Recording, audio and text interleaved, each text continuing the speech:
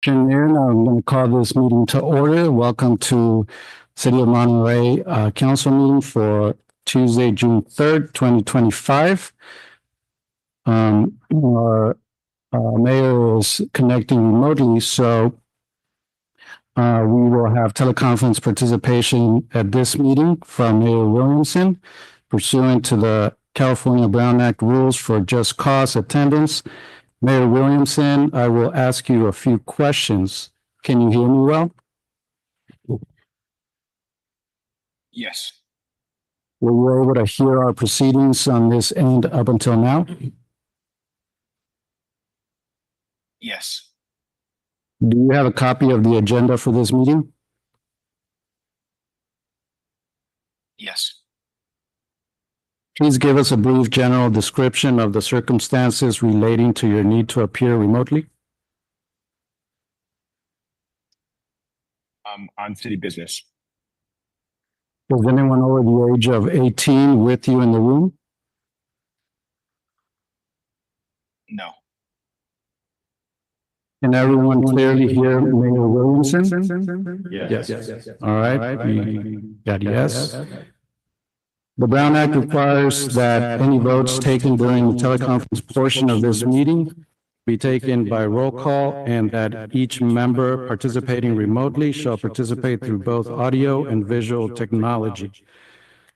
All right, with that, I'm going to pass it over to Clementine to take roll and make announcements. Councilmember Barber? Yes. Vice Mayor Garcia? Here. Councilmember Rash? Here. Councilmember Smith? Here. And Mayor Williamson? Here. And information on participating in today's meeting and providing public comment, including remotely by Zoom or telephone, is available on our meeting's agenda, which is online at monterey.gov/agendas. Remote commenters, you will be muted until it is your turn to speak, and a timer will be shown on the screen. If you're connected on Zoom, the timer is accurate with no delay. In-person attendees must keep your phones and devices muted to prevent audio interference with our meeting. And thank you for participating in your city government.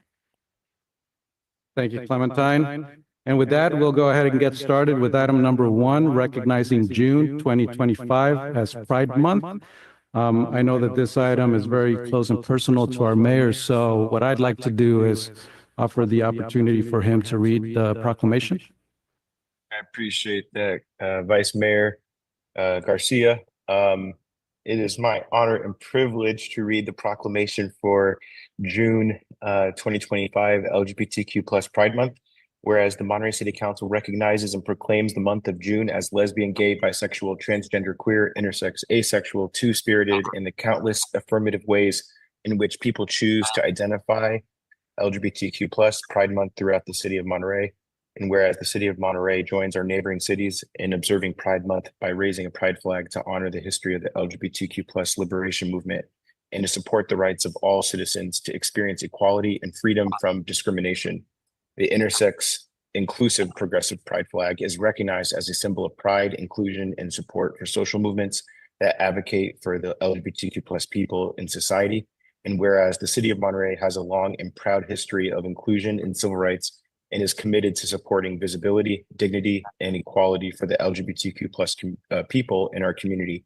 And whereas the Supreme Court decision guaranteeing marriage equality in all 50 states was a historic victory for the LGBTQ plus community, our country still has far to go with respect to the equitable treatment of the LGBTQ plus community. While society at large increasingly supports LGBTQ plus equality, it is essential to acknowledge that the need for education and awareness remains vital to end discrimination and prejudice. And whereas celebrating Pride Month influences awareness and provides support and advocacy for cities across the world, including here on the Monterey Peninsula, and is an opportunity to take action and engage in dialogue to strengthen alliances, build acceptance, and advance equal rights. June has become a symbolic month in which the LGBTQ plus community and allies come together in various celebrations of pride. And now therefore be it proclaimed that I, Tyler Williamson, Mayor of the City of Monterey, on behalf of the City Council and citizens, hereby proclaim the month of June 2025 as Pride Month in support of the LGBTQ plus community. Thank you so much, Mayor. And for other additional meetings, or sorry, items going forward, I know we're in a different time zone and it's a little late over there, but if you could speak up a little bit into the mic, that would be helpful. I'm going to bring it to council. Any comments? Yeah, Councilmember. Just a comment on the technology. I think I would suggest that we get the volume of Tyler's up, and maybe it's his computer on the speaker, but also I've got some indications from the audience at home that there's a feedback and a lot of echoing, and they're not able to hear Tyler, and the sound is limited on us because our volume here is so high. So maybe we can get that adjusted soon. So that was the only on this. I will share that I do hear echo on my end too, so I'm hearing that. Yeah, we're having a little bit of a hard time hearing you at the moment. The volume on our end is low. I wonder if maybe if you're using AirPods, if maybe just using the computer microphone would help. I just switched it. How does it sound now? Really low. Can you speak again? Can you hear me now? Yeah, no, it sounds the same.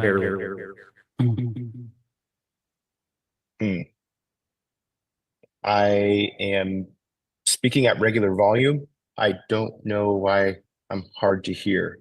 Check the computer's mic. Can we ask Mayor Williamson, would you be able to try to rejoin the meeting? And it sounds like it was okay earlier, but when you rejoined, we had some challenges. Okay, I'll jump off and jump back on. Great. We can't hear him and your mom. Speak up. So I appreciate the comment, right? And if you can't hear me, I'm right here. Just let me know. I hear myself, right? So if you're having a hard time hearing me, please just mention it respectfully and I will change. Okay, that's all you need to know. All right, thank you so much. And while our mayor is reconnecting, we're going to go ahead and ask for any public comment on this proclamation. So we're going to ask for folks on Zoom to use the raise hand function while they're looking for controls. Here in the chamber, if anyone would be interested in making a comment, if you would please line up to the left of the podium. Seeing none here in the chambers, we're going to go back to Zoom. Do we have anyone? About the proclamation specifically, what our mayor just read.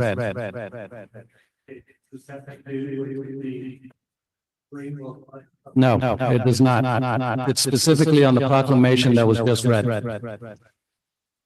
The crosswalks is items for later in the afternoon, and you'll have an opportunity to speak on that.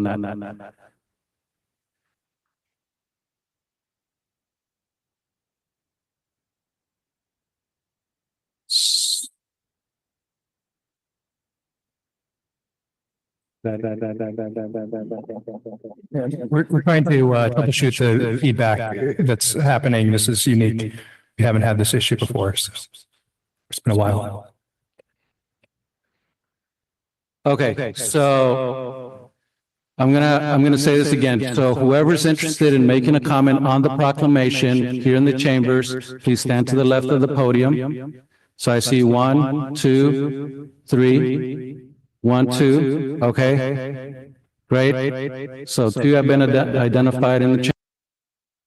The proclamation The proclamation was unreasonably mumbled. And I don't understand if you can't put things out clearly. We don't know if we should stand up or wait until some other time. okay. The proclamation was included also on the printed agenda. So if you have any comments around that, we'll all review prior to the meeting. So we're closing public comment for folks in the chamber. I've identified 2. Can we count down for Zoom?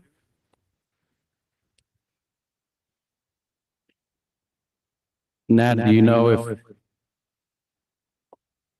we can count down for Zoom? Okay, so we're going to identify folks on Zoom for public comment specifically on the proclamation. Counting down, 5, 4, 3, 2, 1. Okay, we have 4 folks. We'll get 3 minutes each person. We'll start here in the chamber. Thank you. I thank you so much. And I don't need 3 minutes, but it sounds like June will be the National Pride Month. The declaration has been passed. Monterey has had decades, as you know, of military involvement, which we're very proud of. And we still have extreme military involvement today with the NPS, DLI, and our friends Semper Paratus at the Coast Guard, Homeland Security, 100 Lighthouse Avenue, Monterey. So my question, good people of the dais, is when were we going to have a month for our veterans and celebrate especially our local veterans and the major influence that they give here and they have, as I said, for decades? Any questions? Thank you.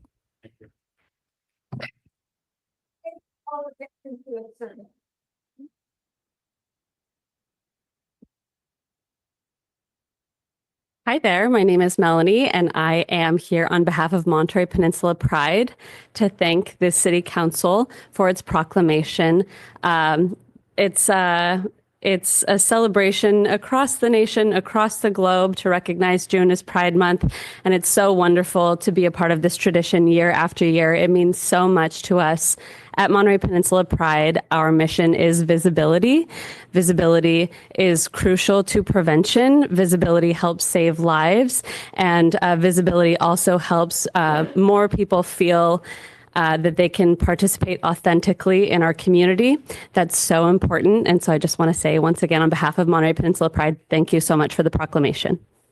Thank you. All right, we're going to go over to Zoom. First, I'll call on our telephone caller. I believe it may be Miss Moffett. You can go ahead, please. Yes. Go ahead. The proclamation.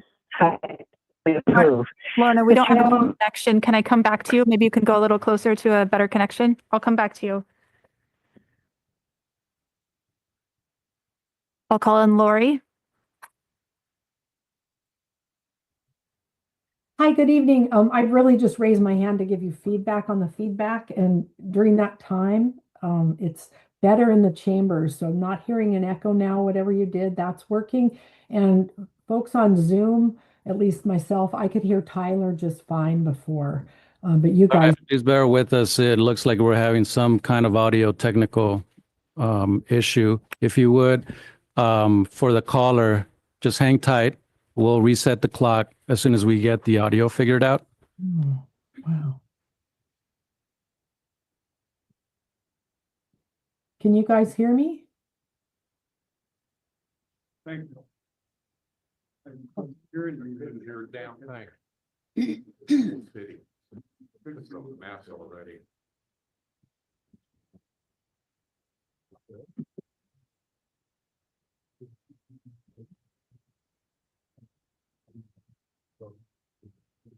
Clementine, anybody? Can you guys hear me?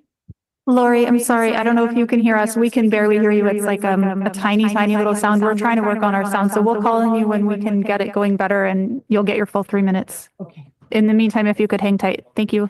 No worries. Hmm. Hmm.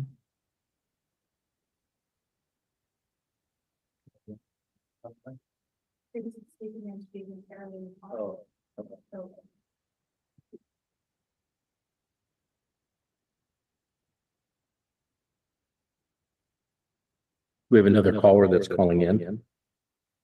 Not the same caller, but.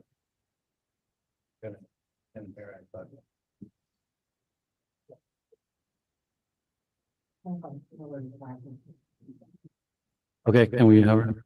Lori, can you try now? Yeah, can you guys hear me? Hello, hello? We'll keep working on it. Thank you. Okay.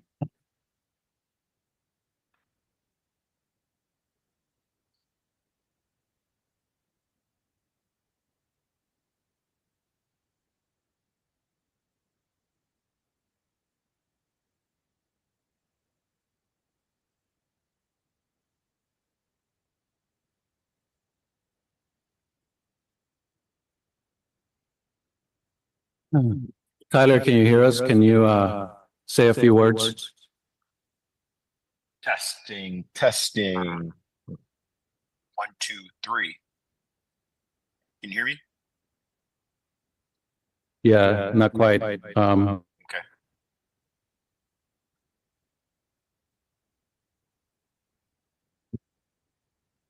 could sing a song.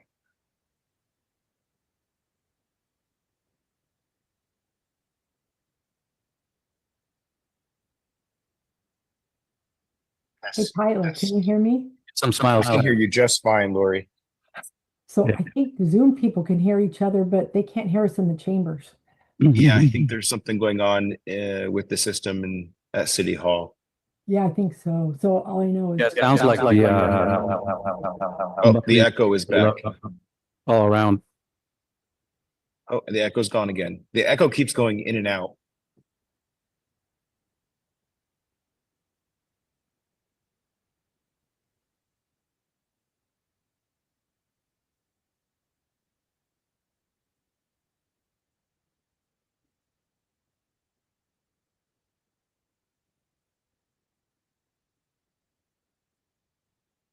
Have any jokes?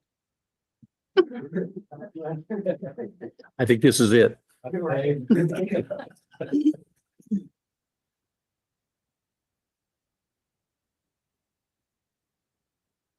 That? Yeah. All right.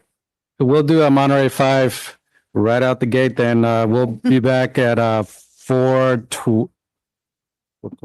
4:25. Yeah, we Thank you all. Tech people can get a chance. Yeah, give them a chance.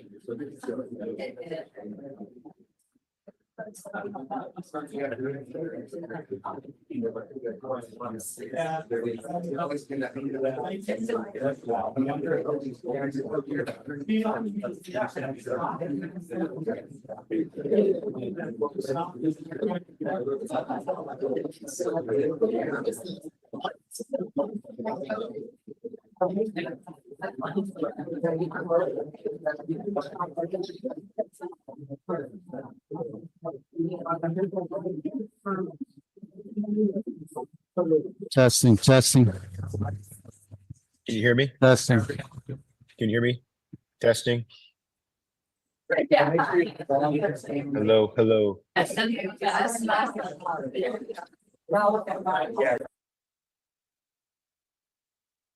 I remember last time there was. You're on mute, on speaker, that's excellent. Last time I remember it had to do with the protection. Yeah, we checked that already.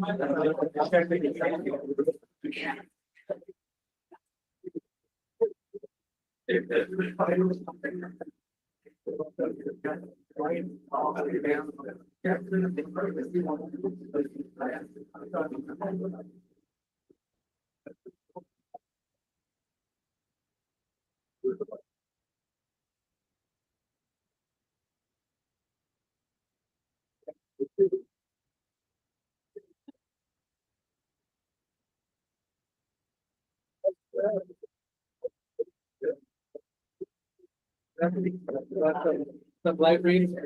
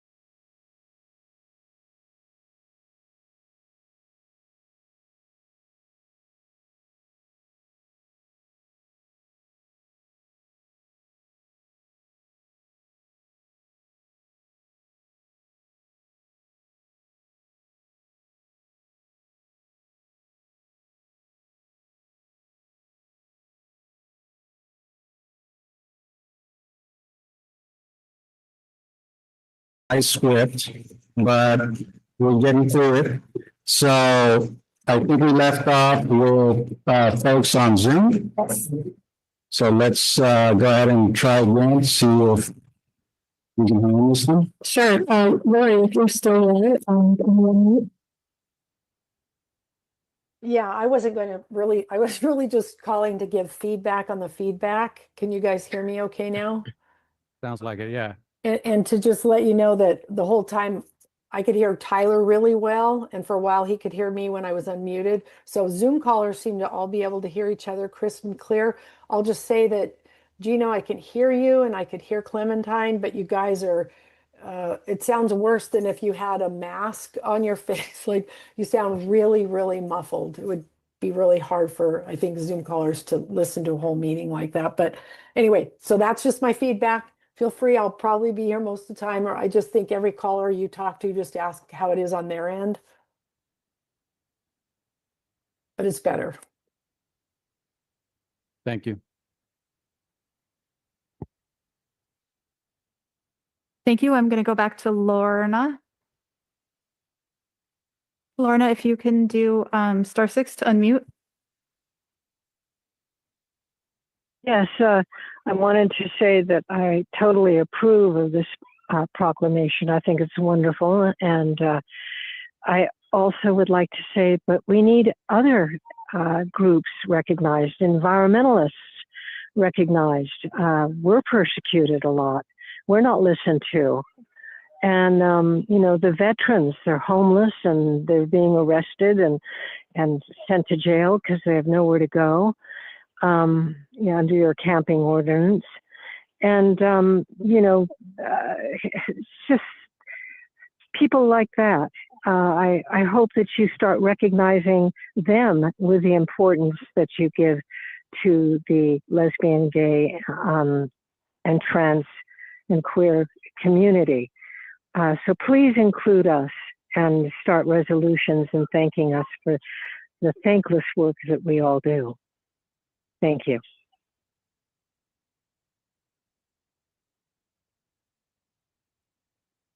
All right, next we have Erica.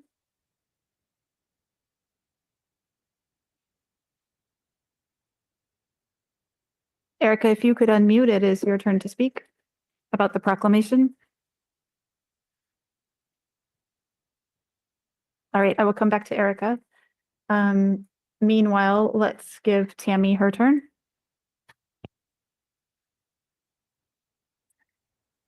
Yes, I just want to say that I don't have a problem with this proclamation, but I do believe that when we only give our veterans a day here on Veterans Day or Memorial Day, and no other groups are given a month, there isn't another month out there that I know of that is specific to one group.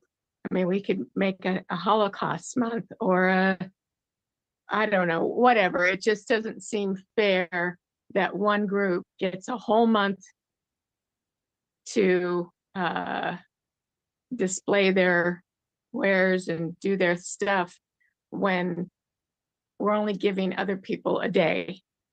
And that's my comment. Thank you. Chair, could we hear the name? I missed the name. That was Tammy Jennings. Thank you. And I will go back to Erica. Hi, sorry, I've been having extreme technical difficulties. Can you hear me now? Yes, we hear you great. Okay, I was unable to really follow any of the meetings so far. I'm just trying to find out if this is even open comments or if this is regarding a specific issue.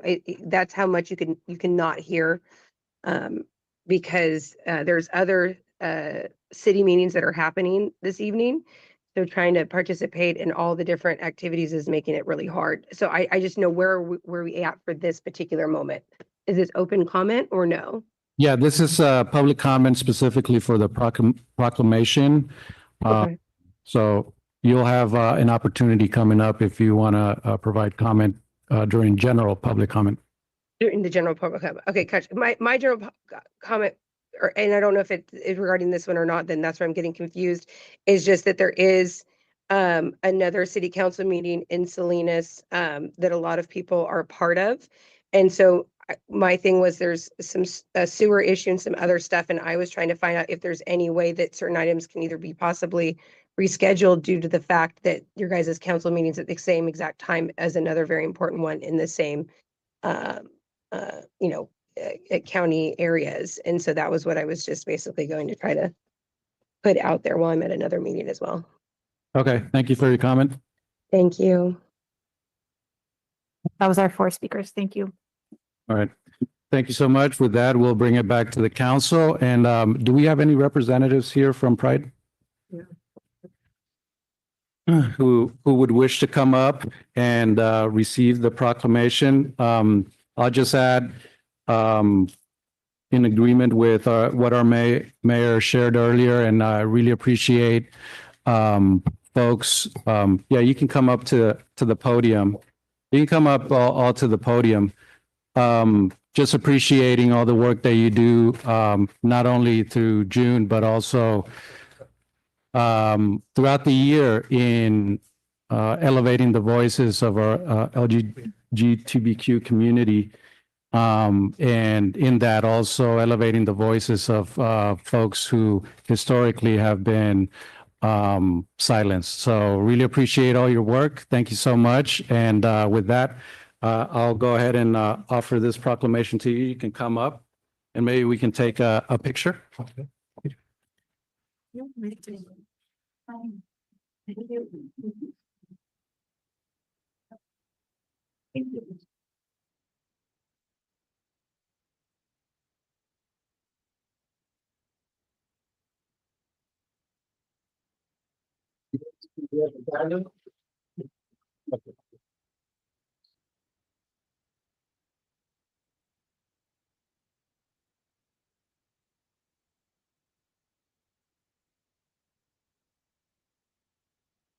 Thank you.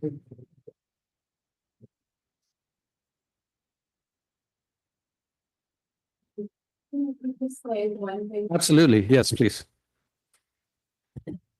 I just want to commend my fellow board members for being here. It takes a lot to enter this space, especially after the amount of harm that we experienced at the last meeting. I don't place blame on anybody, but I just want to reflect on that. We entered this space in celebration, and it's also painful, but we appreciate the acknowledgement. Thank you.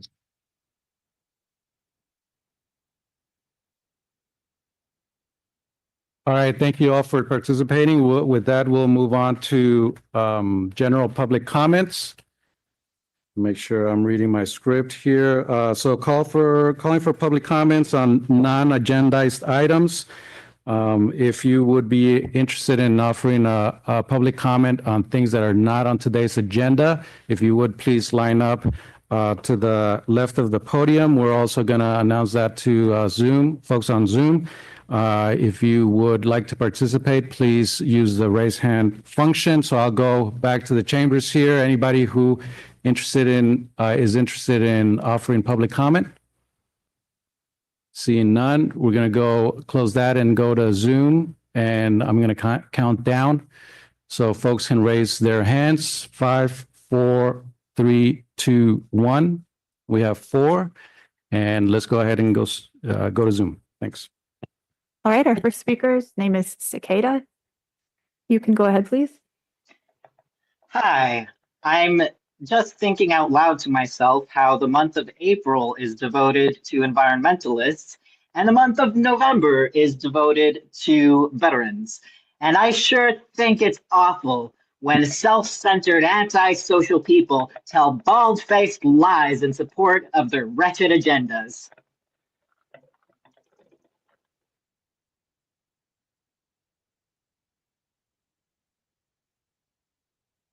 Our next speaker is a telephone caller with the last 3 digits, 902. This is Nina Beatty. CAL FIRE is destroying the forest in Monterey. One example is on Skyline Drive near Mar Vista. Cal Fire stripped everything from the ground, even broken tree roots, and damaged the tree trunks. A lush, dense forest protects with its moisture against fire and blocks wind, but Cal Fire is increasing the fire risk by stressing and drying out the forest and allowing the wind to move freely through this now open space. Very flammable grasses will sprout up to repair Cal Fire's damage, and this is fawn and nesting seasons. This has destroyed homes and food sources for animals, and how many young birds, reptiles, and insects were crushed by their equipment. Please halt this unsafe, anti-science destruction now.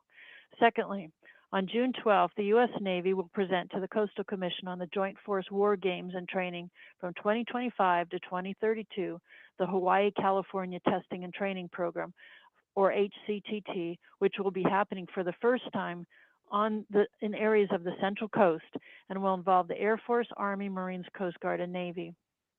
This will cause extensive damage, injury, and death to marine life, including from the pollution, the extreme noise, the ocean and air traffic, lethal high decibel sonar, explosions and other munitions, air guns, radar and microwave communications, and autonomous aircraft, surface, and submarine vessels, as well as underwater and seafloor construction and underwater energy generation testing. It's unknown if nuclear submarines will be involved. The EMF discharge from ships is killing coral reefs. Activities for the first time here include high-energy laser testing, high-powered microwave testing, uncrewed underwater vehicle testing and training, and other types of air and surface warfare, various scales of anti-submarine warfare with sonar, amphibious warfare operations, et cetera, et cetera, et cetera. Commission staff proposed damage reduction measures, and the Navy rejected them.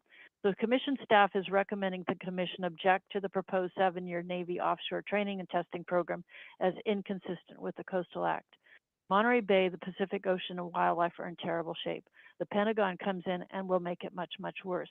Please tell the California Coastal Commission to support staff's recommendation and object to the U.S. Navy Joint War Games as inconsistent with the Coastal Act and inconsistent with protecting the ocean and its resources. Thank you.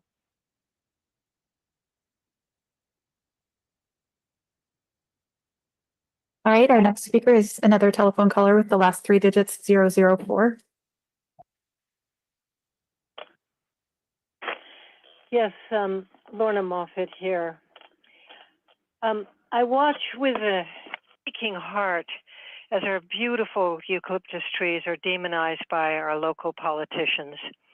This non-native rhetoric, which isn't even recognized as a real science, has to be exposed, and Teo Orion does it beautifully in her book, Beyond the War on Invasive Species.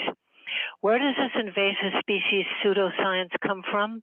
It was contrived in part by Monsanto to sell its deadly chemical herbicides. Teo Orion exposes the cozy relationship and support the chemical giants give to the non-native diatribe. For example, page 17, a quote from that well-researched book. In 1999, President George Bush signed Executive Order 13.11.2, creating the National Invasive Species Council. She goes on to prove that the executive order was modeled after the first known California Exotic Pest Plant Council. That group was co-founded by Nelroy Jackson, who was also the public relations man and distributor of Roundup and rodeo herbicides for Monsanto. The CEPPC was supported by several chemical companies, and they have been spraying us all to death ever since. Herbicides are being used at Elkhorn Slough and in endangered species habitat. The Audubon Society is also complicit in its use there. 200 glorious eucalyptus trees were cut down by the roadside at Elkhorn Slough as non-natives and dangerous to traffic, but they have stood over 70 years through storms, providing tons of oxygen and absorbing over 200 tons of greenhouse gases and car pollutants yearly. They help create rainfall and moisture through the transpiration of the leaves. Did you know that trees create rainfall? A little known fact, but true all the same. Their droplets from their leaves go into the air and collect pollen, dust, bacteria. And as the water collects these things, the droplets get bigger and bigger. Finally, with the help of ocean evaporation, ascend to the sky as cloud vapor, producing rainfall throughout our country and the world. And I did send you that link. And now the sacred eucalyptus grove at Garland Park is slated to be cut down as a fire prevention method.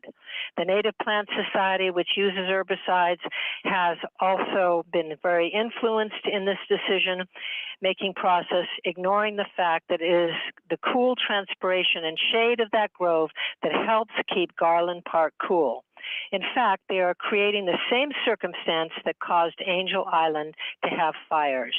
The Native Plant Society is responsible in part for the fires that happened at Angel Island.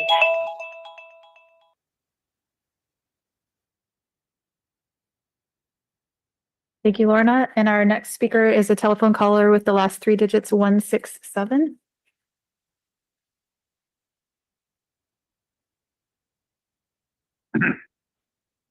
Hello, this is Brian Rosen. Can you hear me okay? Yes. Okay. There's a lot of problems in the world that don't have to exist, but mankind is a very ignorant creature. And when we truly, an old book, In Tune with the Infinite, says that when we realize we're all one with the infinite, we're all one with each other, and all prejudices and hatreds go naturally, and whatever we realize that whatever we do to anyone, we do to ourselves. And the horrors that are happening all over to the animals, to the people, to the Palestinians are just horrible, you know, and we need to stand up for justice and peace. And it's great you're standing up for the gay pride and all of that. And the hatred is a very terrible thing, worse than anything that the hateful people condemn. But we need to go beyond that and stand up for everybody, including the war protesters who are being dragged by the new Nazis that are out there. They're taking them to concentration camps, either in the United States or in El Salvador. The ones in El Salvador, they're not so much the war protesters, but they're just taken out without any innocent people, spend the rest of their life in a horrible, evil prison, concentration camp. And the students who are protesting, who are anti-war, not pro-Hamas, that's not true, are being dragged off and by ICE in the most brutal manner. So I wish we could do some resolutions for some other groups too. We must stand for peace and nonviolence, loving our enemies, and it's a very powerful thing. Mahatma Gandhi, it proved that. It isn't tried often enough, but it has an amazing, miraculous effect in transforming enemies and friends. The power of love can do almost anything. So let's respect the animals. We're one with them too. They have lives. Maybe we should do a no net loss of wildlife habitat to counter concerns about fire clearance, and no net loss of the amount of carbon production from trees. And there's so much we can do. Bring the train back to Monterey. Let's make the world a better place and get to a good energy. Maybe start out every meeting with a moment of silence so we can meditate and be peaceful with each other. We can peacefully disagree. There's nothing worse than losing our soul. No goal is worth that. And so I just hope that you'll really look out for the trees and the animals and make sure there's no net loss of trees or animal habitat, because we don't need harm and we don't need a lot of. All right, thank you. Your time is up. And we have one last speaker. This is Stephanie.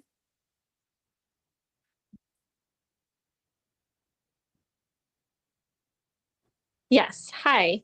I just might have got overlooked or maybe put my hand up too late, but I wanted to voice my support for the City of Monterey's announcement or declaration recognizing June as LGBTQ plus Pride Month. And I think it sends a really clear message that in Monterey, diversity is celebrated and everyone deserves to live openly, safely, and with dignity. We are your neighbors, your friends, your family, your coworkers, your community leaders, and everyone is part of this fabric of Monterey and help make it just the wonderful place that it is to live and to work. So thank you for affirming that all residents belong here. And I just want to, put it out there to everyone else who's saying, what about me? I, support free speech and your ability to work as hard as the LGBTQ plus community has to be recognized and how long they have fought for this chance to just allow and to be. And, you can do it as well. And it sounds like you have support within numbers just from comments here. So just thank you to the Pride, Monterey Pride, who has done so much work, and to all of the allies who have stood alongside and fought with them. So that's all. Thank you, Monterey. Thank you, City Council members and Mayor. We appreciate your support.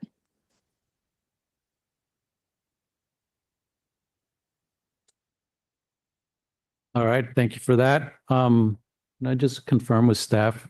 Oh yeah, I see a little hand up on the screen. I thought that was somebody raising their hand. Can we just move that hand? So it's the mouse. It's the mouse. All right. Thank you. With that, we'll move on to consent. Does anybody on council wish to pull any items on consent agenda? Nope. Okay, we're going to take it out to the public. Does anybody in the public wish to pull any of the items or speak on any of the items? We'll go ahead and offer that opportunity to folks on Zoom as well. If you do wish to pull any items or speak on any items on consent agenda, please go ahead and use the raise hand function. We'll go to the chambers, identify any folks who wish to pull any items. Anybody? Seeing? No, this is only consent.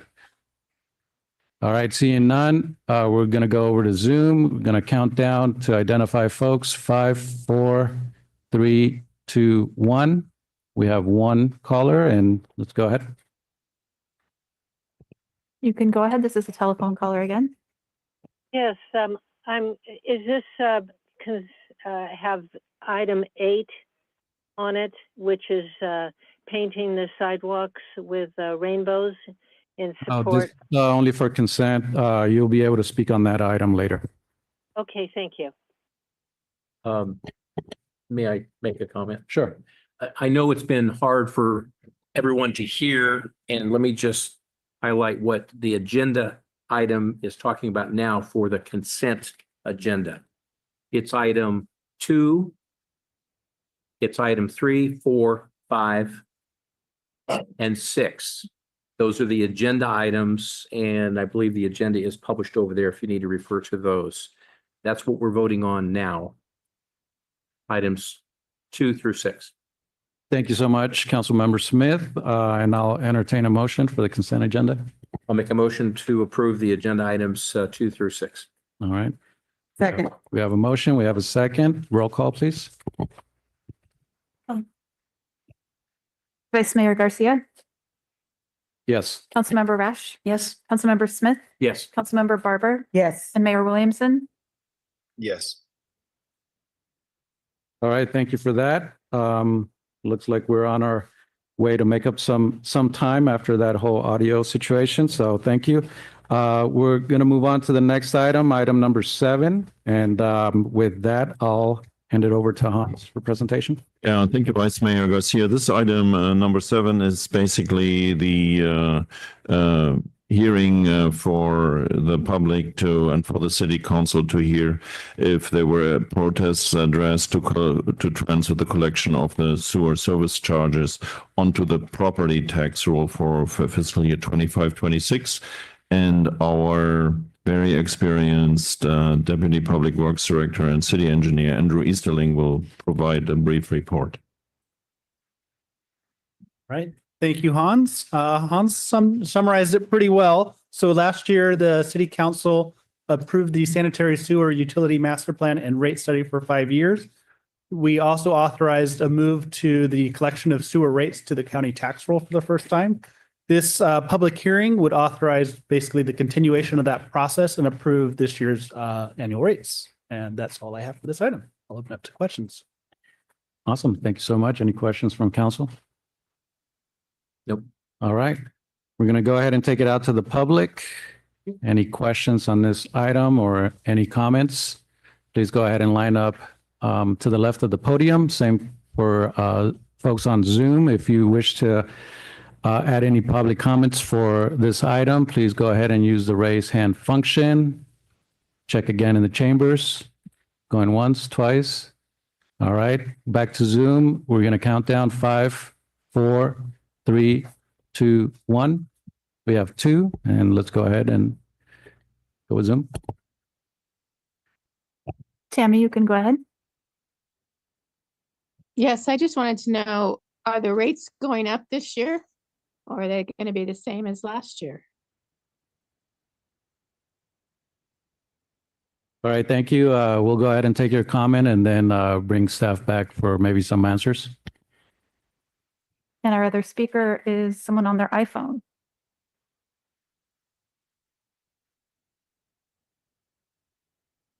You'll need to unmute, please. Go ahead. Hi, I don't think that the fees for our sewer should be on our tax bills. There's a lot of people that are struggling right now. They don't need the additional full year broken into 2 when they can pay monthly. And it doesn't give transparency. There's lack of accountability, and I oppose it being on the tax bill. All right. Thank you so much. Maybe we can have staff address any of those items. Sure, happy to. So last year we approved the sanitary sewer utility master plan and rate study, and that approved a 5-year rate plan.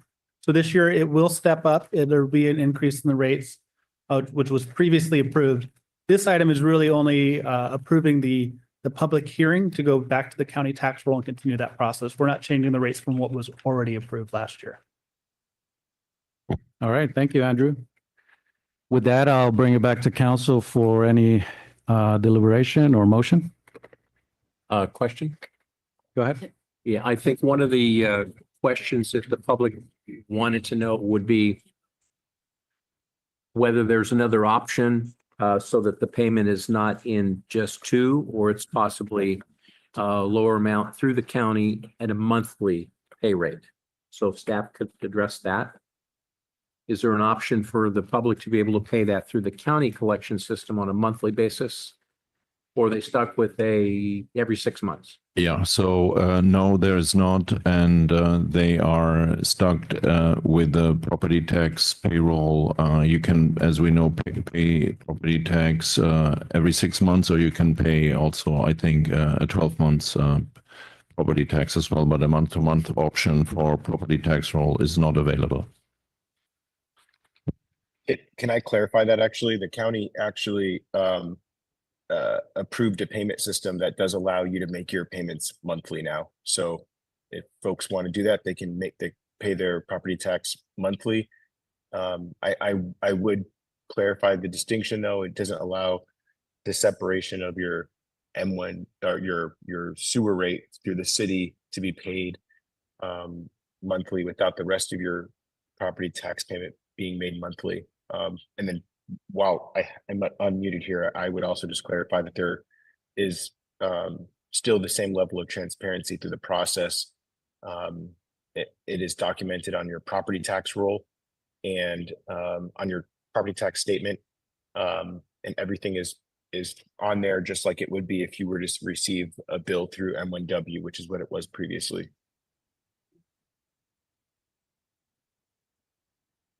And with that, I'll make a motion to approve staff recommendation. We have to count the protest votes first, Mayor. And what I'll do. Sorry, say it again. I'll walk outside and see if there are any last ones that were said in our box. Oh, we got to count the protest. That's what you said. Thank you for that.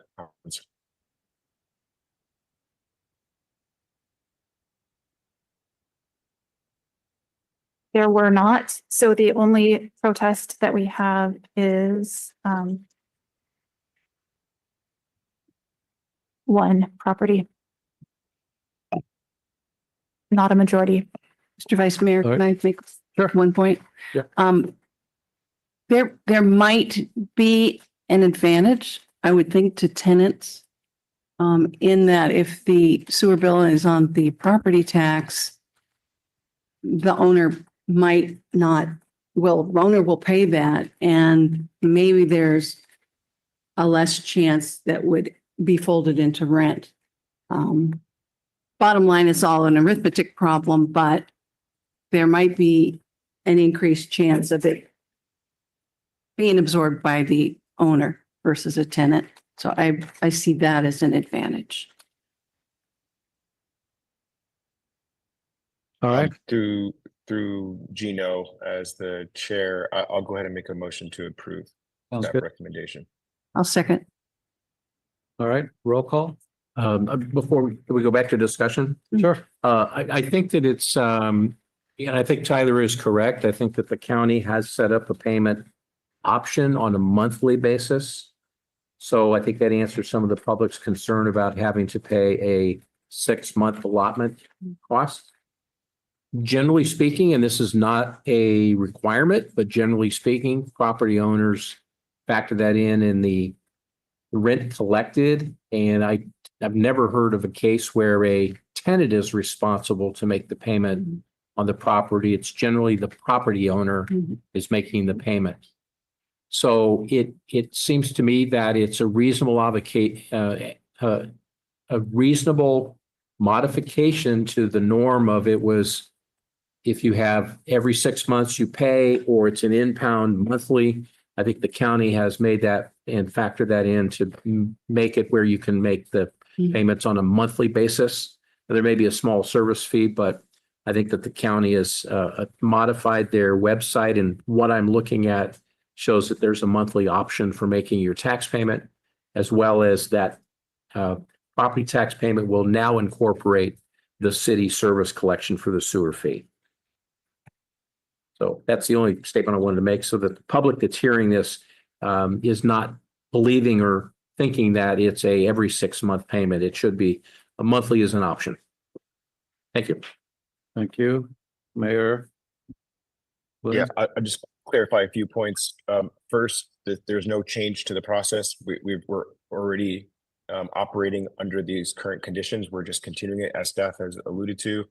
I would clarify that the previous process did allow a property owner to make the tenant pay the sewer fee. It was still left responsible to the property owner. So if the tenant didn't pay it, then it was still be contingent on the property owner to make sure that payment was made. And then the last point that I'll make is this process is better overall, especially once if and when M1W includes its portion on the property tax, because it allows a wider net of folks, particularly renters, to participate in the customer assistance program, where funding has been assigned to provide that support. And right now it's only available to homeowners just because of the way that the system is set up. So I think it's overall net better. I understand change is hard and it might be confusing. But ever since we've implemented it up until today, I haven't heard any concerns or complaints about it through my role as the representative for the city of Monterey on M1W or through the council. So with that, I'll go ahead and let the vote happen. All right, thank you. So we have a motion and a second. Councilmember Smith. If we could.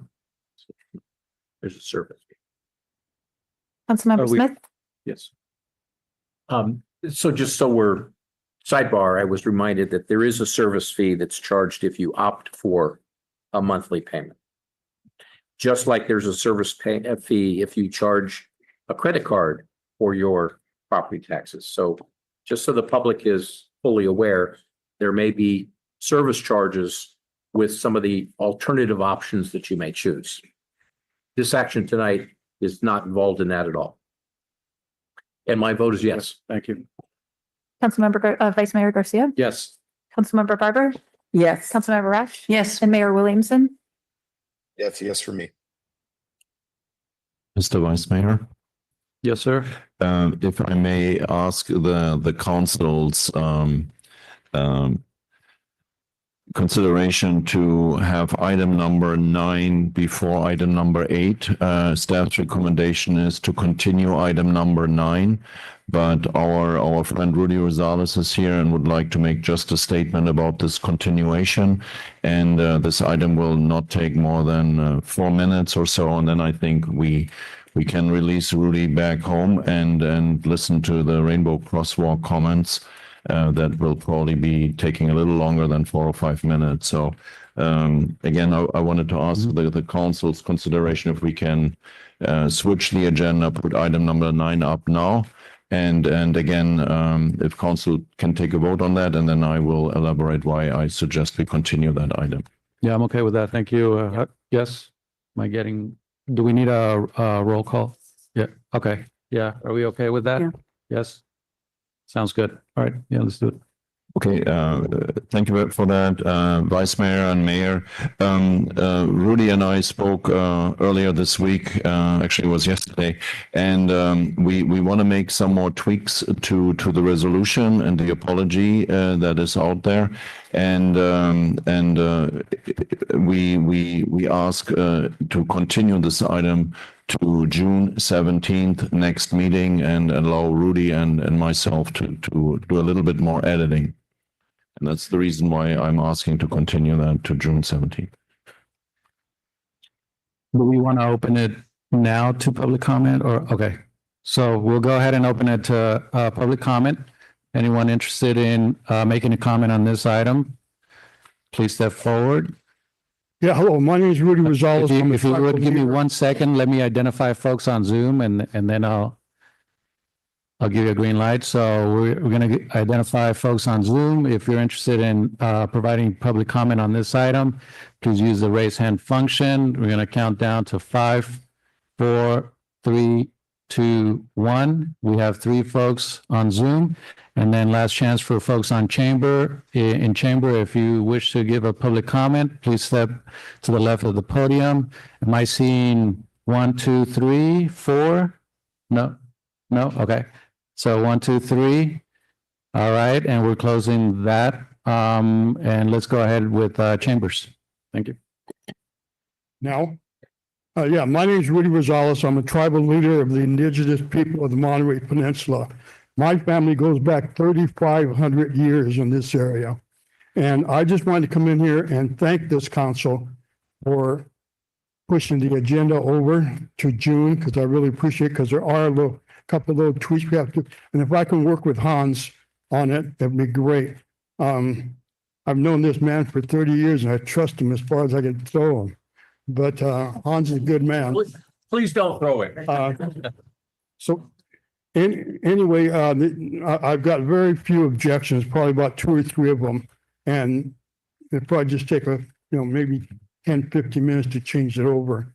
And I want to thank this council and the city of Monterey for doing this. I think it's very important, and thank you very much.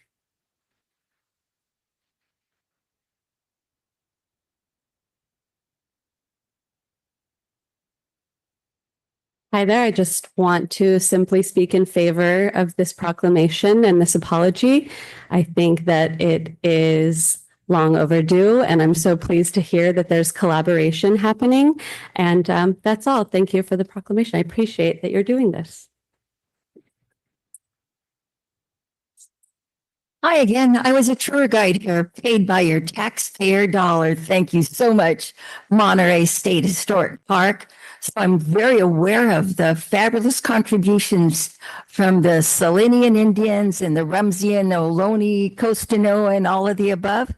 What I'm wondering is, have we really delineated all of the local Native American Indian tribes that we're going to be studying, Hans and you, sir?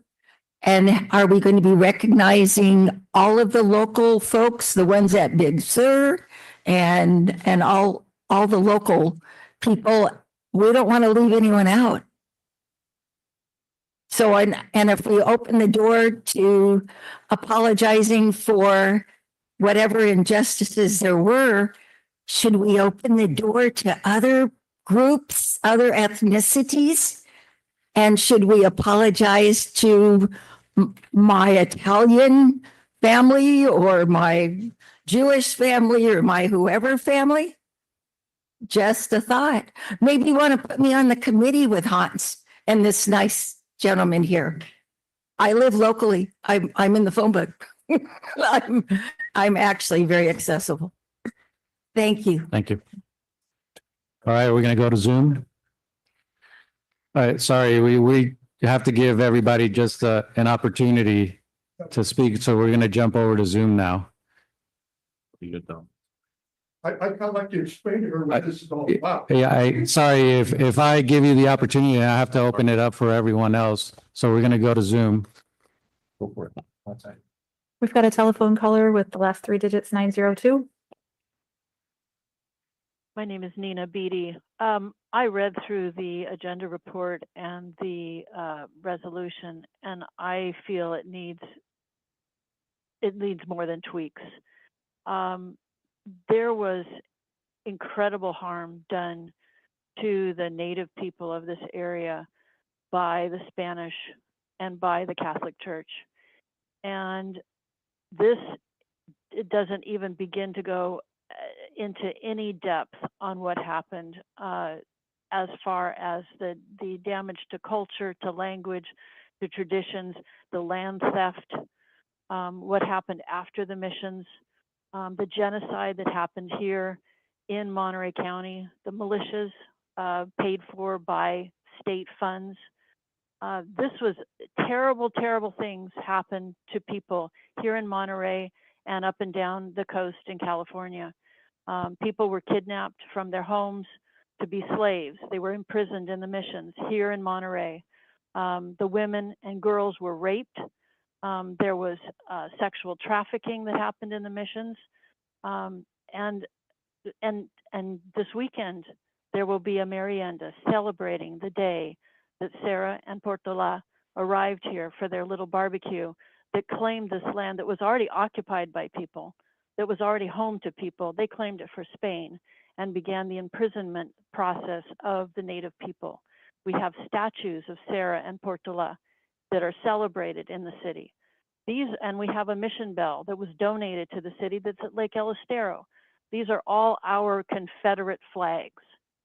And that these things persist, and that even the state parks are not properly recognizing that the remnants of the adobes, these are the remnants of the slave system that operated here in Monterey. The book by Elias Castillo, who was twice nominated for a Pulitzer Prize, gives much detail, including going into Sarah's own biography and diaries. This resolution needs to be significantly altered to really do the deep soul searching that Monterey needs to undertake to address these horrible, horrible wrongs that happen to people, our brothers and sisters who are natives, not those of us from Europe and from other countries. These are the people that should have primary honor in this area, and they have been dishonored and ignored for many, many years. Thank you.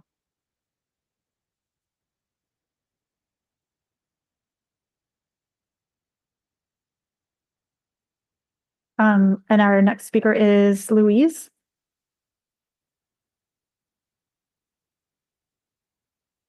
Louise, you'll need to unmute in order to go ahead.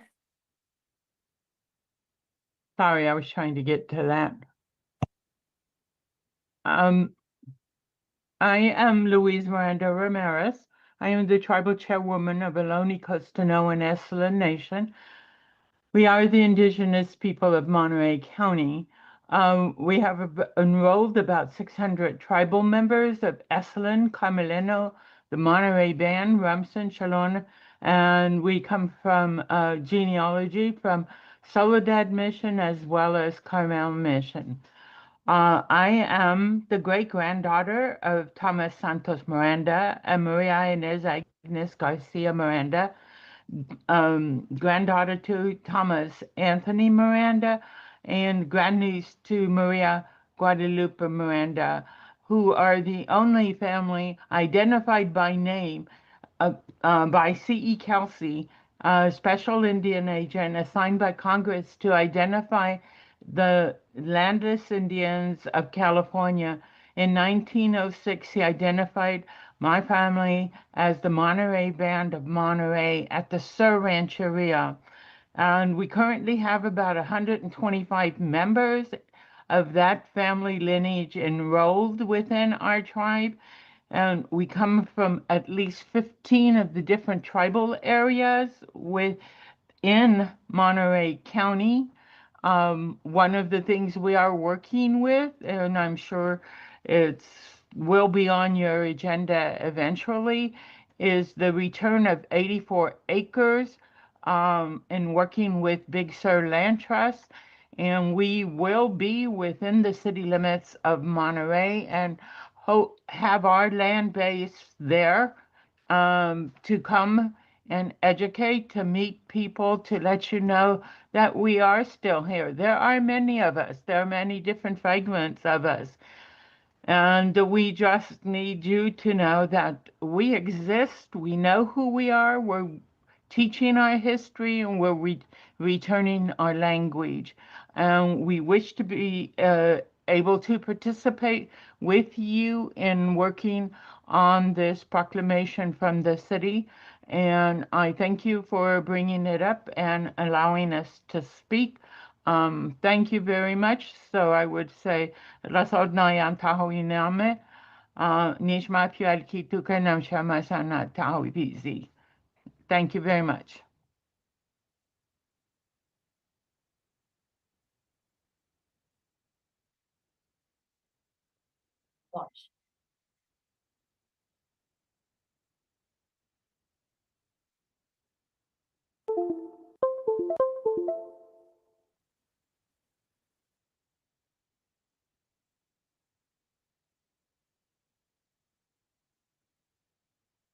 We had one more hand raised that's gone down, but Tammy, if that was a mistake and you still wish to speak, you could raise your hand quickly and we'll get you in. The other hands that went up were after your cutoff, Mr. Vice Mayor. Okay, I think that's it. Okay, thank you. So do we need a roll call to continue? Okay. So Through the chair. I'll make a motion to table. Thank you. Do we have a second? Second. All right. Roll call, please. Councilmember Barber, Yes. Councilmember Smith, Yes. Vice Mayor Garcia, Yes. Councilmember Rash. Yes. And Mayor Williamson. Yes. All right. Thank you all for coming out and offering public comment. We're going to move on to the next item, sir. Thank you, Rudy. All right. So with that, we're going to move ahead to the next item. Item number 8, to approve installation of rainbow crosswalks to express the city's support of the LGBTQ plus community and update the crosswalk policy. So with that, I'm going to pass it on to somebody. That's right. I think Mark won't go through the entire PowerPoint again from last time, but getting a lot of feedback. But it's me. Apparently it's me. Mark is our management analyst in our city manager's office, and he will do an excellent presentation. Wow, thank you. A lot to live up to there. Okay, so yeah, this is just a recap of what we talked about already in our last meeting about the rainbow crosswalk. So tonight, council will be giving guidance if they want to move forward with a crosswalk, with a rainbow crosswalk. And also, if they do decide to move forward, if you do decide to move forward, we'll look at options. We provided 3 options last time.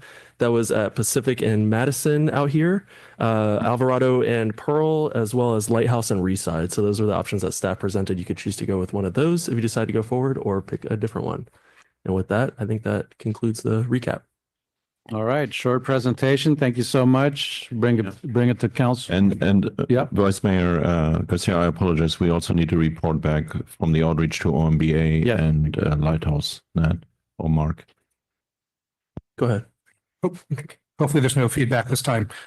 I can do it. Apparently there is. Okay, so we reached out to the business associations and we received mixed feedback is what we heard. So about 50 is what was reported.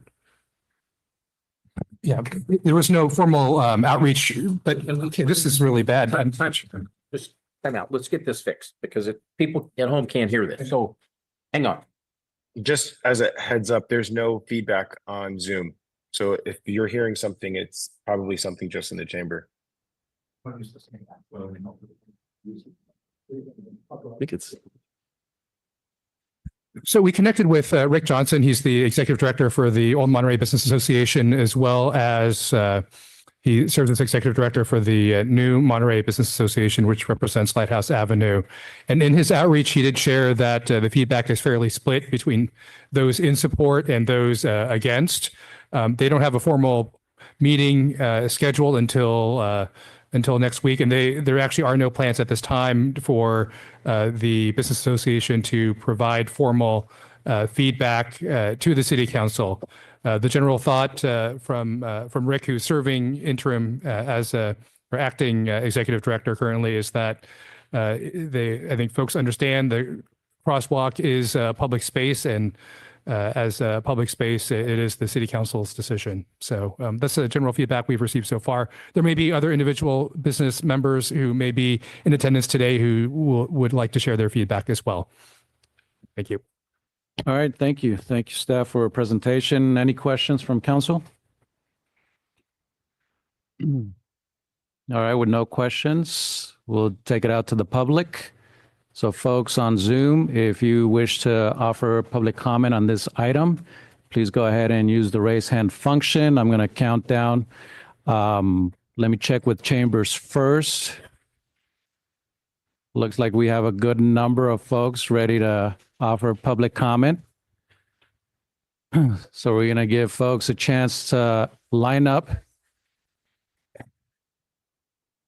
For folks in the audience who are still seated, if you also wish to offer public comment but prefer to stay seated, please raise your hand so we can identify you. Raise them up high. Okay, I see only 2, 3, 4 folks sitting. Okay. Can somebody help me count all the way around? I see 4. And then folks standing.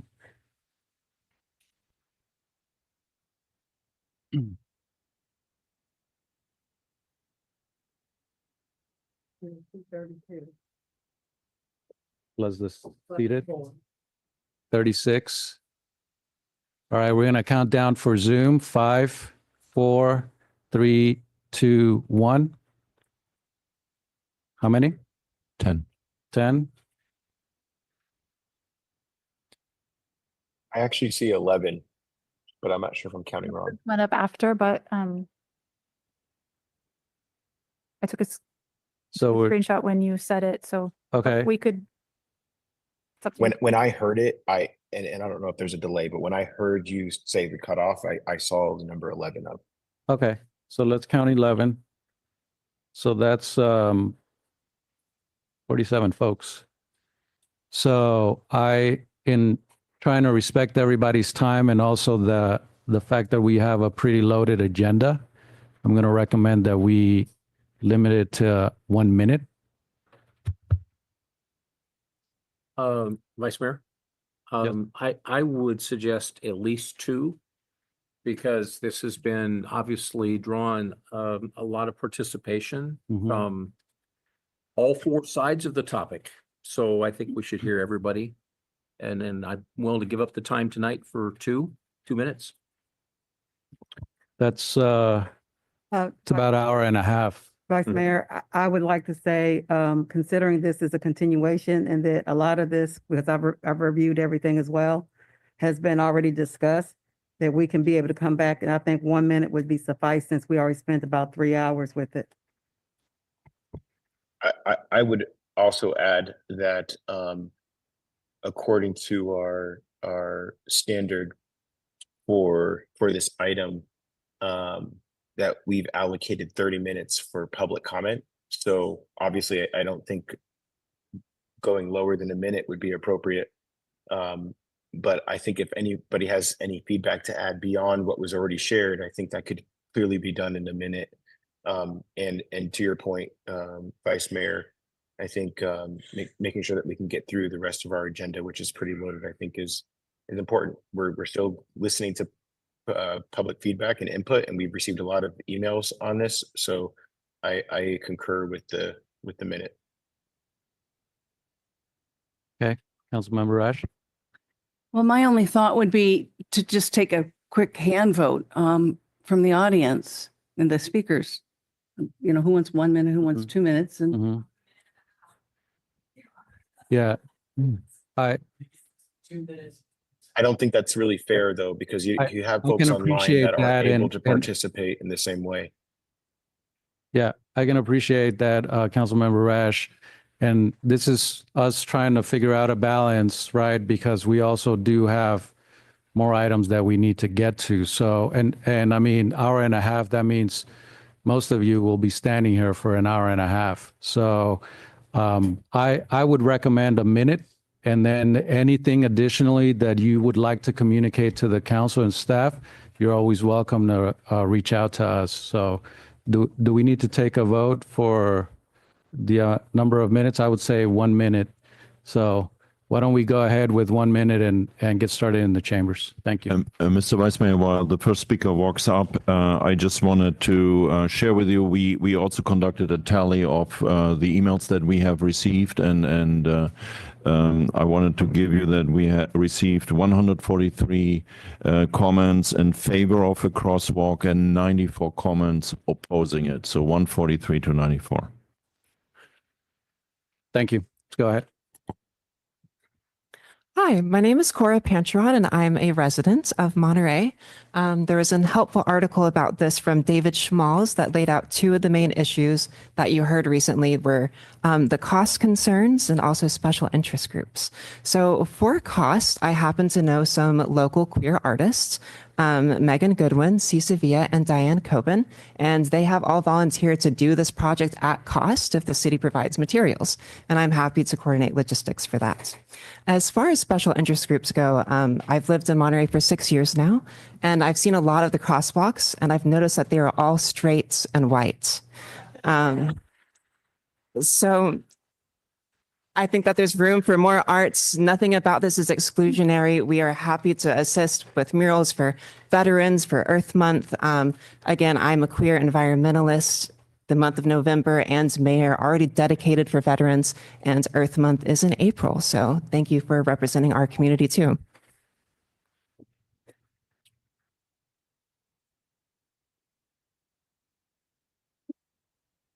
Hello, my name is Cheryl Frenzel. I'm the Executive Director of the Diversity Center. We work in Monterey County under an MHSA grant through the behavioral health. And we have the great privilege of working in the county schools on anti-bullying for LGBTQ plus youth, working in helping support the clubs, the after-school clubs. With this, we have the great privilege of being able to ask questions. And one of the questions I had, because I feel visibility is the most important thing we can do in Monterey County as a resident of Monterey County, is to have some visible signs. So I got to ask youth about that, and overwhelmingly, they need to see signs that they are accepted and loved here. I urge you to please vote for this crosswalk. It's not a pet project. We are asking for it. Thank you.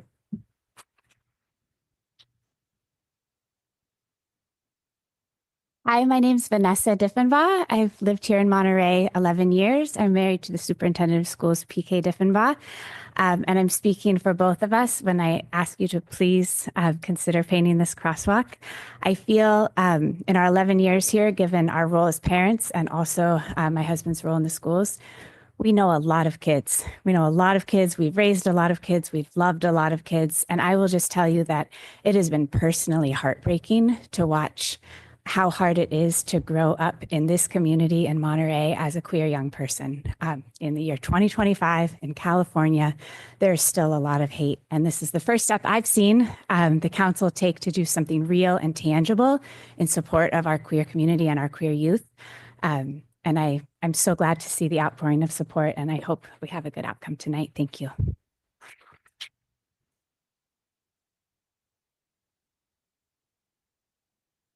Hi, my name is Brianna Sanford. I am here in support of the crosswalk as well. I'm speaking as a former educator and school administrator and as a human being, that visibility matters and representation matters. I will echo the speaker before me. It is difficult for children here, and I will tell you that it's the adults that give them the hate. I have seen a student come out as trans and overwhelming support from the students. It wasn't the children, but it is difficult here. So I am speaking in support because that visibility and that representation matter, and I urge you to vote for it. Thank you.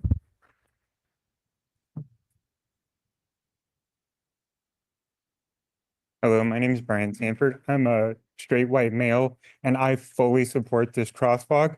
I want to see the city I love and the county I live in be on the right side of history. Thank you.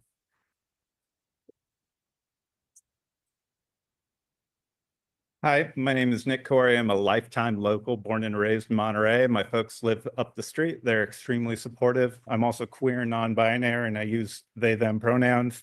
I fully support this project and ask the Pride Board to do additional work that helps the most vulnerable, unhoused of the queer community. And to the opposition, the homophobes and the bigots, I have a direct message for you. Move out of my fucking city because you're not welcome here. Please. Okay, we got to keep it respectful. Thank you. Watch your profanity, please. I'd rather words like other words be banned instead. So, well, that one's banned here, okay? But I'd ask the council not to interrupt him while the public is speaking. And for everyone else, I wish you a very happy Pride and an uncomfortable Pride for the bigots. Thank you.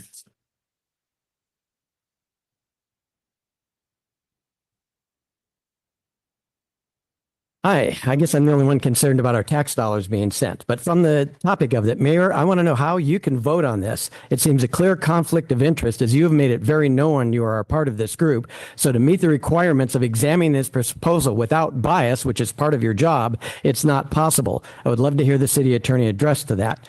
The second thing is, think about all the lawsuits the city is opening itself up to, because we all know you are not going to open crosswalk art, which is what this is about, to all the other groups in town using taxpayer dollars. That's completely unsustainable.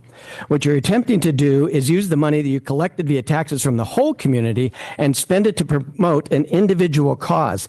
TAMC, the transportation Caltrans guidelines, says no displays of symbols, icons such as flags, logos, or commercial symbols can be used in crosswalks, and you can't use colors or combinations of colors reserved for official traffic control devices. Rainbows have red, yellow, and green, and that's all part of traffic control devices. So I got more. Good afternoon. My name is Fred Menez, and I've lived in Monterey for over 25 years. I'd like to, good afternoon to everybody that's on the city board.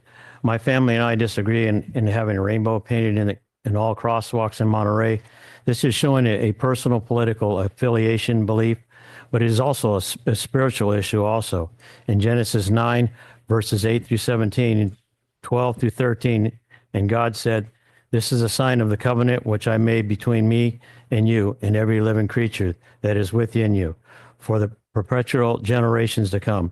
I set my rainbow in the clouds, and it shall be for the sign of all the covenants between me and the earth," meaning no more flooding, destroying the earth. This personal belief is the rainbow crosswalk should not be installed in government or city property. You should probably, if you want to put a flag at your house, that's fine, or do a drawing in your sidewalk. City government property is not allowed for personal messages. Thank you.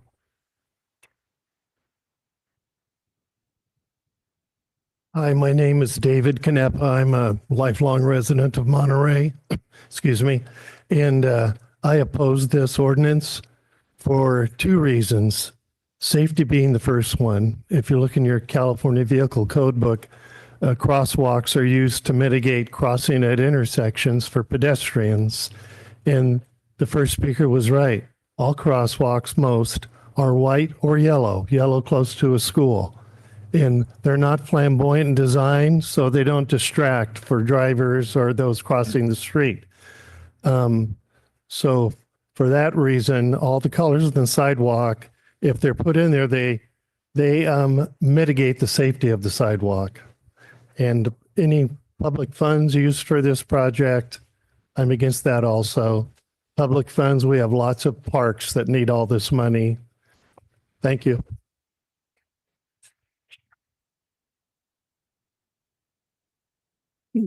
Mayor Williamson and council members, I am concerned for the safety of pedestrians from the distraction of rainbow crosswalks.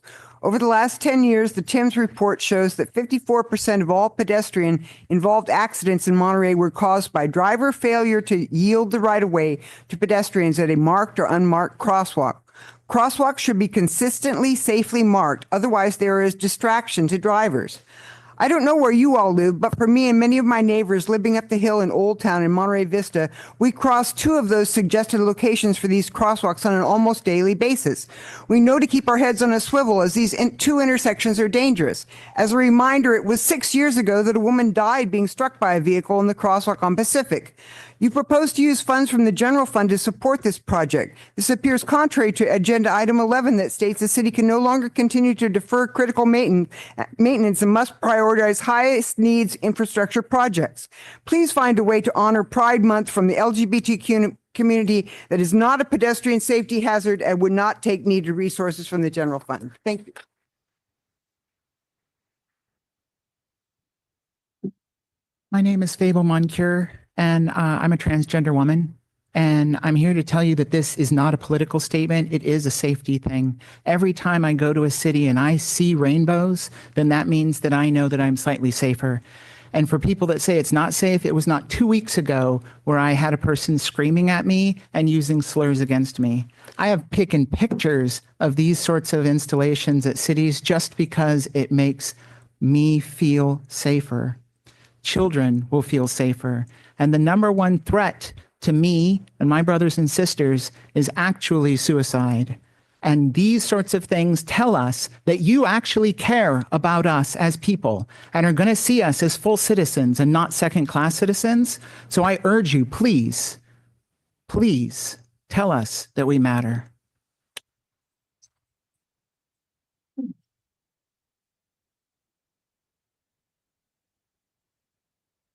My name is Krista Camarillo. I use she, her pronouns and identify as a queer woman of color. I'm a resident here of Monterey, and I work with the heart. And some of you may be my patients one day. And I don't see color. I don't see gender. I don't see who you love. I don't see ethnicity. But what I do see is your vulnerability. I see your fear, and I see your heart. And right now, my community is very vulnerable. They're under a lot of fear, and their hearts break every day. The great Maya Angelou said, be a rainbow in someone's cloud. I live in Cannery Row, and I see rainbows all the time. And I ask this council today, we can come up and do our job, but I ask you to do the right thing. And today, be a rainbow in someone else's cloud, and especially my community. Thank you so much.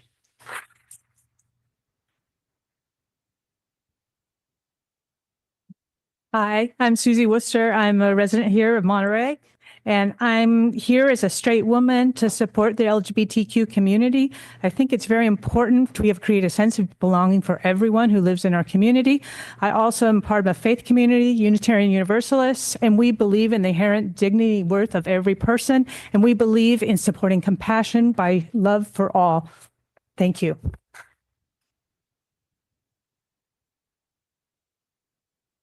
Good evening. I'm Jackie Atchison. I'm the Executive Director of the Arts Council for Monterey County. And I just want to let you know these rainbow crossings isn't a new idea. It's not exclusive to Monterey. They're going on all over the country just for the month of Pride. So I would like to offer the city a rainbow crosswalk, temporary one by the infamous artist Paul Richmond, and I will pay for it. Thank you.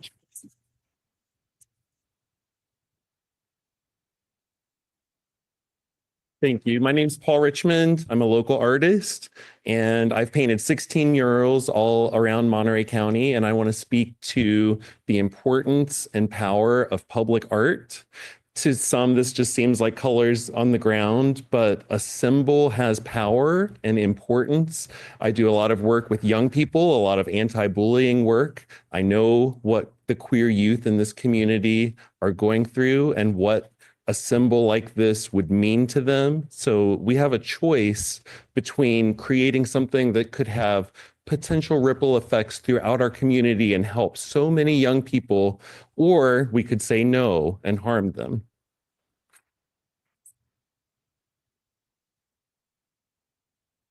Hi, my name is Rebecca Perry, and I speak on safety, emotional, psychological safety, and physical safety. I'm an avid bicyclist, so on the physical side, and use my bike throughout Monterey and have been nearly run over a number of times by people who even have red lights in front of them and they plow through. So I don't think there is any particular sign that's going to keep people safe. Second thing on safety is there are aquarium-related fish bicycle crossings that catch people's attention because they stop there because these crosswalks look different. So I'm a huge fan of anything that would catch a driver's attention. Second issue of safety is I'm a 988 volunteer suicide responder. And it's the kids who are calling in unsafe, feeling unwelcomed, and particularly having their identities erased on so many levels. This is a chance to say we are an inclusive community, and I'd be proud to be a citizen here.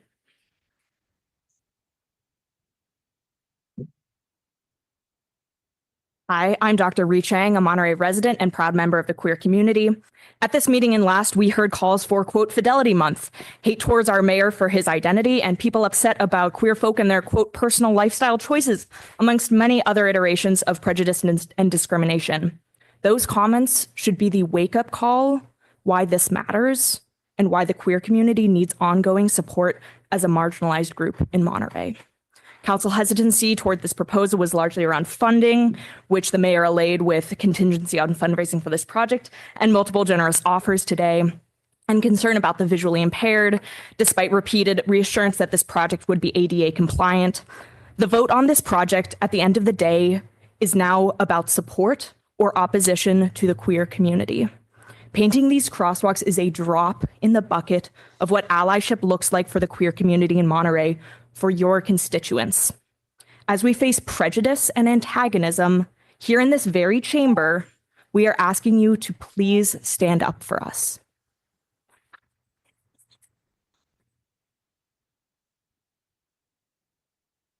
Hi, my name is Candace Safa, and I'm a resident here in Monterey. I just wanted to urge you guys to vote in support of this crosswalk. Safety is important to marginalized communities, and I believe this is a good sign and a good opportunity for you to show your support for that.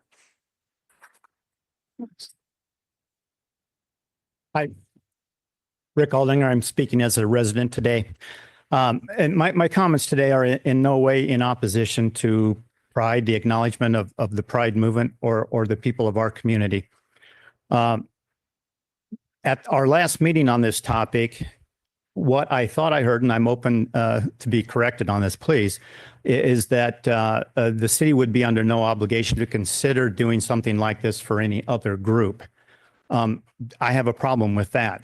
That's not inclusive, that's exclusionary. And so that needs to be rectified somehow. And that being the case, there's no way that any of our tax dollars should be spent on this project. This should be 100% funded by private funds. And that's the only right way to do this. Thank you.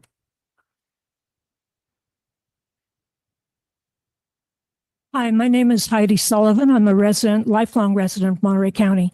I'm opposed to the rainbow crosswalks because I feel that inclusivity means everyone. And I don't think that any segment of our society is special more special than anyone else.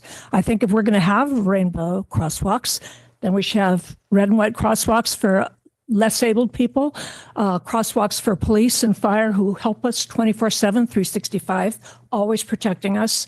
The armed forces, who are a very deep part of the history of Monterey. I feel that we should have different crosswalks for everyone if we're going to have a special crosswalk for a segment of our society. That's just how I feel. Thank you.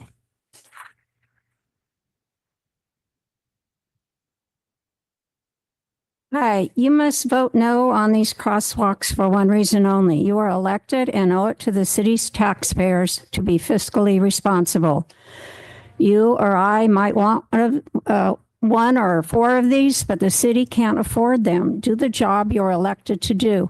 Has any of you thought about maybe putting benches that are in the parks, City Hall, or somewhere else that could be privately funded? Memorial benches, rainbow benches, it'd be a wonderful idea. These can't be done. They're just too expensive. We can't afford them. We are so underwater. I'm looking at the budget, 235 million for this, 16 million for that, 49 million for that. It's just unaffordable. Show your fiscal responsibility. Take care of these people that are asking for this, but find a different way to fund it. We might need them, but we can't afford them. Please do your job.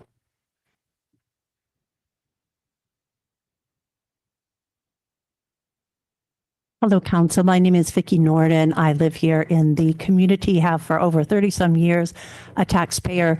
And I'm here not to oppose anybody or any special interest groups. I'm just here to ask you, where is this money coming from? And who's going to be responsible for it? I've heard that there are some people who are willing to pay for it, but is there a contract agreement over the next few years when we have to annually continue to keep it up? Who's going to be responsible for that? And if they are, in fact, going to be the ones who do pay for it, they're funding it out of their own finances and not out of the general fund, who then is going to be responsible for that in the years ahead? And who is going to be the contractors for that? And is there a contractual agreement in perpetuity that they are going to be responsible for it?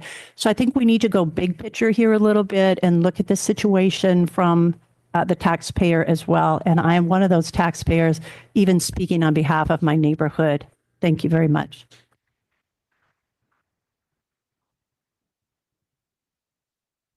Hi there. I'm here to speak in favor of the Rainbow Crosswalk and against the perpetuation of harm.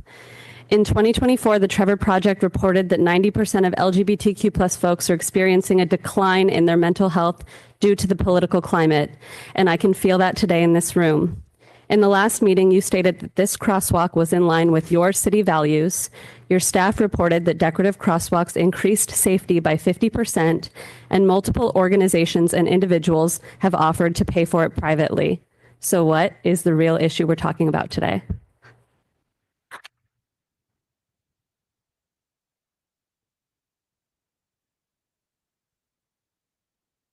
Hello, my name is Sarah Epperson. I'm a resident of Monterey County. People would like to say that their opposition to the crosswalk is not based on hate, but I think that the Monterey County Republican Party is having a real mask-off moment in their hysterical objection to all things pride. Last month, they were against the crosswalk. This week, they have turned their crosshairs onto a pride story hour, because it was never about the money to paint the crosswalk. It has always been about trying to make it impossible for queer people to exist in public. They want to erase queer people, their history, and their celebrations of existence. The Monterey County Republican Party would like to demonize and slander queer people. After seeing their statement quoted or forwarded in public comments, I went to their Twitter page. It is filled with homophobic garbage, attacks on trans people, and calls to go after and punish sanctuary cities. It mocks disabled people and the Special Olympics. The Monterey County Republicans and their allies do not care about public safety. These people do not want gay people to feel safe. They do not want immigrants to feel safe. They do not want disabled people to feel safe.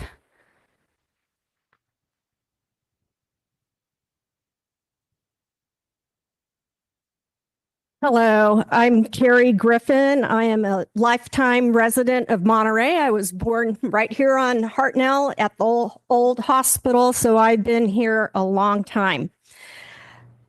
I am opposed to coloring any not sidewalks, crosswalks. Those are for safety. Another opposition would be tax dollars paying for it.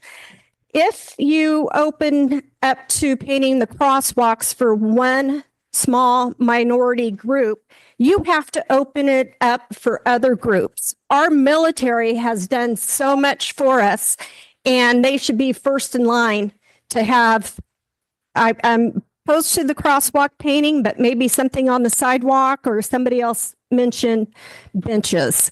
So I hope you will consider the other groups out there that would be wanting the same.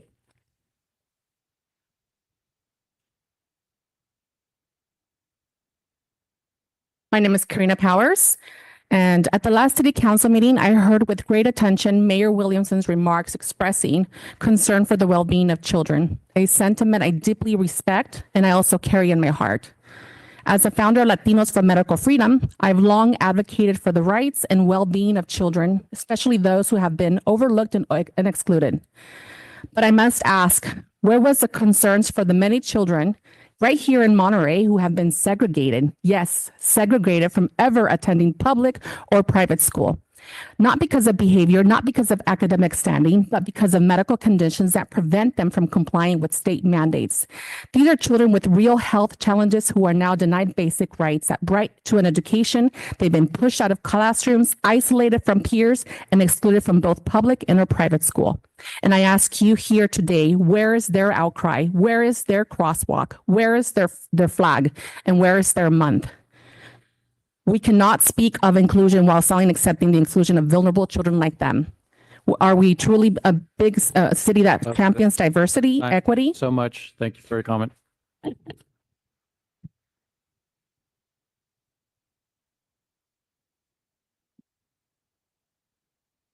Hi, my name is Taryn Kadena. I'm a Monterey resident, and I think that after hearing a lot of the comments today, this can go out to the wider audience, but I mainly wanted to go and touch on the last city council meeting about council member Smith's extensive monologue on the last meeting with his attempt to defend his desire to curb Monterey from being seen as a place that welcomes groups of all identities, citing along at one point his misguided statement that as a white man in America and a former police officer, he's experienced what he believes is discrimination in a bit of a distasteful attempt to claim victimhood status similar to minorities, the LGBTQ plus and non-white communities.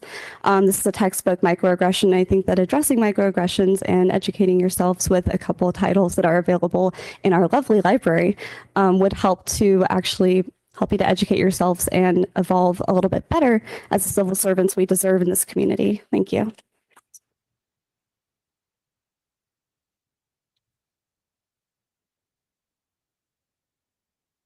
Hi, I'm Ellen Martin, and I don't live in Monterey, but I work in Monterey, and I'm just here as an individual and someone who promotes the arts to say how I feel about the crosswalk, but I've changed what I wanted to say after listening to everyone, to say that I think it's really important to clarify that recognizing the LGBTQ and the pride groups are installing the rainbow crosswalks is not about favoring one group over another, but rather acknowledging communities that have been marginalized, and that it's not about a special interest group. It's about our neighbors, our students, our families. And I believe that we should do the crosswalk, and I stand with the Arts Council willing to help them. I believe perhaps the best way to work with the community is to have it temporary, and but make sure that we do the crosswalk. Thank you.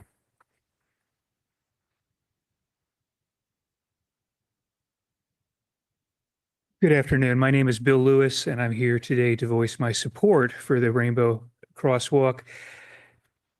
It will give the LGBTQ community of Monterey not only a needed visual reminder of the community's support, but also the community's acknowledgement of protection. And I believe that's of critical import. Thank you very much.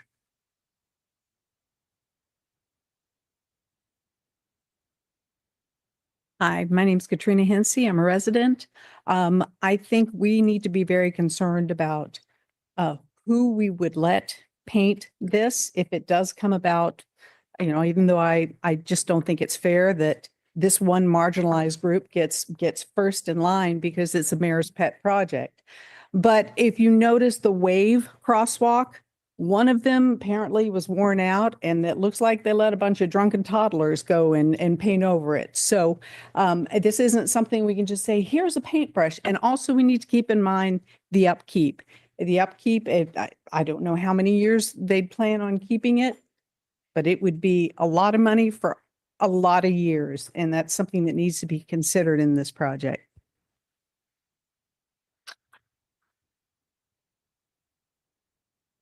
Hi, my name is Mikkel McMahon. I grew up here. I live up the street. I walk down all the time, and I think it would be fantastic to see a rainbow crosswalk. I would love to walk across a rainbow crosswalk every day when I come down to do my business in downtown Monterey. And I just wanted to come and really support this project. I think it makes Monterey more beautiful. I think it shows off the beauty of the people who live here, and it would be just really, really special to have this inside. I'm very much in favor of coming behind and supporting this crosswalk project. Thank you.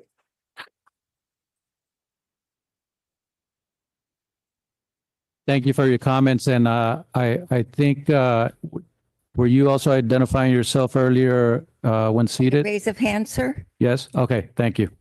Is it my turn? Yes, go ahead. Okay, no problem. Thank you. It's your turn, sort of. You've heard about everything there is to say, so I'll just reiterate. I oppose the rainbow crosswalk for all the reasons my fellow constituents stated earlier. Secondly, I have no animosity towards anyone in this room.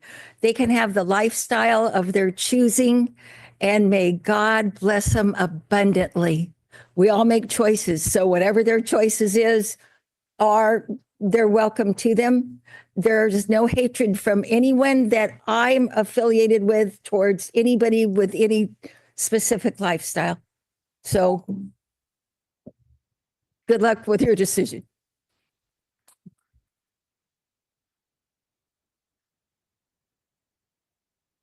Hi, my name is Megan Yeoman, and I am also a tax-paying citizen of this county. I want to thank you for your remarks last time. And Mayor Williamson, you're a hero of mine. I was raised in a Christian home. I'm a woman of deep faith. I have been for a very long time. And here's one thing I know. God is love, and God loves all of us. And God made us exactly the way we're supposed to be.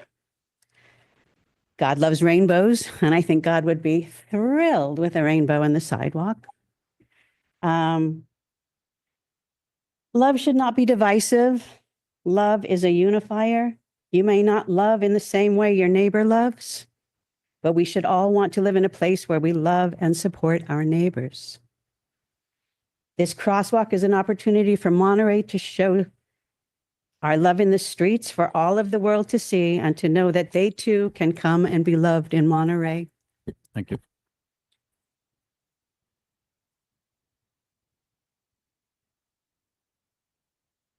It was a little difficult to keep track, but I think we got the 4 folks also who had identified themselves. Okay, just making sure. Thank you. So we'll go over to Zoom, please.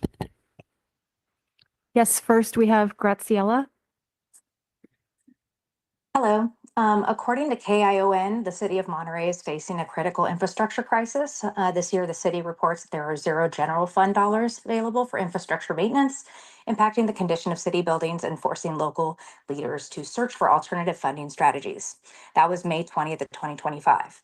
The priority of our servant leaders in Monterey should be to manage the critical infrastructure issue at hand and not prioritize feel-good initiatives. The Monterey County Republicans recently came out with a counter statement proposing that we paint crosswalks red, white, and blue. I disagree with all of it. I believe the city needs to remain neutral when serving their constituents and use the funds responsibly. I have an issue with the fact that at the last meeting, it was said that if the city takes this stance, then other issues could be denied. What if a Christian wants a Bible verse across the sidewalk? Will they be denied? You will have set a precedent on a protected class. So where does the line get drawn? There has to be a net benefit, a tangible outcome. And frankly, I don't feel painting the rainbow on the sidewalk addresses any of the core issues at hand. Please remain neutral. Folks are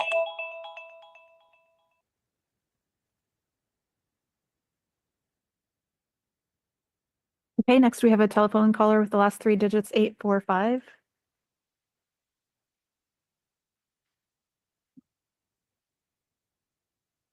You'll need to dial *6 to unmute.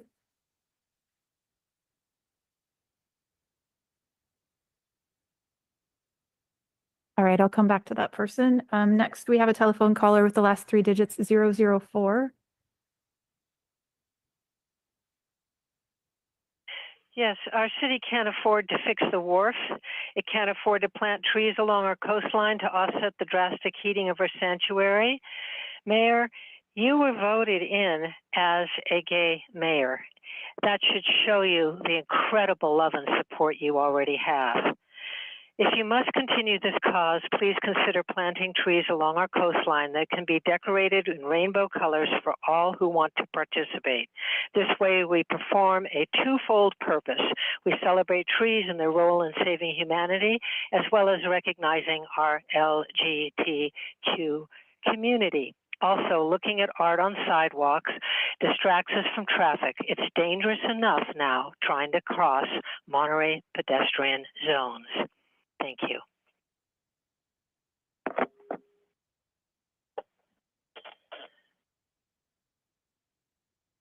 Okay, next we have a telephone caller with the last three digits, 902.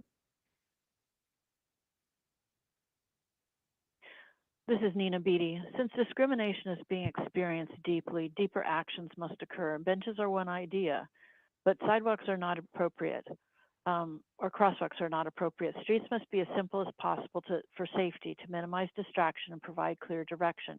Cities are already using confusing new markings and colors. The city does not protect civil rights. Its history is of racism, genocide, and ethnic cleansing. Only after I raised this last month has the city proffered a proclamation. Only some people are allowed to be visible or present. I'm disabled by electromagnetic sensitivity, and the city has excluded me for 15 years, installing Wi-Fi in the library and in City Hall. That's why I'm not there. After I'd warned about the access barrier, the city's refused my disabled accommodation request, and Mayor Williamson laughed at me as I spoke about my disability at a hearing. City staff actually recommended putting a cell tower in front of my house and that of another person disabled by EMS. The city doesn't allow me or disabled people like me to attend city meetings or use the public library. This is not an issue of, this is important to recognize if discrimination is happening, we need to go. All right, your time is up. Thank you. Our next speaker is Chinyere. Hello. So I am in support of this crosswalk. I think when there are opportunities to hear from people who don't always feel seen or heard, it's important to listen to them without minimizing their experiences. It's clear that those who oppose, they don't really feel like this crosswalk means anything. It's not really important to them, but we're hearing the opposite of that from people from that community. So I also want to thank everyone who shared their personal experiences and their feelings and let you know that people are listening. And lastly, I don't think the comment was meant to be an offense of the mayor, but I did want to just say that I voted for the mayor because I agree with his policies and his vision for the city and not because of his sexuality. Thank you.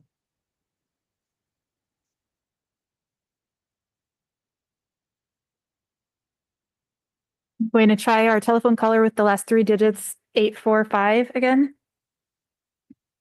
You'll need to dial *6 to unmute yourself.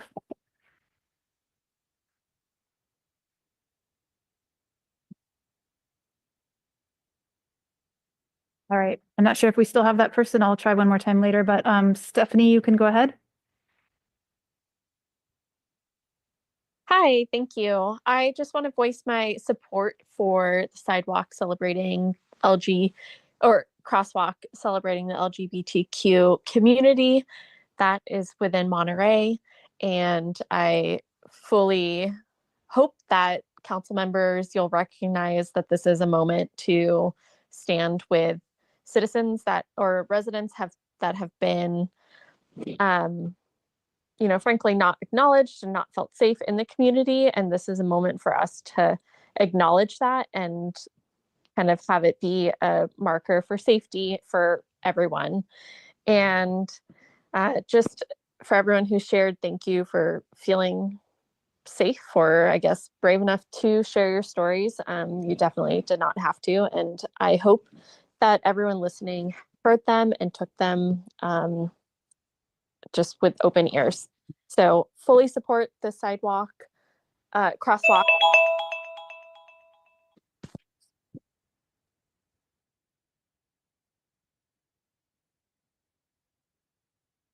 All right, we have someone calling on their iPhone. You can go ahead.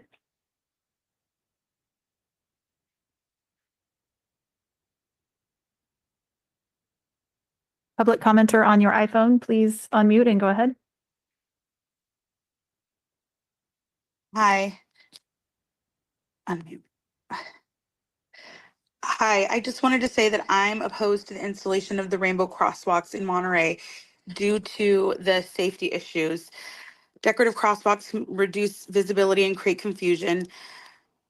I think that the traffic congestion is already a serious issue, particularly at the top of Alvarado.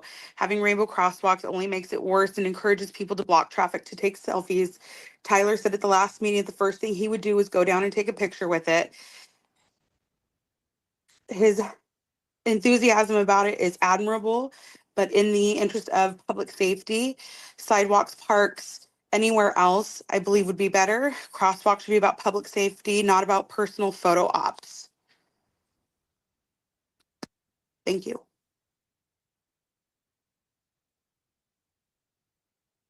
Okay, we have Beth.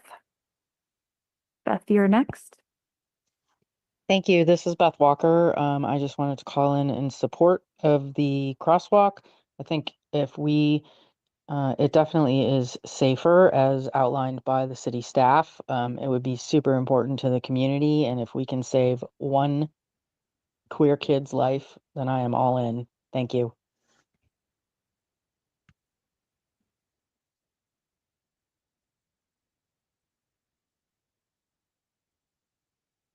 Next, I'll call on Tammy.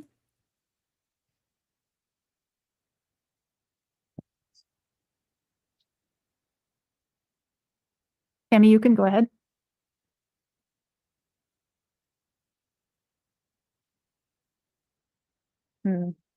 Tammy, if you're speaking, we can't hear you.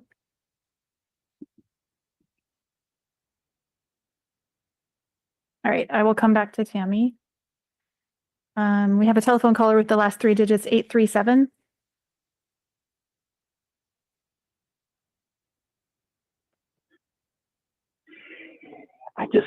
Brian Rosen here. I just sort of intuitively knew that this one would be me. I think it's very commendable to speak out marginalized groups, and it's very unfair to say that people who are opposed to the crosswalk are full of hate. But maybe the crosswalk isn't the best way to make a statement, because it would be nice to have even more consensus. Maybe some banners hung on poles, like in Santa Barbara, they had Anne Frank. And there are so many marginalized groups that are really being hurt, especially now. And so maybe they could take turns. But I like the idea of planting trees with beautiful ribbons or rainbows or lights, or rainbow-colored lights in honor of various marginalized groups. So you can pass this, and you probably will. I don't know if it's really going to make that much difference in public safety, but maybe you should consider some other alternatives. Thank you very much.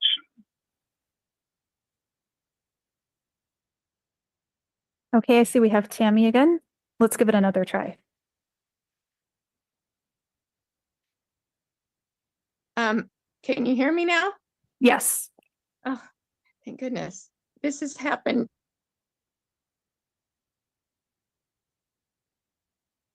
Now you've cut out though, Tammy. Wasn't able to speak, but you can hear me now, correct? Now again, yes, we can, but it has cut out once. If you could maybe stay close to the speaker or the microphone. Okay, well, I can't bring up what I was going to say. It was written down, but I'll try to remember. Basically, all I want to say is that the only thing I believe that should be in crosswalks are the flashing beacons that help prevent people from getting hit in the crosswalks. I do believe that there will be a lot of congestion in those crosswalks, especially when they're first put in, with people trying to take pictures. Think about the Beatles and their album cover. People have stopped to take pictures in that crosswalk. And these are busy intersections in Monterey. So I have no problem. I agree with people putting them on trees, putting a mural up, doing sidewalks, but in the crosswalk, that should be remain open, public, and only for crossing the street and getting across to the other side safely. That's all I'm saying. I have nothing against anybody else and their beliefs and their customs, whatever they want to do behind closed. Thank you, Tammy. And I will call on our telephone caller with the last three digits, 845. We'll try this one more time. You will need to dial *6 to unmute your phone.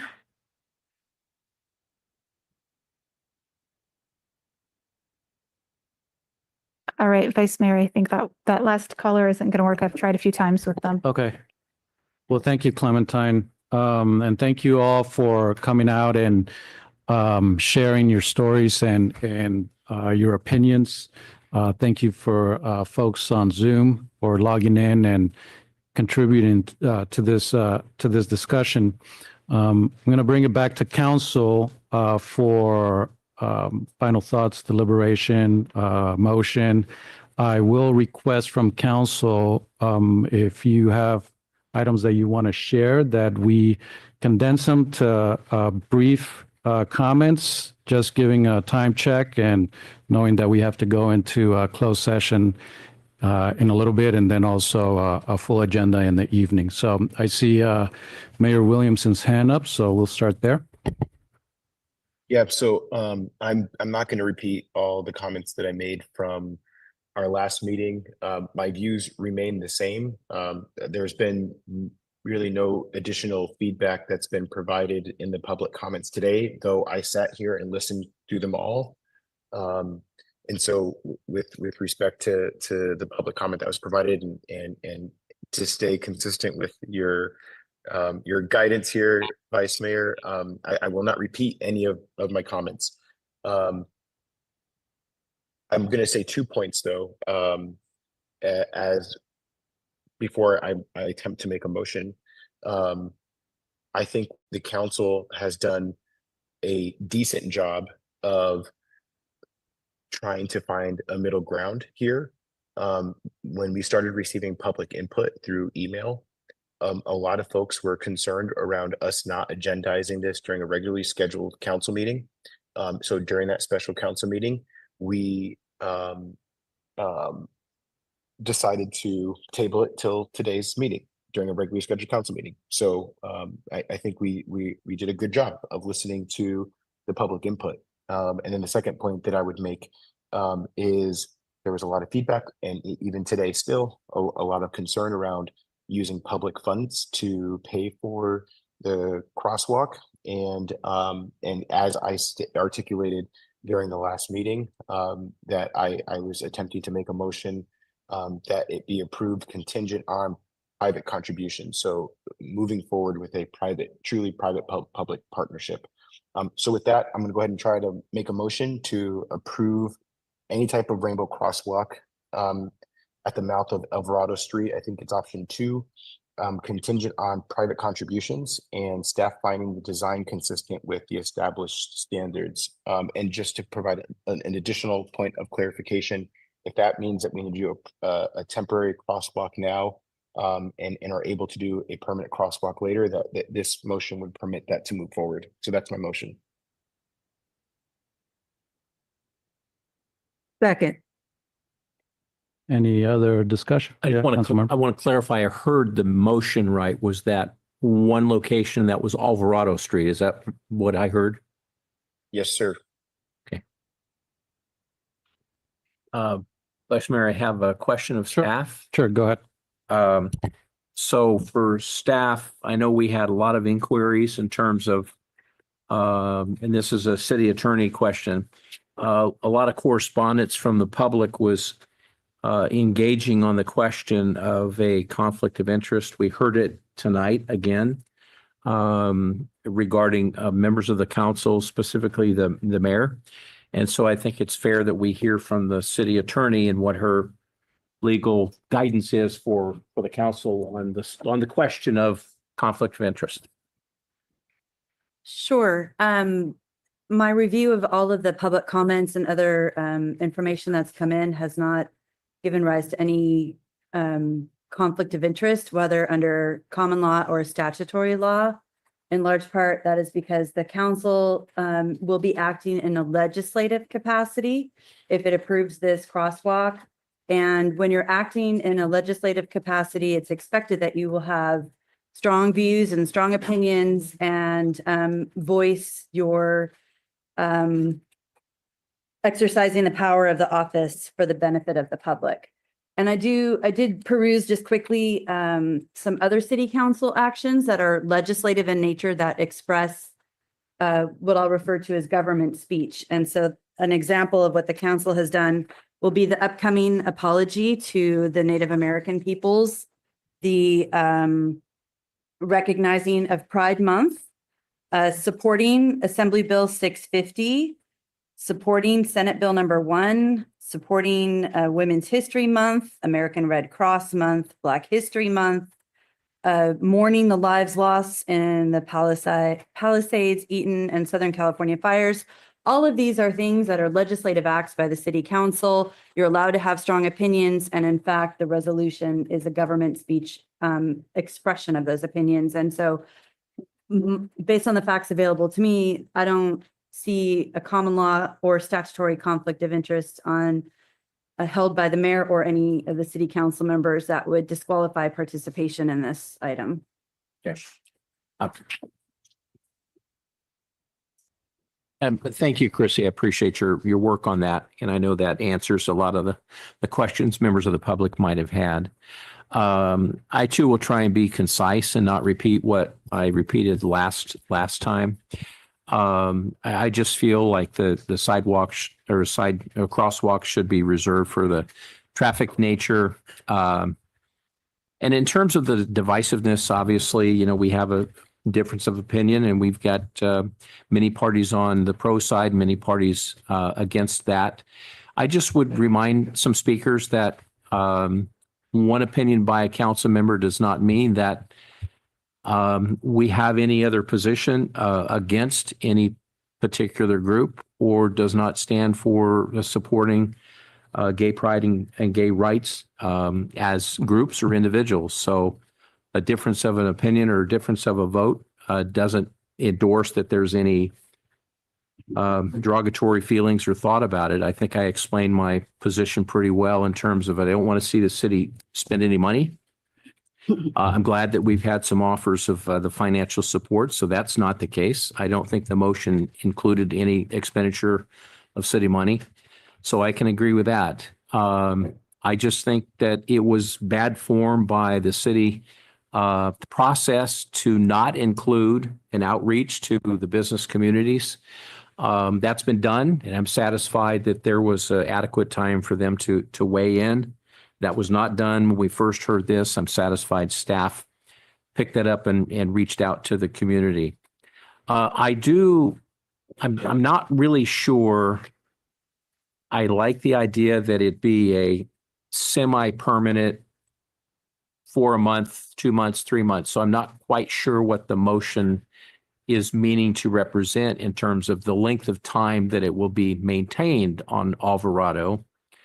So I'm presuming that the motion was that city staff will move forward in painting an appropriate representation that will go through staff, and it's designed to be at the one location, but I don't know how long that location will be expected that artwork stays. So that's a specific question for staff, because Mayor, I think you said maybe permanent, but then, or maybe it's short term and then maybe it's permanent. So I need clarification on your intent of the motion there. And while I've got the mic, and then I'll turn it over to maybe an answer from staff and an answer on the motion maker. How does staff see internally how we work through additional requests from additional groups when we have a value driver that includes everyone when we say diversity, equity, and inclusion? And in my mind, that still exists. I still believe in that. And that goes for anyone who is in our community, whether they travel here, they live here, they participate, they shop here. Everyone needs to have full access and our full support for city services. But we have a number of folks who have written in requesting specifically that they want to be considered for future crosswalks. And I'm just going to list a few that I saw and I've heard from. Italian American Sicilian. I think there was one of those letters that specifically requested that. I go down to possible community groups, Mexican American, Portuguese American, which we, by the way, have a parade. Filipino American, we have a Filipino hall. Chinese American, we celebrate language capital of the world that includes all languages. Japanese American, African American, Black History Month. Irish American, Heritage Month. Native American, Esalen Ohlone, and we're celebrating that. We postponed that, but we'll be looking at that the next meeting. Women's History, Silver Pride and older adults. Disability Pride, veterans and military families, American, Armenian, Korean, Jewish, and I'm sure there's many more that I've missed, but I need help understanding how the city is going to discern what becomes a yes or a no when we have additional groups making the application. So that's my question to staff. Yeah, and I might point out that the Germans were also a great group of immigrants. You know, I missed that one. Sorry. Ron will include them as well. So thank you for laughing about that. To answer that question, Councilmember Smith, it is what the council accepts as council speech. So you're speaking on behalf of the city of Monterey when you issue a resolution to acknowledge pride and hang the pride flag. So the task goes back to the individual council members to bring this topic forward and have it agendized, and then have the council majority decide if they want to take this project on as part of the speech for the city council, or if they think there are maybe different ways of recognizing various other groups. So the task at hand is that the council has to decide that and has to bring it forward and decide about that. With respect to how long will Rainbow crosswalk last, it depends, as we pointed out last time, on the number of traffic. It depends on the paint that is used. It depends also on the weather, on the surface that is being painted on.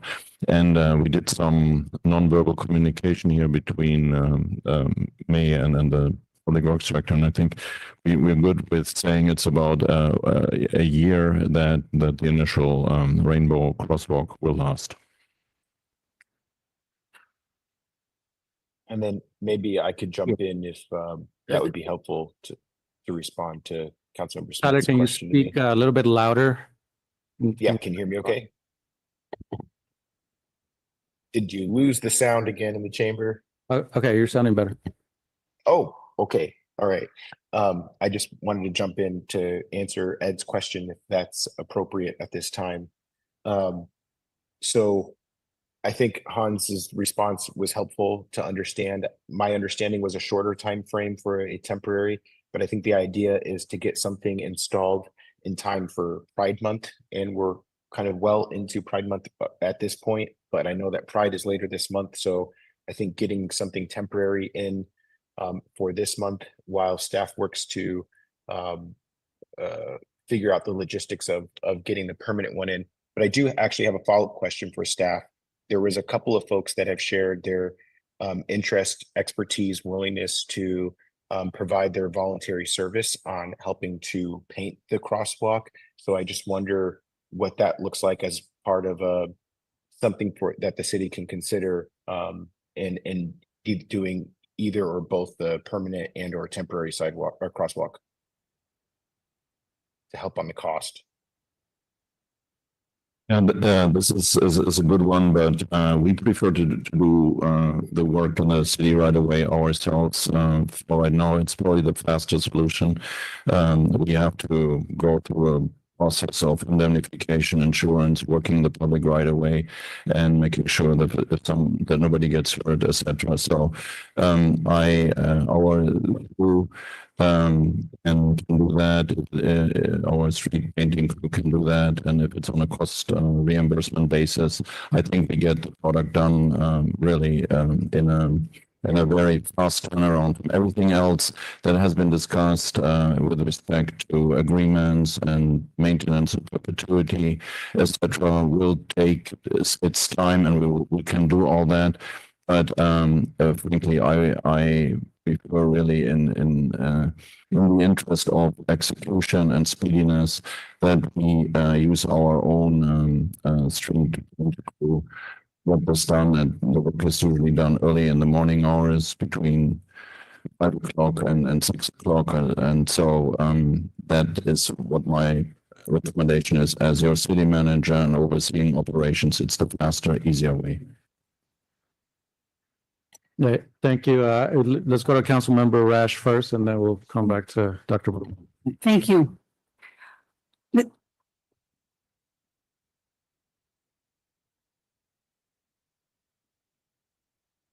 If Jean is speaking, I can't hear her on Zoom. Hi. Oh, there you are. Okay. So this is an important discussion, and I want to get my comments correct, so bear with me while I read them. I'm very glad that the community was afforded more time on this issue with the May 23rd vote to continue. Ideally, there would have been much more time and the discussion would have begun in the community with open forums or an NCIP project or community art project way before an expected vote by council. I believe extending the discussion gave the community more say and gave Councilmember Barber her deserved vote. I think the process has been very flawed, frustratingly. I first knew of the agenda 2 days before the vote would be called. I do not think that's enough time, especially for the community who also only had 2 days. We need to fix this, and we need to consider correcting the use of special meetings, but I'll skip that discussion for the future. The extra time from the vote to extend has allowed staff to improve the crosswalk policy based on the questions from council and the valuable public discussions. I am very pleased that the crosswalk ordinance is amended to clarify that the city council now determines whether to consider future proposals and gives council final approval of the placement of decorative crosswalks. This should have never been put on the shoulders of the public works staff as it was prior to the amendment, but we were all moving quickly from the crosswalk policy to the decorative art policy, and in my opinion, with not enough time to adequately connect the two. It's another way of saying we are really busy. I'm glad that the update to the crosswalk policy specifies that the city council may invite a request for proposals from the public on terms and conditions determined by the city council for decorative crosswalks at specific locations. We will have more requests for crosswalk art if we approve this ordinance. So we needed a process. I am grateful to the city attorney and the public works director for their valuable leadership and excellence on this issue this past week on a truly urgent issue. Without adding the policy for considering future projects by the council under government speech, it appeared that only one group would have the privilege of crosswalk art. That appeared exclusionary and painful to some residents. Exclusion is always painful and divides us. Be clear, the streets are not considered a public forum for free speech under the proposed ordinance. The process will remain an expression of government speech decided by your elected representatives, speech that does not require neutrality. Our attorney with her amendments has done an excellent job of framing with the improvements to the crosswalk policy that the decision remains government speech and is now accessible to all. In other words, we now have included in the ordinance by reference a government speech policy, not a free speech policy, for future considerations of proposals to Council for Crosswalk Art. Government speech is not neutral. It is intended to be leadership from your elected council. I know this policy was not collaborative enough, but it did emanate from the voice of some of our people. Not all of our people, yes, but from some, to an elected representative, the mayor. And it's now being considered. We have many expressions of government speech supported through the vote of council after consideration by the public, such as statues in honor of our folk heroes and our not so admirable figures, privately funded on public property. The recourse to government speech about which a voter may not agree will be to elect someone else. That's actually the legal bottom line. So I'm skipping some of this.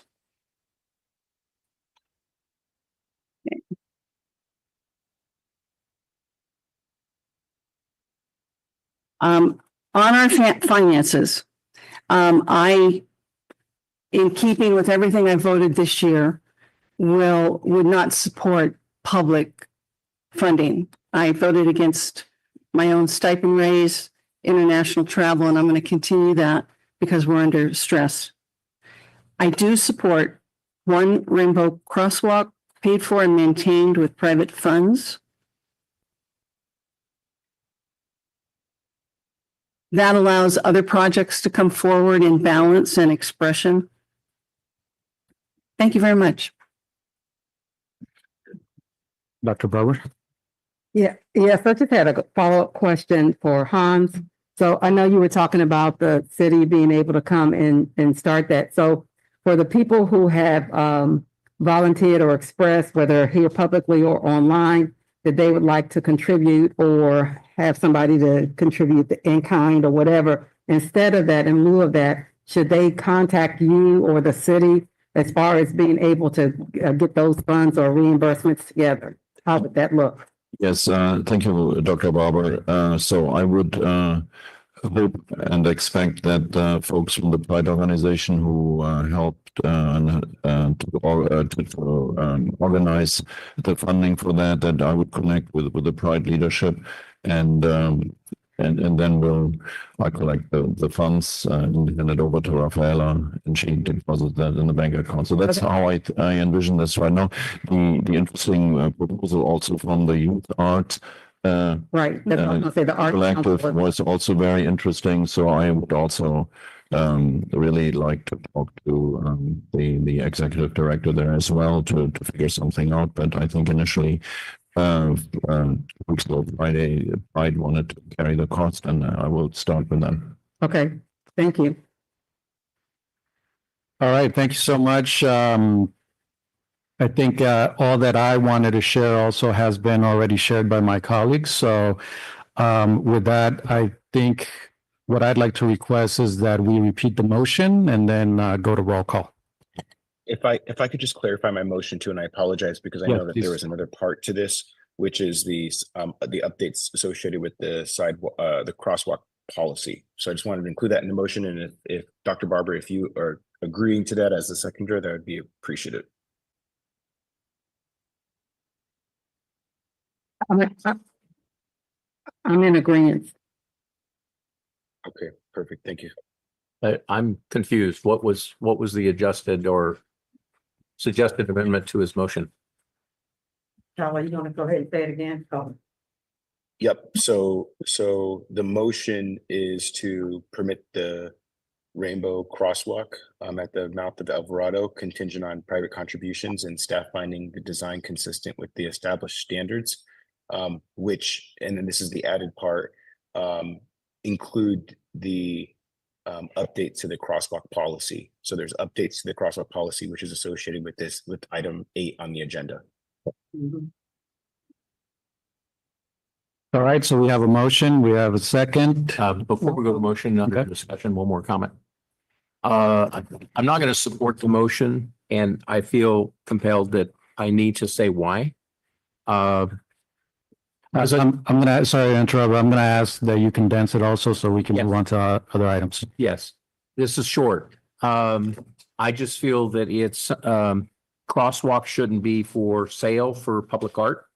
I think there's lots of places for public art. I just disagree that it's in the crosswalk, which is designed for safety. And so I can't support the motion, although I am very satisfied at the engagement on both sides of the issue. We heard from lots of people, and it was good to hear from everyone and weighing in on their opinion. And in public policy, just because there's a vote that doesn't agree with you does not mean that you were not heard or that we care for you. So with that, I just wanted to close those comments out, but I can't support it. Okay, thank you. Roll call, please. Councilmember Rash, Yes. Councilmember Barber, Yes. Vice Mayor Garcia, Yes. Councilmember Smith, No. and Mayor Williamson. Yes. All right, thank you so much.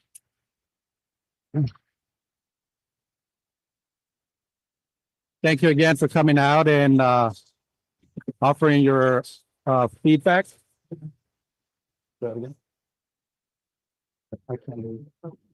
Yeah. So before we move to closed session, just going to announce we're moving in to item number 10. Thank you. Closed session conference with real property negotiators relating to 1400 Veterans Drive, and then also closed session conference with real property negotiators relating to 45 Municipal Wharf number 2. And also item number 12, conference with legal counsel, 1 City of Monterey versus Paul Source, and 2 Paul Source versus City of Monterey. And with that, we'll go ahead and adjourn to, If we can open it to the public public comment. Yes. on closed session. Thank Yes, you. Thank you. Is there anyone in the chambers who wishes to offer public comment to any of the closed session items? Looking like none. We'll check with Zoom. And we'll do a countdown for folks who want to provide public comment for closed sessions. I'm going to count down 5, 4, 3, 2, 1. None. All right. And with that, we'll adjourn to. How long do we think we'll need for closed session? Our recommendation is to maybe come back at 7:15, just that way we buy ourselves a little bit more time. Would that work? Sure. Sounds good for folks in the chambers and also on Zoom. We'll be back at 7:15, allowing us an additional 15 minutes or so for closed session items. Thank you so much. We'll go ahead and adjourn.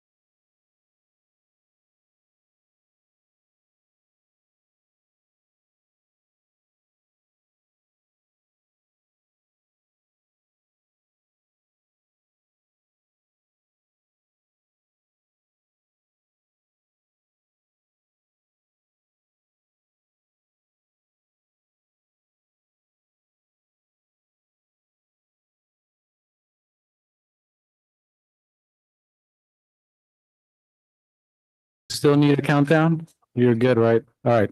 So thank you folks for joining us for this council meeting evening session on June 3rd, 2025. And I'm going to ask Dr. Barber if she can lead us in the Pledge of Allegiance. Ready? Begin. I pledge allegiance to the flag of the United States of America and to the republic for which it stands, one nation, under God, indivisible, with liberty and justice for all. Thank you, Dr. Barber. With that, we will go on to general public comments. So folks in Zoom, if you're interested in providing public comment on items that are not on today's agenda, please go ahead and use the raise hand function. While we're getting ready for folks on Zoom, I'll take it out to chambers. Anyone interested in making a public comment, please step to the left of the podium. Seeing none, we'll come back to Zoom. I'll offer a countdown. 5, 4, 3, 2, 1. We have none. All right. Thank you so much. We'll go ahead and close public comment, and then we'll move on to announcements from closed session. And All right. Staff. We had a few items on closed session. CS item number 10, closed session conference with real property negotiators pursuant to Government Code Section 54956.8. This is in regard to 141400 Veterans Drive, also known as Veterans Memorial Park Cabin. On a unanimous roll call vote, confidential direction was given to legal counsel. On item 11, this was a closed session conference on real property negotiations regarding 45 Municipal Wharf number 2. And that was also on a unanimous roll call vote, confidential direction given to legal counsel. And it was a property negotiator. I'm sorry. And then on item number 12, there were 2 existing litigation items. One is City of Monterey v. Paul Soros. That's a Monterey County Superior Court case. The second one, Paul Soros v. City of Monterey. That's a U.S. District Court, Northern District of California case. And on that item, on the unanimous roll call vote, confidential direction was given to legal counsel. That ends the report. Thank you, Nat. We'll go ahead and move on to item 13, adopt the fiscal year 2025-2026 operating budget and adopt a resolution for the fiscal year 2025-26 salary schedules for regular full-time, regular part-time, and part-time seasonal employees effective July 1st, 2025. With that, I'll hand it over to Hans for presentation. Yeah, thank you, Vice Mayor Garcia.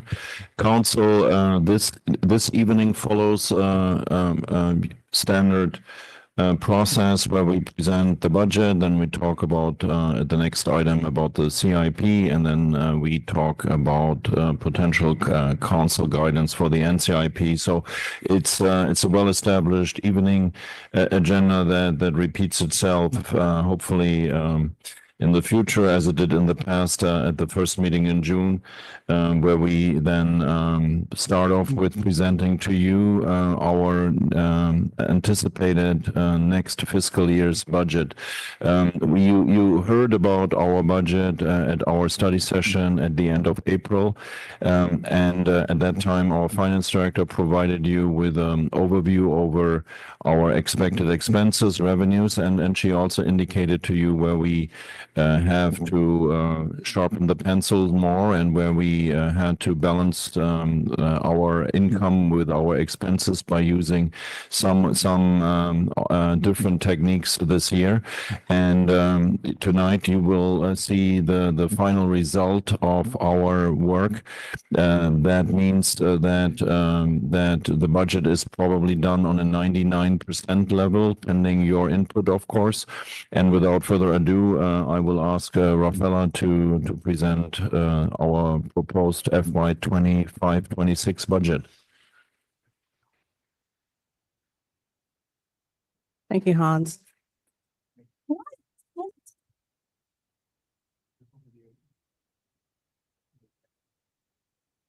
Okay. Vice Mayor, Mayor, Council, good evening.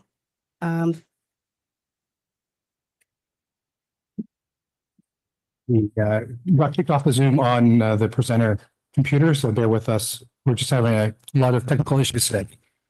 So with that said, I think we're ready for the vote.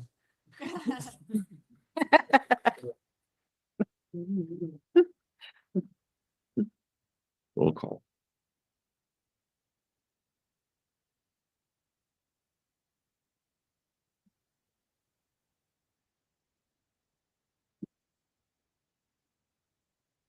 Okay.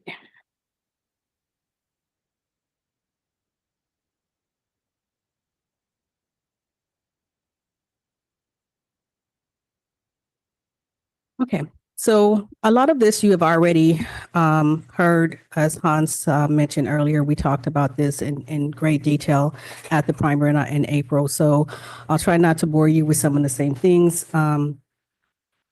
So our big picture, of course, is that we still trying to make sure that Monterey stays prosperous, strong financials. We do have a gap between the operating expenses and revenues, and we continue to closely track the expenses and limiting the expenditures that we have. We're still looking at our long-term planning, preparing for the large-scale and bigger picture investments. Continue to do that.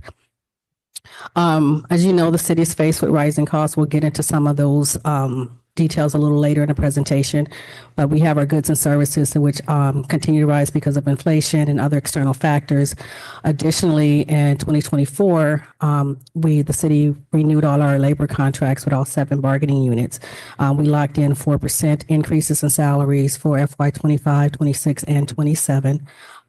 We're actually projecting modest revenue growth for FY 25 at about 4%. And our revenue projections are pretty much in line with the economy and what we expect them to be. The issue is, of course, that the expenditures seem to outpace their growth, also outpaces the revenues.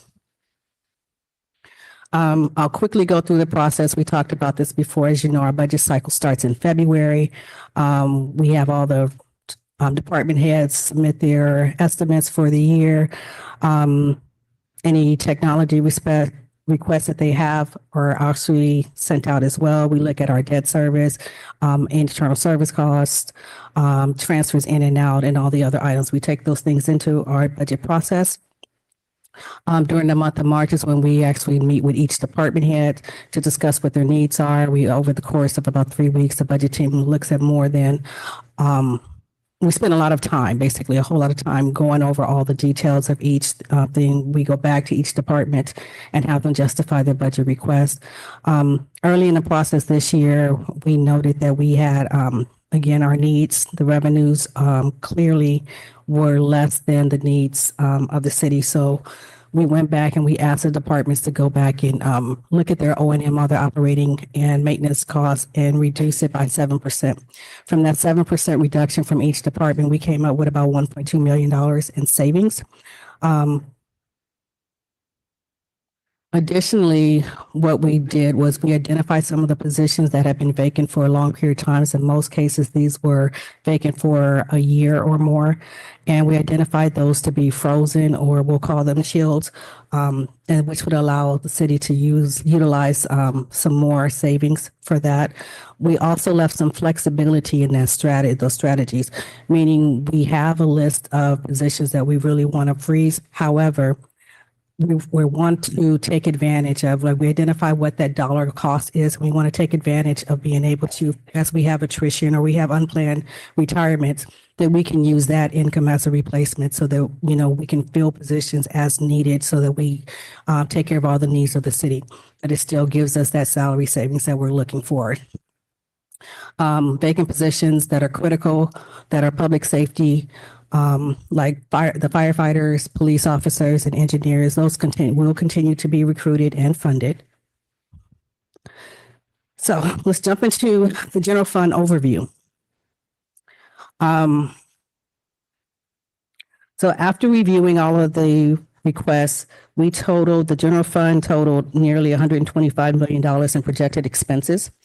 After a detailed review of the requests and vacant positions and all the finalization and internal service funds, we identified an additional $4.2 million in savings and reallocations or cuts from the general fund's top line to kind of help it come in balance.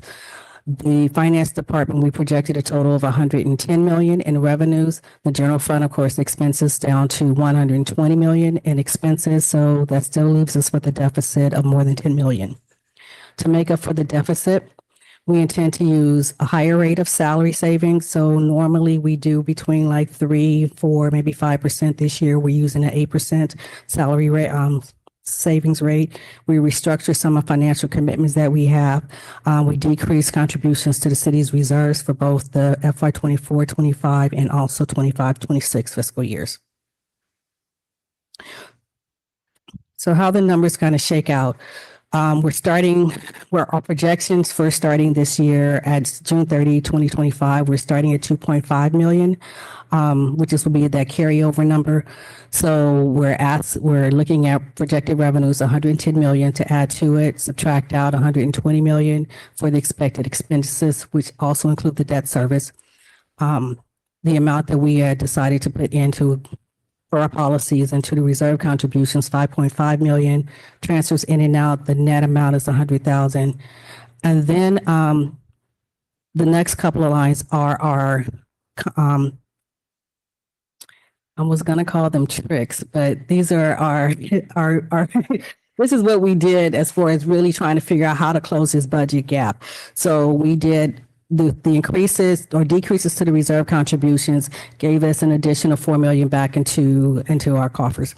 Then we went to our salary savings. Of that, we had 4 million in other structures. So 4 million is that a contingency that we had set aside that we decided to restructure it and have it come from a different fund. The salary savings at 8% that I was speaking of earlier, it comes to about 7.8 million. So it leaves us with a projected year-end balance at 2026 of 2.3 million. We try to keep a minimum of 2 million. That's there for just when things come up during the year. We expect them so that we're not trying to figure out how we're going to fund something. So we do have that little, I'm going to call it a little cushion. So a 5-year forecast, what I kind of want you to pay attention to is the top portion are the revenues and expenses. This is just the bare bones for any transfers. If you notice, going from our projected 25-26, so it starts with us at $10 million deficit and all the way over to 30-31. You see that number is slowly decreasing. This is us continuing to be steadfast and mindful of what we're doing and managing those numbers. We'll look at the transfers in, and then also transfers out. Some of the transfers out represent some of their debt service that are coming off that we'll be paying off. And so our net transfers in and out, as you see, it goes from a negative net of $100,000 for next year to is consistently rising, which actually makes our bottom line better. So operating surplus or deficit this fiscal year, 10 million, but we see that it's going down each year as we manage our money and we kind of realize the savings that we're getting from the frozen positions, and we're looking at moderate growth in salaries, and we're just limiting transfers throughout the budget. You've seen this picture before. Usually when you see this, it's a nice pie chart. We decided to give you something a little bit different, but it's the same information. Our top 5 revenue generators, the general fund, are the TOT for hotel tax, fees, and which is 27%, fees and charges 20%, sales and use tax 15%, property tax 16%, utility users 5%, and those top 5 make up 83% of the general fund's revenue. So we really can't afford to lose anything there. I want to point out, which I did last time, that the hotel tax is at 27%. Just 3-4 years ago, that percentage was more like 35%. So the decrease is just showing you how the hotel tax is leveling out. So our other revenues are starting to catch up and be just as much important as the TOT. How the TOT comes in, the allocations. So we project that we'll receive 35 million in TOT for the year. So 84% of that goes to the general fund. NCIP takes 16%, which is 5.6 million. See Monterey is at 6%. That's a $1.8 million cap. So the amount that's available for appropriation for the general fund is down to 27.8 million. So our general fund expenditures by department, you see the public safety, police and fire. They're at 51% of the general fund, community development, 8%, public works, 9%. I want to point out that with community development and public works, they have a lot of work and allocation staffing wise and expenditure wise that are being funded or being charged to other departments, other funds, special revenue funds, as they do work in all those areas. Parks and Recs is at 15, library 3%, conference center 5%, and all our administrative departments combined are at 9%. So a little bit about more about our rising costs. We talked about earlier our MOU agreements. They make up approximately $6 million of the general fund increase above 24-25. And again, just notice that for the last 2 years, and really even the contract before at 4% increase for 5 years, 20%, but once you compound it, it's about 25% by the expiration date of the current agreement. So there's been significant increases in our MOU agreements and our salaries. For our compensation studies, we also increased those. So we got most of the staff within their market rate for the positions, which is overall a great thing for the city because it makes us a competitive employer. It keeps us in our staff retained and making us, making the salaries that are comparative in the region. So for that compensation study and those costs, provides about a $1.4 million in addition to general fund for next fiscal year. Our insurance premiums we talked about in April. Our workers' comp from FY 2020 through this current year coming up is increased about 130%. It's like 511,000. So we're started at 395,000 and we're going to be up to 511,000 next year. Liability and property insurance, that has increased since 2020, 400%. So we'll be up to like $3.3 million in premium. That's up from 850,000 in 2020, which is 80% of the liability and property insurance, and the same thing with workers' comp are actually charged to the general fund.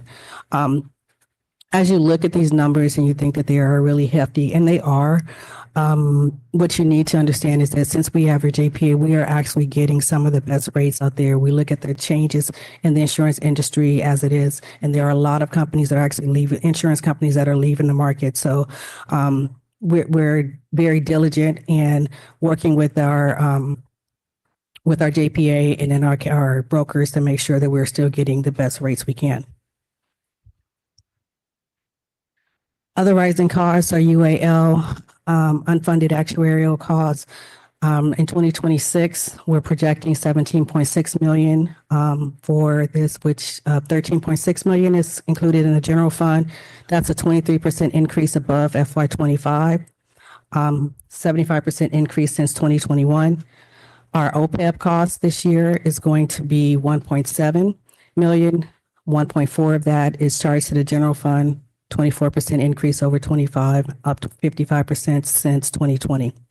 And CalPERS contributions, I just wanted to point this out. We're going to be about the same, a very moderate increase this year, but knowing that our discount rate from CalPERS will be expected to increase significantly coming up over the next few years because of a loss of revenues that they had in investments a few years ago. So it's coming, not for 2026, but it is coming. So we just want you to kind of be aware of, so when that number looks different coming up, that we are actually planning in advance for that. So maintain, one of the things that we had to do as we're looking at where can we cut, some other things that we looked at is maintaining services, amidst all these rising costs. So one of the things we looked at is special budgeting things that we do outside of the city. One of the things we do is the first night's Monterey and rental assistance. Those things that the budget team recommended to leave those in, but we have several special event support programs that we have elected to remove from the budget for next year. That's $100,000 moved out of the budget for this. Those are recommendations for that. So moving on to capital improvement projects, you will hear a lot more about this from Andrea coming up shortly. So I've got one slide to bore you with. So for FY 25-26, our budget for capital improvement programs are $21.9 million, and that's spread across 8 of the city's general funds, their enterprise funds, special revenue funds, all a combination. This also includes $850,000 from general fund using the facility maintenance fund, which comes straight from revenue that's specifically allocated for Parks and Recs facilities, and then also the Sports Center facility reserve account. We're taking money out of there to do that. So again, here are the basic numbers. General fund being 850. The largest of this number is Measure S, which is 15.7 million. Measure X is 1.4, parking fund 1.6, and so on. So up to 21.9. And Andrea will show you a little bit more about those projects at the next presentation. So moving on to position controls. So the positions that we are adding and removing. So we talked about this at the last meeting. We'll give you into a little bit more justification for these that was asked for. So we have the 6 positions that are being added: artifact specialist at the library, museums, senior crafts worker at the conference center, applications engineer, ISD, senior human resource analyst, HR, economic development manager, and administrative assistant. And then we are removing the artifact specialist, which is currently an RPT. With the addition of these positions, it'll be the net change is 5.2 positions that are increased to the PCL, which is a total of 481.9 full-time and regular part-time positions. So the position control list is attached in your packet as an exhibit to the resolution. So for the artifact specialist, the justification for this position is to support the department with the day-to-day operations, inventory management, and historical research, and preserve the city's existing artifacts collection. We have the senior crafts worker at the conference center. Currently, there's only an HVAC technician on staff, and we needed a wider range of services over in that area. The applications engineer for ISD, this person is going to help with the ERP system, with the technical side of that, and also support the on-base strategic plan. For HR, the senior HR analyst, again, this one also will help with the HR section of the ERP implementation, as well as help with the increasing governmental compliance, personnel investigation, employee issues that have come up over the years. And then we have the economic development manager. That position will support and implement the city's economic development strategy. This is a person that'll help go out into the business community and help bring in extra business into the city, also supporting the development of the enhanced infrastructure financing districts. And we'll support in the economic vitality of the city. So the last one is administrative assistant in public works. And this is a go-between person between the city and the Army. My understanding is that their Army has their own financial system and we have our own system. So there needs to be a go-between liaison that'll help make sure that all of the technology that needs to be done gets through. And so we continue to actually be paid for services timely. And so our salary schedule. So just our code, this California's code and also government code require that all government bodies that have contracts with CalPERS, that we adopt salary schedule every year, and then we actually have it publicly available. So once the salary schedule is updated and approved by council, it is posted on our website. We have combined over the years, we've combined 3 different salary schedules into one. So it is the full-time the regular part-time and part-time hourly schedules, they're all also included in package as exhibit. We do have a couple of administrative corrections to be made. So before we post it, so it would be the MEMIA salary schedule update that was talked about a couple of council meetings ago. Police recruits, they're to be at 15% below the first step of the police officer, and also the reserve officer positions needs to be in line with the police officer. Those are some things when the updates were done, those two were missed. Okay, moving on to special revenue funds and enterprise funds and internal service funds. So here are select, basically the most talked about special revenues funds. We're starting with the NCIP. The first column shows your beginning fund balance or your estimate. Please make the note at the end for each one, even though there's the fund balance that's estimated to be that number at the end of fiscal year 24, 25. There are with NCIP, there is 19 million, but there's 19.5 million that's already out and committed to CIP projects from previous years. So if you go across, you'll see 19 million there, plus 6.1 million in projected revenues, plus projected expenses, which NCIP is coming up later with their additional expenses that will go there. And you're looking at 25 million. Again, take out the 19.5 there to give you a true number of what that would be. Measure PNS, 19.2 million to start. We have 14.8 million already committed. 12 million in revenue projected, 15.7 projected to go out, 15.89 ending again out of that 15.8, subtract out the 14.8. I'll go down to Thailand's starting at 5.3 million as fund balance. We have 2.2 of that's committed to CIP projects already. And after you add in the revenues and expenses and the transfers in and out, we're looking at 6.3 less than 2.2. As of no, Presidio starts with a negative number. Just wanted to point out that it starts with a negative number, but it's a timing issue because we do billing with the Army. And so we may do the work in April. We get the billing over them in May. By the time we get the Army approves and gets everything, we may not get the money until July. So it's just a timing issue when the money actually comes in. Our enterprise funds. So starting with the enterprise funds are a little different than all of the special revenue funds and the general fund, as the number that we are projecting at the beginning is the unrestricted net position as opposed to the fund balance, because for enterprise funds, the fund balance includes unspendable things like your capital assets, like your buildings, like your sewer drains. Those things have a value, but they're not spendable. So we're starting with a number that's actually spendable. Sewer, utility funds, 2.9 to start that number off, 3.8 in revenue, 3.3 expenses, CIP allocations, 900,000. So we're looking at 2.5 ending, and then we have 1.7 that's already allocated for CIP for sewer fund, marina fund, 2.1 to start, 4 million in revenues, 2.6 in expenditures, ending the year with 3.3, and marina fund has 1.4 out. Cemetery fund is upside down. We're working on it.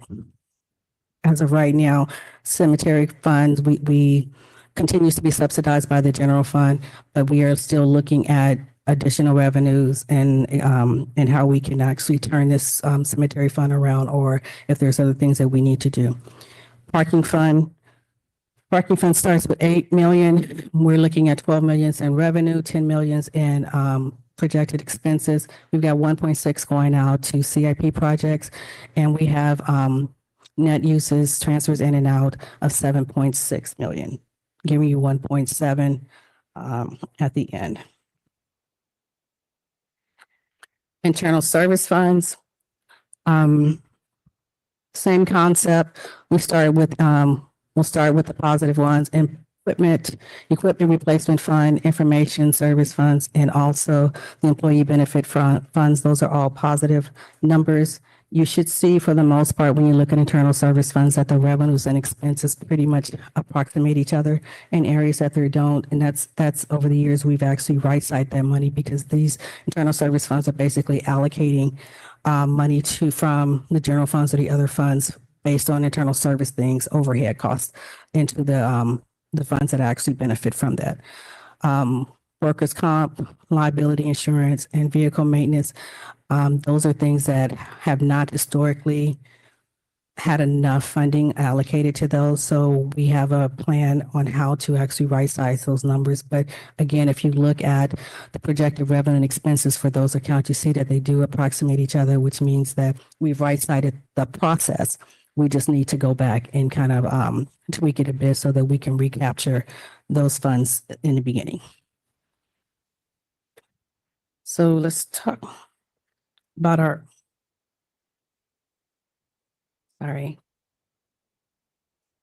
reserves and our other contributions.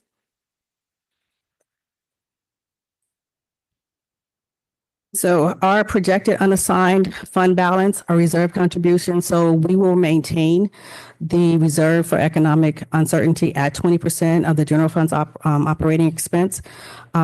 Despite all the constraints that we have on the city's budget, our goal is still to continue to actually put money away and invest money into reserves. So what we've done this year is for funding, requesting funding for 25 and 26 to be at 50% of what our reserve policies are for those additional reserve accounts, with the exception of economic uncertainty, of course, which I said we will leave at the full 20%. With that in mind, we are projecting that the 25-26 projected unassigned fund balance at June 26 would be 2.3 million, as we stated earlier. So our budget includes 3.7 million towards the city reserves. Of this, 1.4 million of this is economic uncertainty. Where that goes for 25-26, we're actually using some of those reserves, also a portion of each. So it'll go from the conference center facility reserve, from the sports center facility reserve, the pension liability, and also from the technology reserve. And those will go into sports maintenance projects and to pay the FY26 OPEB payment, and also the city's technology and security projects.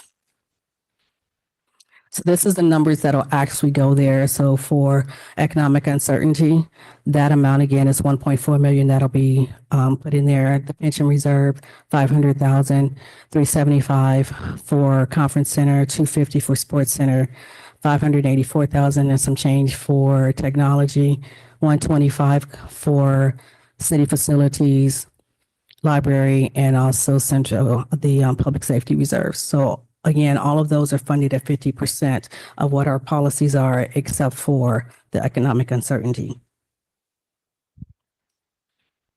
So I want to give you a look at what those numbers actually look like. So at the beginning of this fiscal year, 7/1/24, that first column shows you what that beginning number looked like in each of the reserve accounts. The second column are the revised numbers. Again, the economic uncertainty did not change at all, but the other numbers are all at 50% of what was actually originally budgeted for that. We'll look at the uses. 250,000 that's coming we've already taken from Sports Center Facility Reserve for a different project. So we're looking at those starting balances and that middle column. And then there's the additions for the contributions going down to a total of 3.49. And like I said, we are using funds from a few of those reserves this year. So it's 3.8. So it's roughly a little more than what we're actually putting in this year over the last 2 years, but we are still have a healthy reserve account between all funds at 38.5 million. For the contributions for the special revenue, so these are the parking reserve and also the sea level rise. So these did not change because they're not general fund. We didn't change these amounts at all. So it's still parking reserve is $250,000 of contribution for this year, 24-25, and also 25-26. We're giving a little boost, I'll say, to the parking facilities reserve with 2.7 million that we're taking from the unrestricted fund balance and this account and moving it to the reserve so that we have some additional funds that was sitting there because there was not an excess, but there was a healthy amount in the reserves in the unfund balance for the parking fund. And we wanted to make sure that we start putting a little bit more away, front loading it, if you will, for that. Sea level rise stays the same.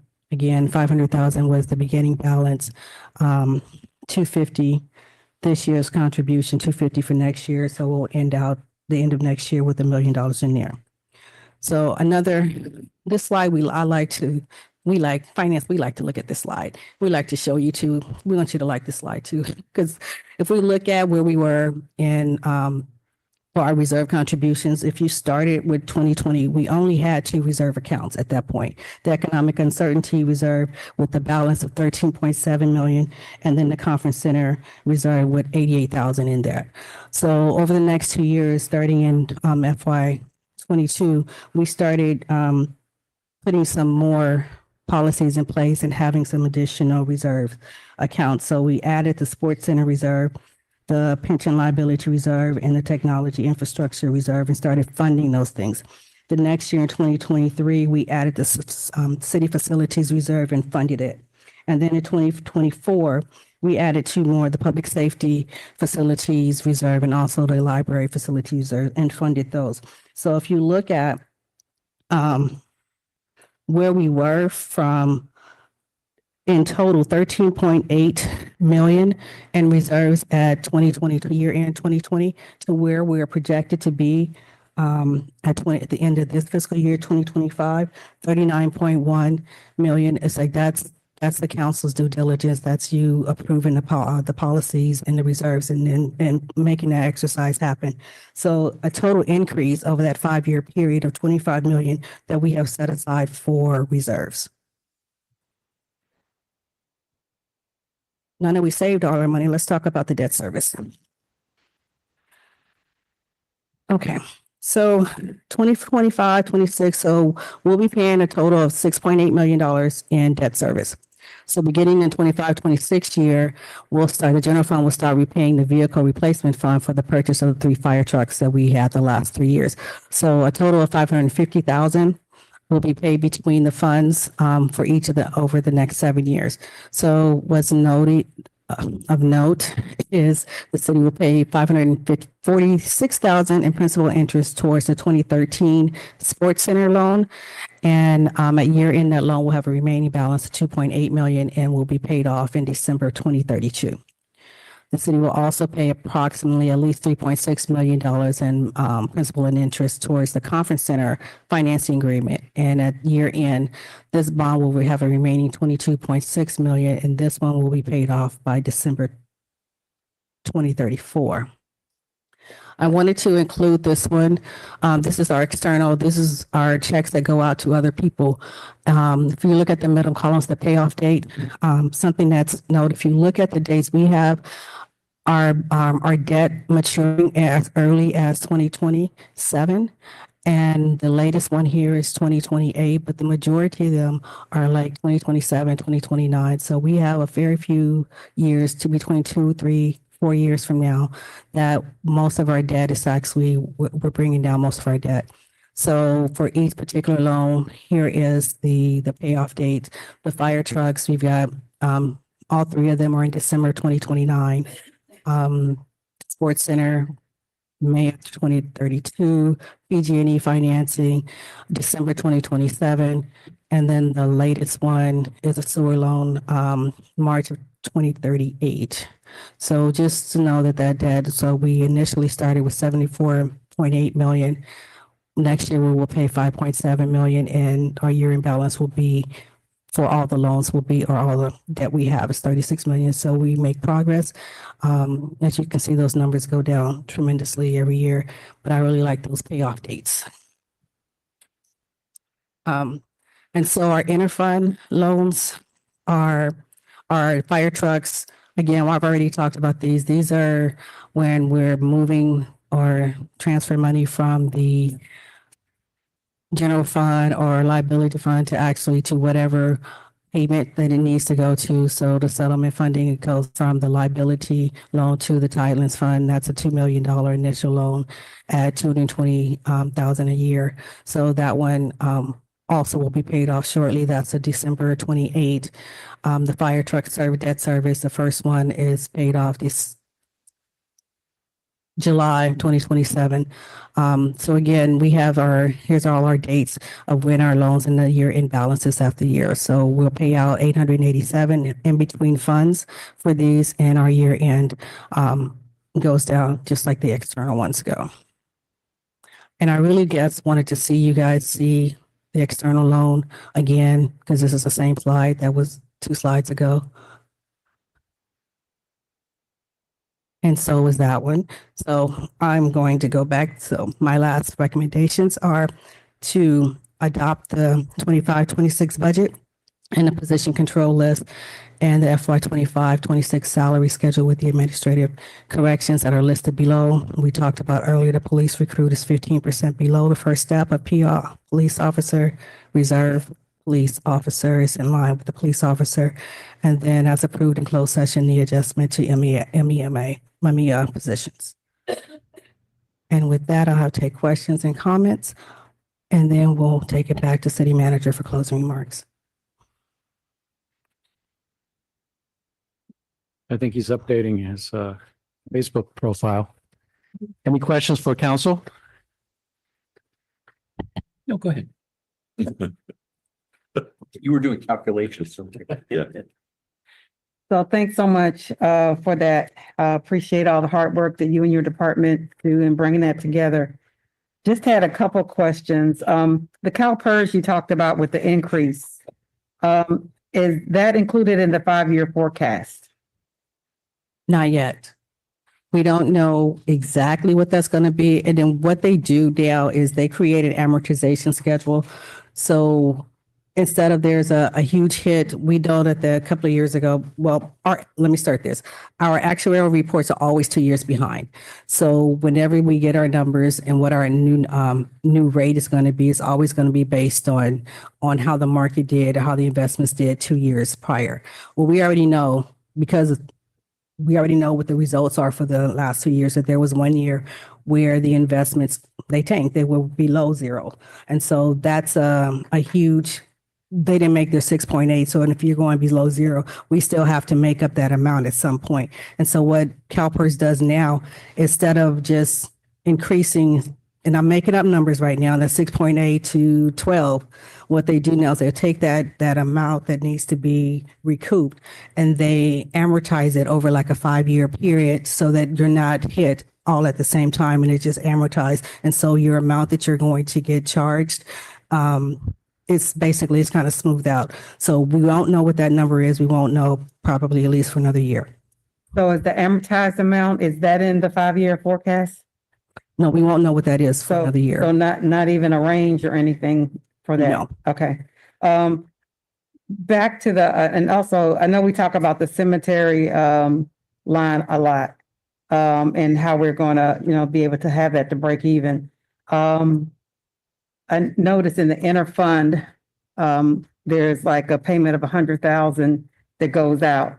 So, and that's supposed to be paid off in 2027. Would that actually help to get that to break even around 2027 once that's paid off? Or 2028, I guess, since it would be paid off in 2027? That 100,000 is part of the money that the cemetery actually owes the general fund. So on one hand, we keep track of it and we make those transactions because we want to track it. But in all essence, we're still funding or subsidizing the cemetery fund. So it's not that it's going to make it just they owe us 500,000 or 600,000. So it's a tracking mechanism at the moment. Okay, because it says it's going to the general fund from the cemetery. So you're saying, is it going to the cemetery fund from the cemetery fund, or is it going to the general fund? It's going to the general. Let me make sure I got that. Right. It shows it's going to the general fund. So that's why my question is, once that money should be in general fund, correct? And so after the 2027, when that's paid off, you're telling me that still will not help to reduce some of the. It'll reduce from the cemetery, so they won't have to pay that 100,000 off. But if you're still, if the revenues are 300,000 and your expenses are still at 500,000, that part doesn't change. So part of the expenses of the 100,000 that they would be paying out would be taken off, but you're saying it still would, that's my point, is it would still decrease. It'll their decrease their expenses, which yes. would help them to get to the break-even point a little bit. That's my question? Yes. Okay, all right, thank you. Yeah, thank you very much, Raphael. I appreciate it. I want to go back to, I don't know what slide it was, but I'm looking at packet page 280, and that's where you have position control list changes. And just want to note, I think I know the answer, but I want to make sure. We have two positions under the general fund, Public Works and Presidio of Monterey, and those are both listed as the Presidio of Monterey fund. So in other words, those are actually being paid for by the Department of Defense. Yes. Okay, so we have to list it because we have to keep track of Correct. all of our positions we're adding. Right. So if you look in the attachment in the PCL, there are across the top, there are each position or with the funds where it's coming from. Yeah, shows the funding source. Right. To pay for that Right. employee. Correct. Good. So I just wanted to highlight that. Yes. So when we say we're adding 5.25, we're actually, the city side's adding 3.25. DLI, Presidio Monterey, is actually getting those two. They're paying for those two. Right. But that has to be exposed on this list. Thank you. You also mentioned on the total reserves, and I really appreciate the fact that it's a comprehensive list that shows all of the reserves, because I think that's one thing that we were asking for in a previous year, whereas we really wanted to get an overall picture of all of the reserves plus the economic uncertainty. Right. But I don't think you gave yourself enough credit, because you first said the total reserves were at 3.5 million.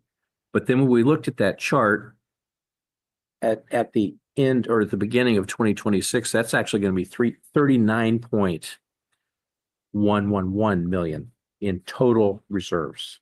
Correct. Okay, so I wanted to just capture that number. No, wait. If you go back to that chart where it's talking about projections of revenue or projections of reserves. So I'm looking at the historic reserve contributions. Mm-hmm. Okay, so that 39.1. Mm-hmm. The special revenue ones, which is the Tidelands and the which is sea level rise, and the parking are not included in that 39. Not included. Not included for that one. So the slide before that with the revenues contribution for the special revenues. So that is an additional, by the end of 25-26, an additional 2.95 million. So it will be 2.95 plus the 39 when we have all. Right. So we're over 40 million in total reserves. Correct. So that I really appreciate the fact that we can only project out as much, but what you're doing is you're saying we're programming in a forced policy of savings. Correct. And it's a good thing that we had started this, because now we have reserves to draw from. Correct. To rebalance as necessary, but we're still saying we're putting money away. Exactly. And I really appreciate that. One other question I had, then I'll turn it over to some other council members. So no, I covered the questions. Thank you. Councilmember Rush. Thank you for your great report. You're really organized. We try. I admire that. I live on yellow stickies all over my house. So do we. So good. It makes me feel better. You mentioned on page 275, currently approximately 5 million in the general fund CIP appropriations remains unspent and unencumbered. Of the 5 million, Rule 20A and Conference Center allocations cannot be spent, approximately 1.4. So tell me about that Rule 20A fund. Is that PG&E? I'm gonna have Kyle come talk to you about that. That's an addition that came up. It is. It is. Yeah. Can we throw that over to Fremont? No, because it's a conference center. Fremont money. That is Fremont. That is the Fremont money. So there are two parts to this. Part of it is the conference center money that we can't touch. And then the other part is earmarked for Rule 28 for North Fremont. So how much of, The 1.4, yes, about 250, Reggie, correct me, about 250? Yeah, about 250,000. is part of the 28? 28 for North Fremont. Okay. Mhm. Great. I never knew about that. I thought PG&E had it all. So PG&E gives us credits, and then we, depending on the total amount of construction. So let's say, I'm just going to use round numbers. Yeah. So let's say their estimate is $10 million and they give us $4.5 million in credits. Then we got to make up the difference. Great. Mhm. Nice. Thank you. Okay, thank you. That's my only question. I had more questions, but you answered them in your presentation. So thank you. Mayor Tyler, any questions? Yeah, I'll pick up where a little bit where Jane was going in her last few questions there. When we had the discussion around undergrounding, the direction was to move forward with hiring a consultant. So I just kind of wanted to get an understanding of how that fits into the proposed budget.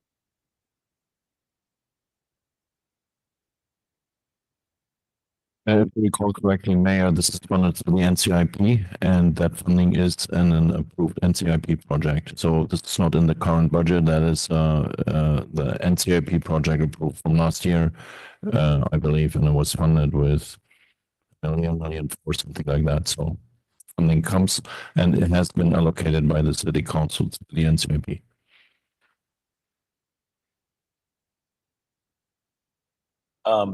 One of the topics that thanks for that, Hans. One of the topics that we discussed in regards to staffing the work associated with the prioritization of underground in North Fremont was the idea of hiring an employee temporarily so that it met the conditions associated with the allocated NCIP funding for that project.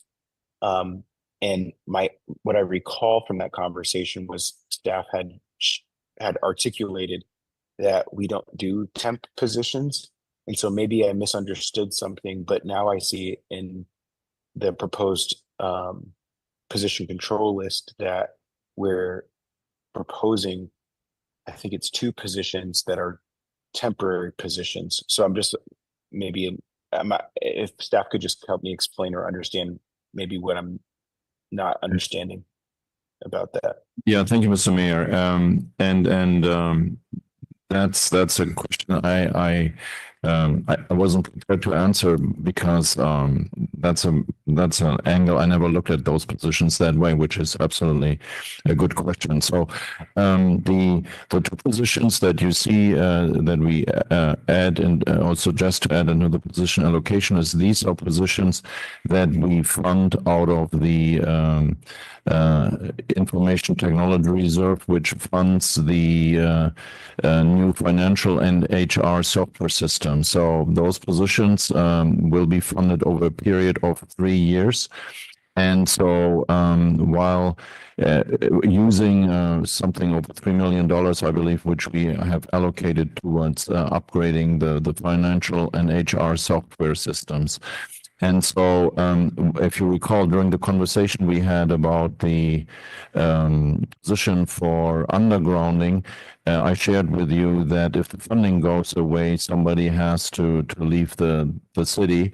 And I shared with you also that we have been pretty good in anticipating the various positions that are becoming available over time and providing, if necessary, also safe havens for those employees that where the funding would go away, but we would find another funding mechanism. For instance, for the position in IT, I would expect that over the next 3 years, a position would go into retirement there. And this position then that we are now adding to it and funded over 3 years through the financial software and HR software purchase, that position would find a safe haven there. So your question is really, really, really good, because I hadn't thought it that way through as you asked me. But at the end, I refer back to the conversation we had about undergrounding and your concerns you expressed at that time about what happens with that position. And I shared with you that we have been, or we are, pretty sophisticated in ensuring that if the position falls away, we will find another position through attrition, retirement, or other means where we can that person then in, should the person fit in, and should the person also want to do that. So that's, hopefully that answers your question, sir. I'm still a little confused around how we have positions on the position control list that are temporary, but we couldn't do it for the undergrounding position. Oh, this has nothing to do with undergrounding. I understood your question more like what happens when this position funding goes away through the 3-year period. And I tried to explain that we will have other funding options available to us over the period of this employment that will lead us to use attrition or retirement, attrition such as retirement or other opportunities to keep that person then on staff. Should we really not be able to find a position for that and the funding goes away, then we would use the layoff procedure, which is last in, first out. So why couldn't we do the same with the undergrounding position? We could have done the same. The council at that time decided differently, Mayor. I explained the same about that we cannot hire someone as a temporary position because we don't have contract positions. So those 2 people also will be hired as full-time positions. I think now I also understand the other aspect of your question better. My apologies.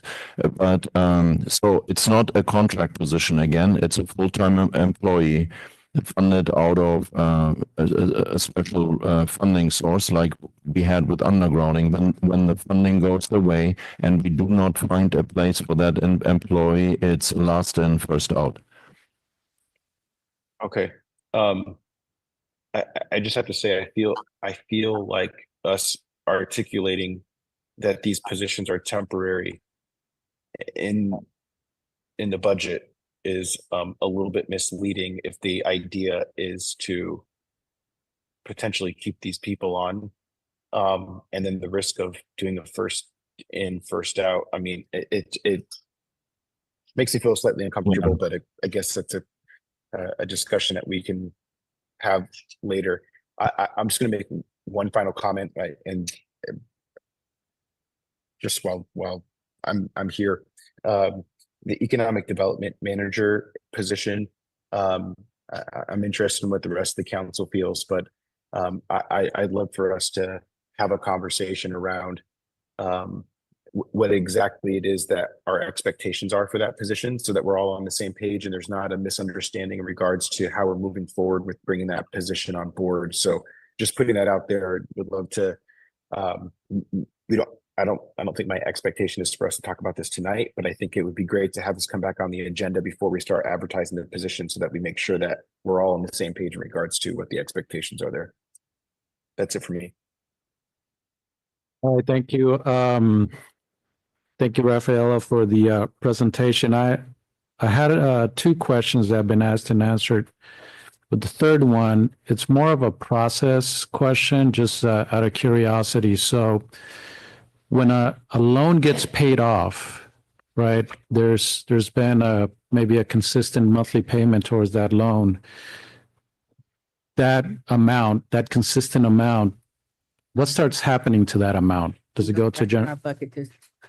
It goes back in our budget so that we can basically reprogram it for something else. So general fund. Yeah, if it was paid out of the general fund, it's just, yay, we've got $500,000 back that we can So our $10 million Mhm. is now 9.5 deficit. So I wonder if there could be a system where those funds are then redirected to pay off other debt versus it going back to a pool it absolutely, where it might be used for other things. it can, it Right? absolutely can. Desire of the council, absolutely. I'll make a note of that. Snowball effect. That's all that I have for now. So thank you so much for the presentation. Thank you for the details. We're going to open it up for public comment. So folks on Zoom, if you're interested in offering public comment on this item, please go ahead and use the raise hand function. While folks are finding those controls, we're going to go to the chamber. Anyone interested in offering public comment, please step up to the left of the podium. Seeing none, we're going to come back to Zoom. And I'm going to offer a countdown. 5, 4, 3, 2, 1. We have 3, and let's go ahead with 3 minutes each.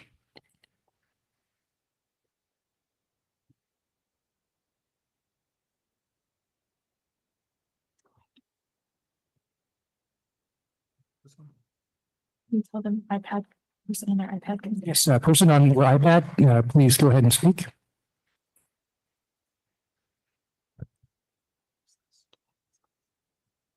Go ahead, person who's identified as iPad, please go ahead and speak. Got to hit unmute. Maybe we should skip to come back. And we'll come back to iPad and go to Tom Reeves. Go ahead, Tom. Good evening. Thank you. Just a couple observations and questions, and I know you can't answer them right away, but what about the idea of contract employees? Mayor Williamson brought that up, and I know I'm late to the conversation, and I probably haven't been involved in it enough, and you've probably got good reasons why you're not using contract employees more, but I'd just like to learn more about why you don't employ why you don't employ contract employees more frequently, especially for specialty projects like the undergrounding, and maybe more in general too. An observation, and it goes back to the staff report. There's a table that has the 25-26 CIP, and it strikes me as odd. It goes through the various funds, the general fund, gas tax, Measure SX, road maintenance, sewer, et cetera, but NCIP is not in there, and yet the NCIP can only fund CIP projects. The NCIP is just a funding source for CIPs. So I'm just curious as to why that's not in there, because the NIP does fund CIPs, and many of them are maintenance type projects. And my last question has to do with there's a table in Exhibit A, and I'm just curious, it shows general fund salaries and benefits, 87,218,000 and some change. Says special revenue funds, 11,832,000 and some change. Of that 11 million, does that include the NIP paying for salaries and benefits for all those NIP projects? Because at least in the past, I know that the NIP should be fully funding. The NIP should be paying for the engineers, the contractors, from corner to corner of the project cost. So those are my observations and questions. Thank you so much.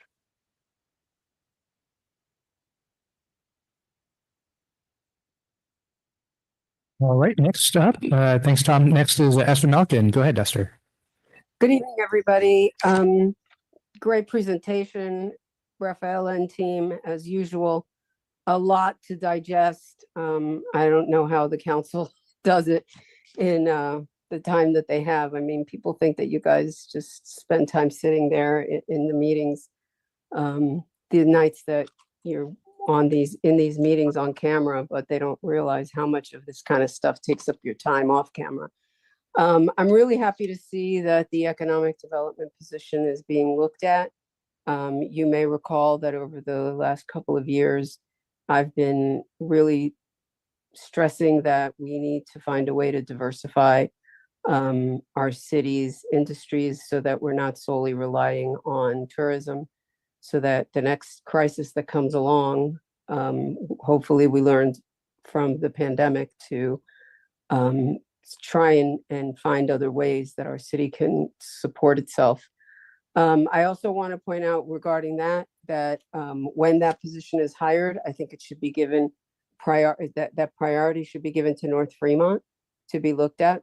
It's been kind of ignored for many decades and needs a lot of attention from that position. I'm also going to bring up the fact that there's only a handful of people on this meeting now, compared to the previous topic at the 4 o'clock session, where there were over 147 emails or something like that, and tons of people that showed up to speak. Yet tonight, on a topic like this, nobody is there. Why is that? Because the Republican Party decided to put out a call to everybody to come and make it a controversial issue. And they do that using the excuse that our city, as many others, including the county, are having budget issues. That budget deficit should not be used to weaponize the values or whatever it is that the Republican Party and the people that come out and use that as an excuse for us not to do things that they don't want done. That's just not okay. I knew that was going to be the direction this was going to take. So as soon as I saw that this crosswalk was going to come up, I went out and I got a $2,000 private donation so that excuse could be removed. So hopefully that's not going to be a pattern, because they did come out against the library for doing some story time thing coming up, and it was covered on the media tonight. And lastly, we should all be thanking the mayor, because before he was mayor, when he came on board to the council, he was the one that called out the previous leadership and asked them why we didn't have any money in reserves that we should be. So kudos to him for getting us where we are now. Thank you. All right, thanks, Esther. That concludes public comment on this item. All right, thank you so much. I wonder if maybe we can pass it to staff to answer some of those questions that were brought up. Yeah, I will try to answer some of Tom's questions. We can look at again at contract employees. We made a determination many years ago, and Tom was still on city staff at that time, that we do not hire employees on a contract basis. At that time, I wasn't really privileged to learn about the thought process, what was going on. But I think in general terms, the idea was that if you start with the city of Monterey, you're entitled to all the benefits, all the healthcare benefits, the retirement benefits, should you get vested after 5 years. And it was part of that thinking, if I recall correctly, that the city at that time said, we are not giving employees contracts anymore, but we treat them as a full-time employee. And with that, they receive also the benefits of the MOUs, which includes then the layoff procedures and termination. So when I started, I was a 3-year contract employee when I started my career in the city, and then after 3 years, the city took me and kept me in employment. So we can take a look at that again and see what maybe other cities are doing, but definitely there was some thought process involved in that to extend all the benefits to all those employees, and also with that keep them on, and should funding run out, then we would use the last in first out process, which would mean that those employees who had been with the city maybe for 3 years would stay on, and someone else would be leaving the city in the case when funding runs out. But we'll take a look at that. With respect to the NCIP, Tom spoke about the NIP, so there's nothing about the NIP in our agenda report, but I will talk about the NCIP a little bit, Tom. When you talked about the table 2526 CIP project funding, the reason why the NCIP funding is not in there is because the NCIP has not given us or has not allocated funding to the CIP projects yet. So what we present in the table on page 278 is actually where we have funds allocated coming out of the various funds that are explained there. Should the NCIP allocate funding to that, that could be then also part of that table. But the reason why it's not in there is because there is no current allocation for year 25-26 coming from the NCIP. And I don't know if the staff knows the last answer that he was talking about, the $11 million. I couldn't follow Tom there, but maybe Kyle, our budget analyst, can explain that. The short answer, within that $11 million that's listed under salaries for special revenue funds, that would include the staff that are permanently assigned to the NCIP fund. So short answer, yes. All right, thank you. Bringing it back to council for comments, deliberation. Yeah, a couple of comments. I would note that there are members of the community that are in attendance tonight, and thank you very much for those that have attended tonight. And as the hour gets late, I want to address a comment that was about the contract employees. It's not that we don't use contract services. So I think that there's a couple ways to look at this, is that, yeah, we have a fine work group that have salary and benefits and assigned tasks, but I'm looking at the very extensive spreadsheet that we went through last council meeting, that I think it's got about 130, 135, 174 items that are listed. Many of them are statutory by state or federal.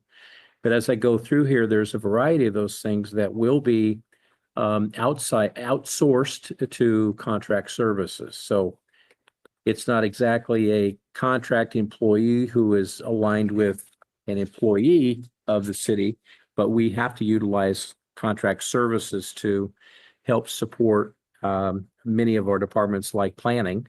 So we do utilize that concept judiciously and carefully, and those service contract amounts are always, they come back to the city. We talk about that service request from the city manager, and those are always approved allocations.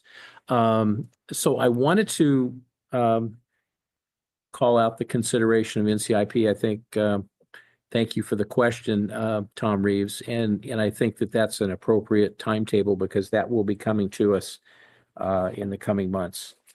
I want to just say thank you for the financial department, finance director and her staff for presenting this. I would say if I compared the status of where we were in 2017 or 2018, we've come a long way. There's a significant more comfort level in the economic uncertainty and all of the reserves that we have started. And so we are in a much better position, but we still do have our looming questions of how we solve our infrastructure needs over the next 3 to 5 years. So we'll look forward to some more of those conversations.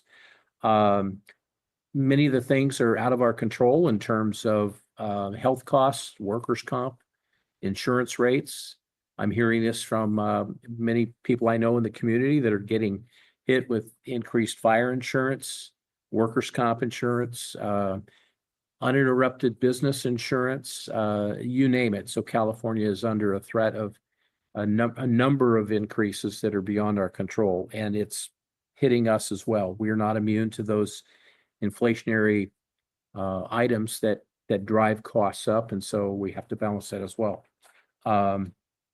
Thank you, Rafaela. Good job.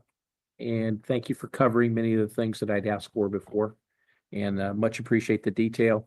And could you send us a copy of your PowerPoint? I think all of the council members would appreciate seeing it, and probably Tyler, since it's probably about 3 a.m. He'd probably love to see it one more time when he's awake. So if you could send us the PowerPoint, appreciate it. Thank you. For the record, it's 5:45 in the morning, so The chickens are coming up. the sun is coming out, so. Yes, I'd like to make a motion to adopt the fiscal year 25-26 operating budget and resolution to approve the 25-26 salary schedule for regular full-time, part-time, and part-time seasonal effective July 1st, 2025. Second? All right. Any final comments, Tyler? I see you. I just back to the undergrounding thing, and I apologize for holding on to this one. What's the current status of seeking the consultant to start that work?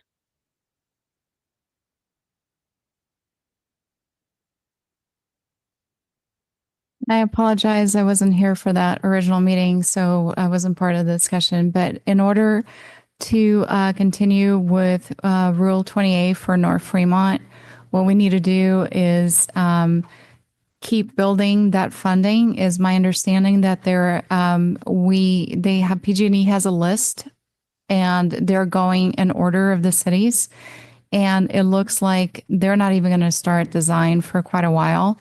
We've been meeting with PG&E. We've been definitely keeping abreast of all the things we need to do as a city. They're also looking at other cities that may be losing their credits, and we want to make sure that we're keeping our credits, so we're good there.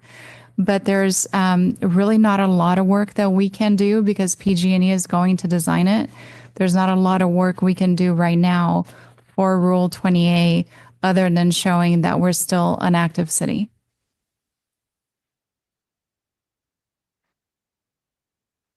Okay, Can I'll let it go for now.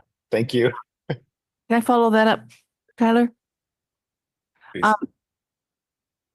In my mind, this contract or employed consultant for undergrounding, that'd be part of his or her job, right? To just, harass PG&E until they perform.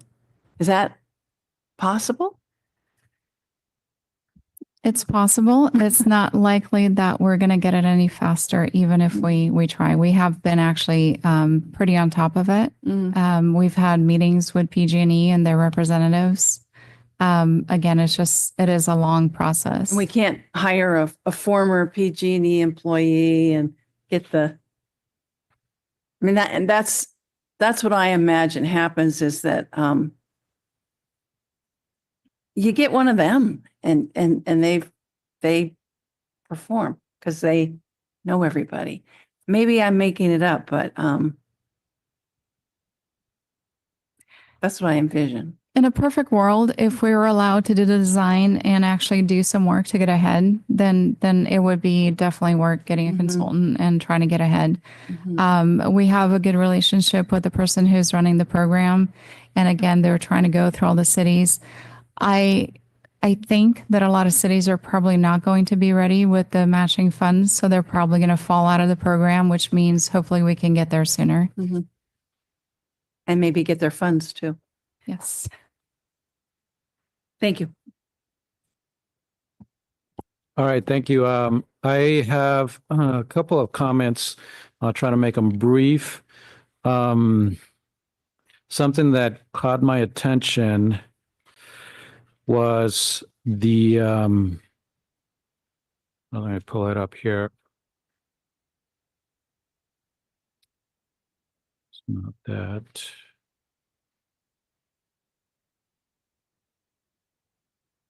Can't find it anymore. Oh, here we go.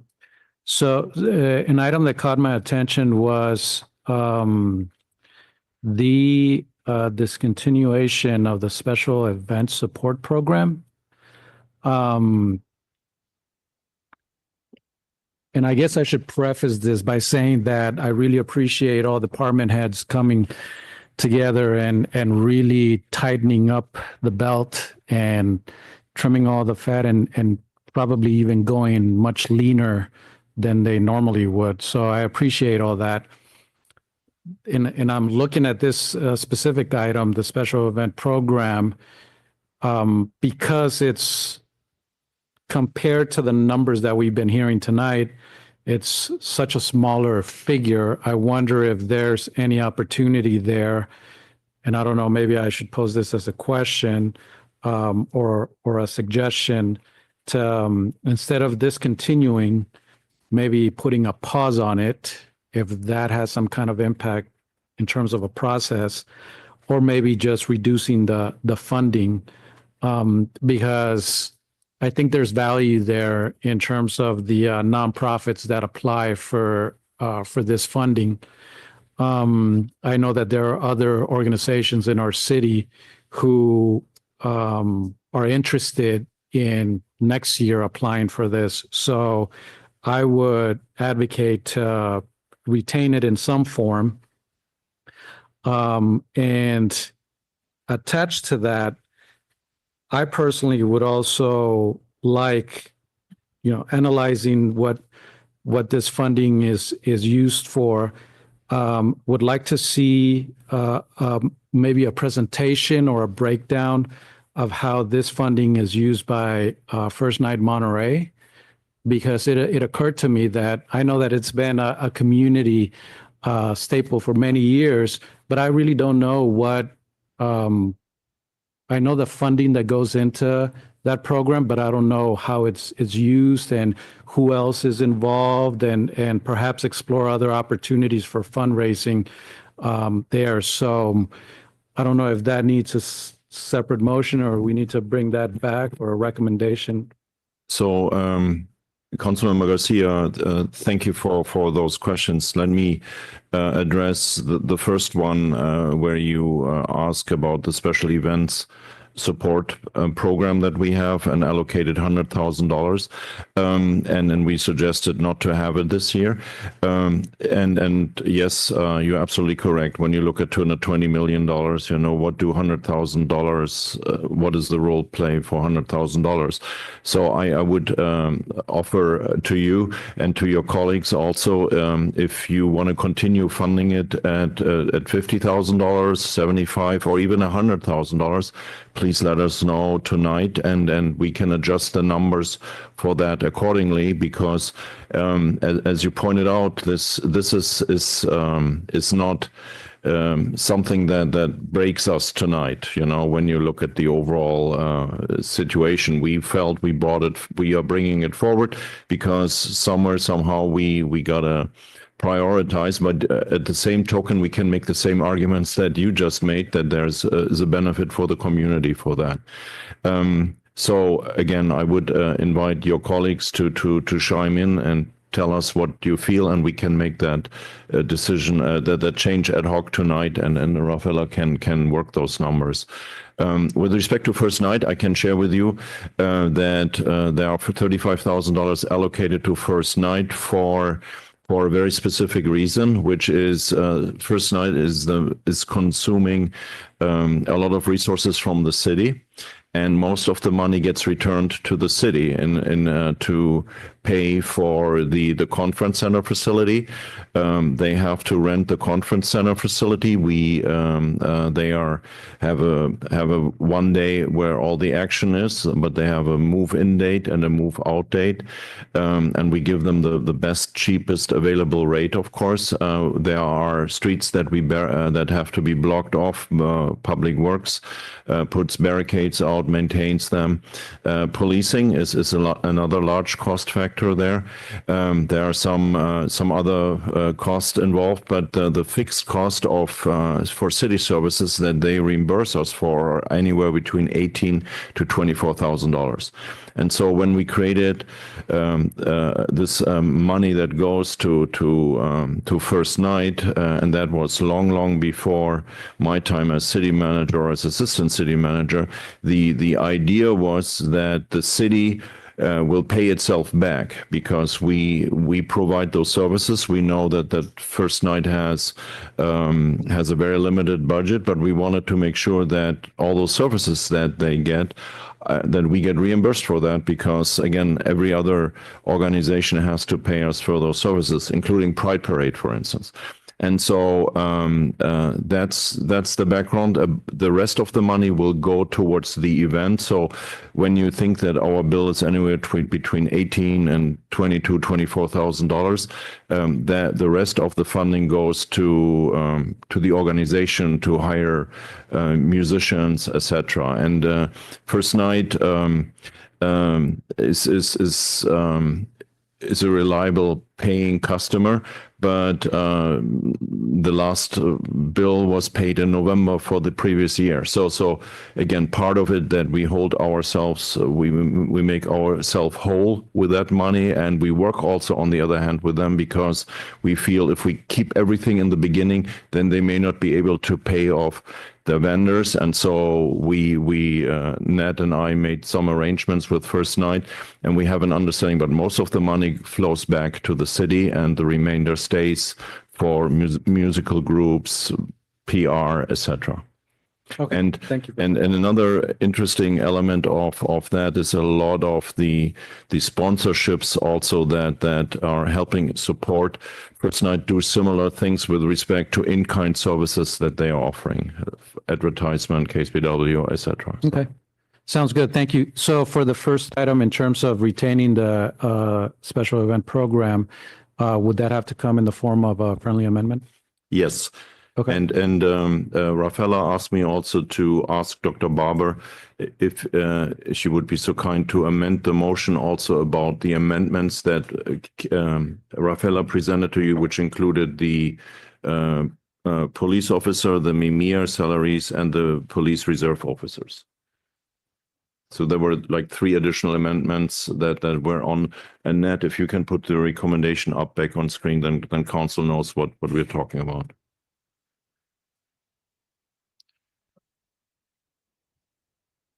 So I guess my question first, before I'll add that one on that Rafaela just requested. Before I actually look at amending for the 100,000, I'm not in favor of just putting it out there for 100,000 when, even though the smaller amount can make a difference. I figure I'm okay and in favor of 50,000 of taking it there so that they have something, but then kind of in the approach that the city was talking about themselves, the staff was talking about themselves, is kind of making sure we're taking care of our own programs first and then being able to help more as we get more solidified fiscally. So I'm okay with 50,000. So can I ask a question before we negotiate? Didn't we approve of the special fund in the amount of 75,000 in 2024 or 2024-25? It was the 75,000. It was 100,000 that we allocated in the budget. But didn't we only award 75,000? Yes. Okay, so we stakeholder $100,000, but we actually made awards to nonprofits in the tune of 75,000. So I'm trying to figure out how, and that was much less than it was in previous years. So I agree. I think we need to have a number, but I'd like to get it to 75,000. And one idea I have is where we have the rental assistance program that's been programmed in 2 years now, right? So here we are in a 3rd year, that we take it $25,000 down off of the rental assistance program to be at a 225 amount. And that we keep the special events support program at 75,000. I reject that. I'm still at 50.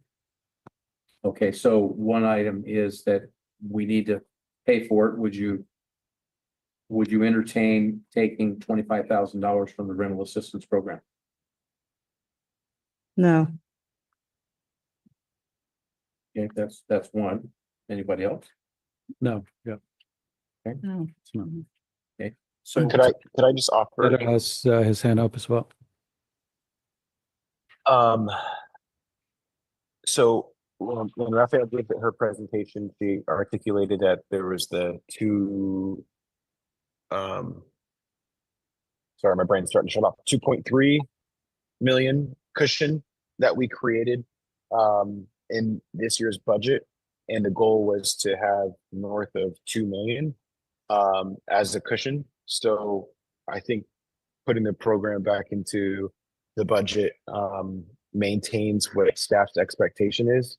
I agree with the compromise that Dr. Barber is proposing with 50,000. I don't think we need to touch the rental assistance program, so I can support what Dr. Barber's proposal is. Did somebody interpret that last line? He was saying that he supports what Dr. Barber has proposed. Yes. Okay, so would you support 100,000 to stay in the special events side? Actually, to me, the figure, I'm open to the figure. What I would not like to see is the program discontinued. So I'm okay with 50,000 as Dr. Barber has proposed. I think that works well. And then, I mean, we don't have to award the whole amount. So why take it from somewhere else? As long as the program remains, really the amount, I mean, great if it's more, right? But with 50,000, I think organizations can still get some kind of support from us. And what's the timing of when we do the awards of the special events? When do we do that? It is for the next fiscal year. So the events that you just awarded have to be taking place between July 1st, 25 and June 30th, 26. So if you award now an amount of money, $50,000, $75,000, that money will be then be put out for bid at the end of calendar year 25. And we would go through the application process. We would award it in March like we did in this year, but next year, March 26. And then the organizations have the money to be available for them to be spent starting July 1st, 26. So the 100,000 that we have, or the 75,000 that were now actually awarded, that money goes into effect July 1st to June 30th. And then the new money that you want to allocate right now is in our budget in July 1st. And that's when we can grab it and put it up for bid in December, January of 25, 26. So, sorry, just for the sake of time, I mean, why don't we just go through the process, right? There's a motion that was presented, and then, we'll entertain a friendly amendment or whatever that is. That's correct. And then just go through the vote, right?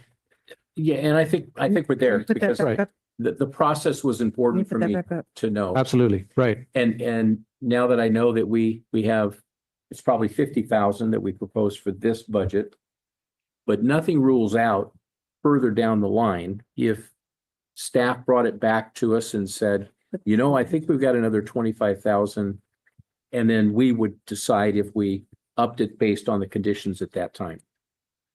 But, okay, so what's the Put motion? the screen back up, please.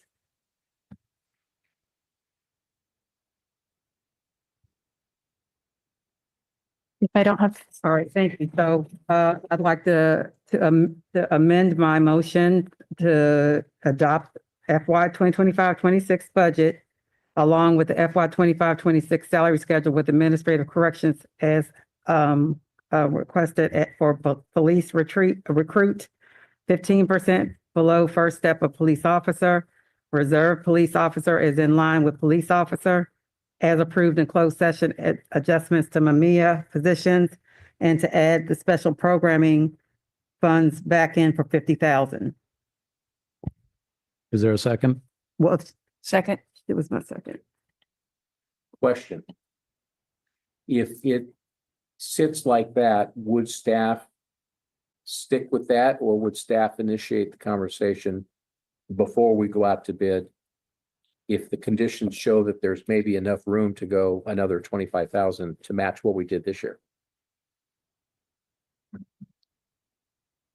I think we need to get a vote on this first, and then they can add things to it Well, as far as the amount. so I can give you the answer right now that you may not like is we're $10 million in the hole. We're spending 100, we're spending 50,000 more. There is no situation that we will come back and say we found 25,000 that we only can use on special events programming. If it's the council's desire, you can bump it up to 75 right now. But we will not come back to you and say, unless you order us to come back, but direct us to come back, we will not say 25,000. Keep in mind, 100,000 is a street maintenance worker, is a park maintenance worker, is a 1.25 custodians. So for us, we are thinking in different terms sometimes. And again, if it's the council's desire to allocate $75,000 right now, please do so. But I cannot foresee us to voluntarily buy $25,000 that we find somewhere.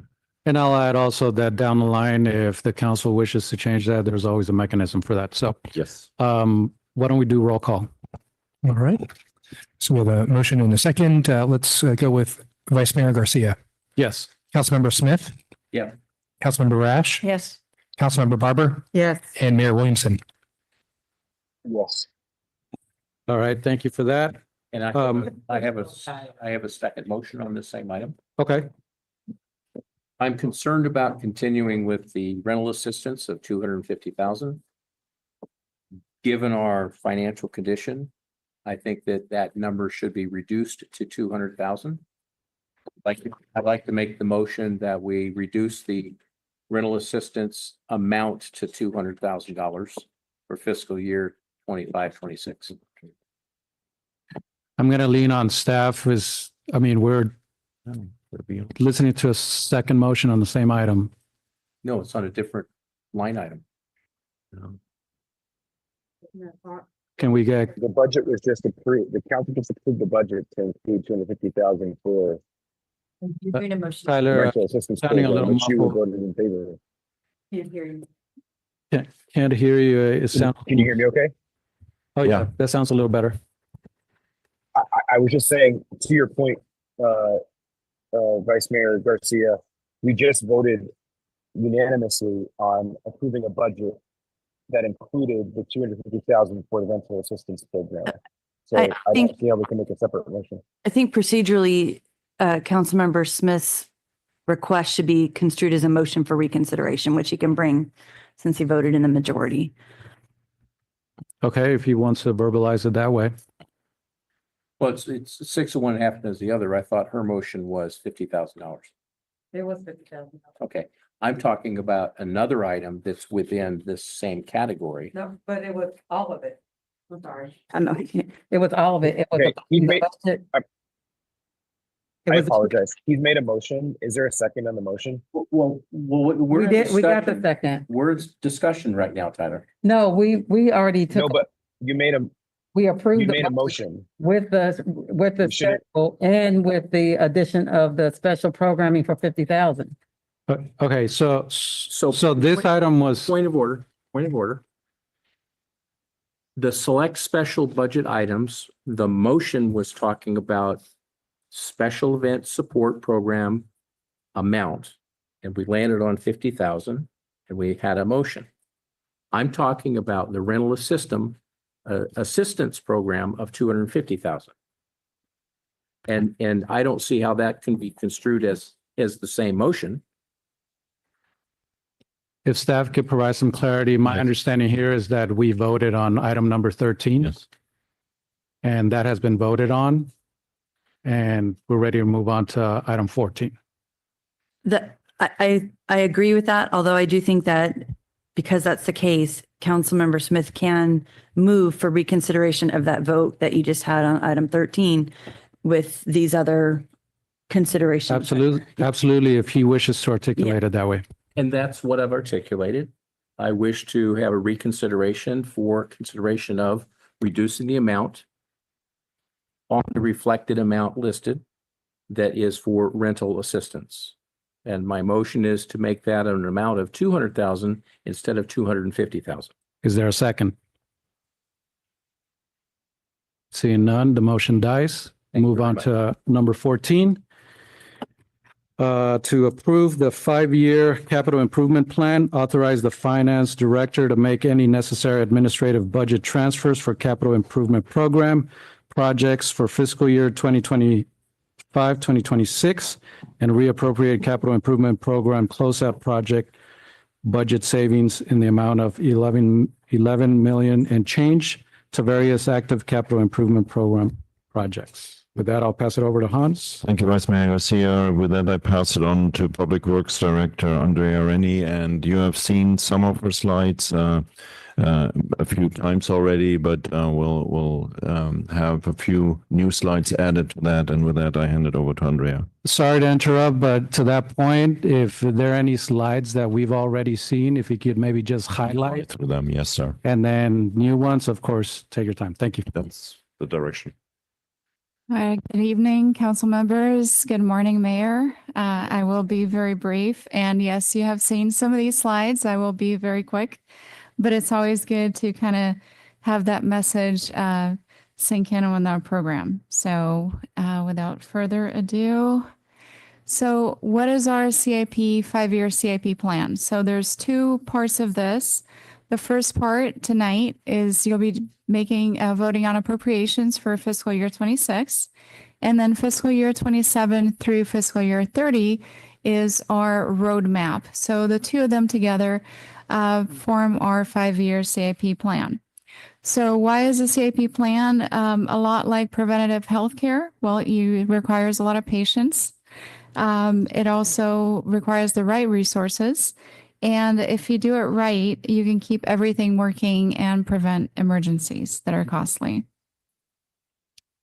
So here is our CIP program for the next fiscal year.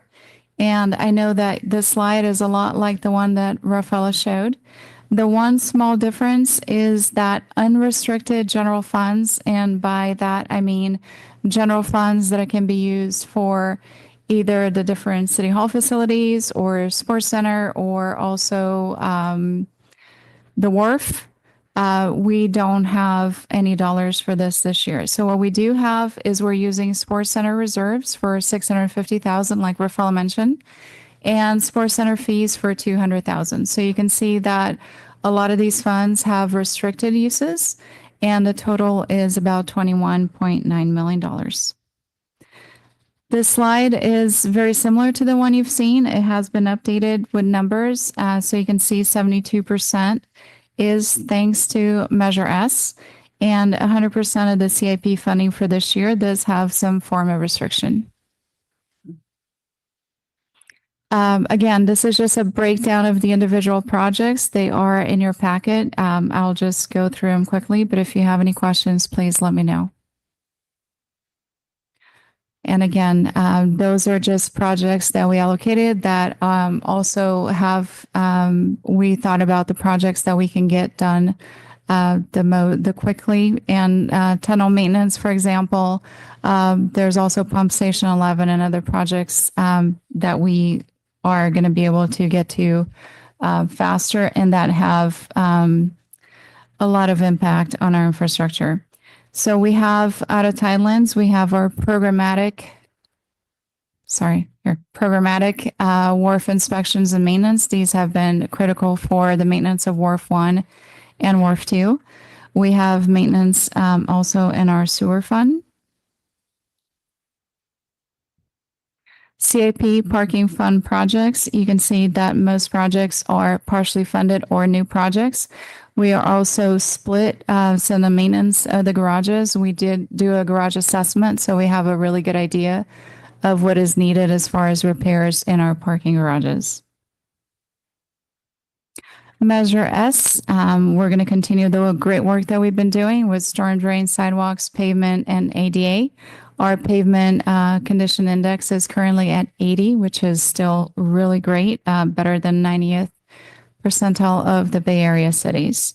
And like Rafaela mentioned, that's about $15 million this year. CIP Measure X Fund, we like to see these as some of our mobility projects. If you have questions on some of these projects, they will come back as presentations to council.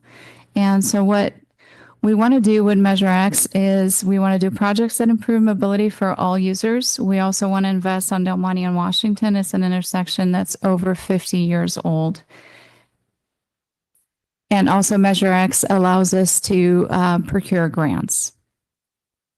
So in a nutshell, here's our CIP 5-year plan. So we have our 5-year CIP plan. We look at the assessments and the needs, which we've been doing with facilities and our roads.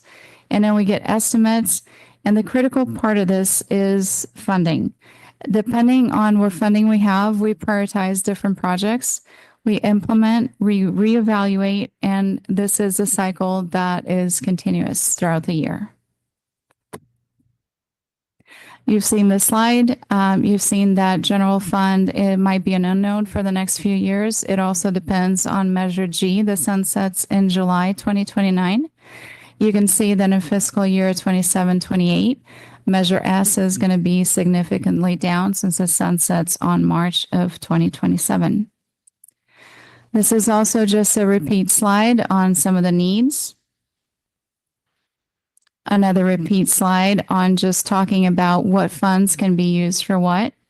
And based on feedback from the May 6th presentation, I did break it down a little bit differently. And so this next slide does not include parking, sewer, storm drain, and marina funding needs, which are the needs that have a source of funding attached to them. The reason why the blue box is around right away is because if we do get a continuation or in some form of Measure S, then that amount that's in the blue box for right away is going to be taken care of. So what we need to focus is on a green box, are the unfunded amounts for facilities and the wharves, and also our ADA transition plan. So the green box is something that our city manager mentioned last time, which, you know, we're going to have to make some choices. The community is going to have to make some choices.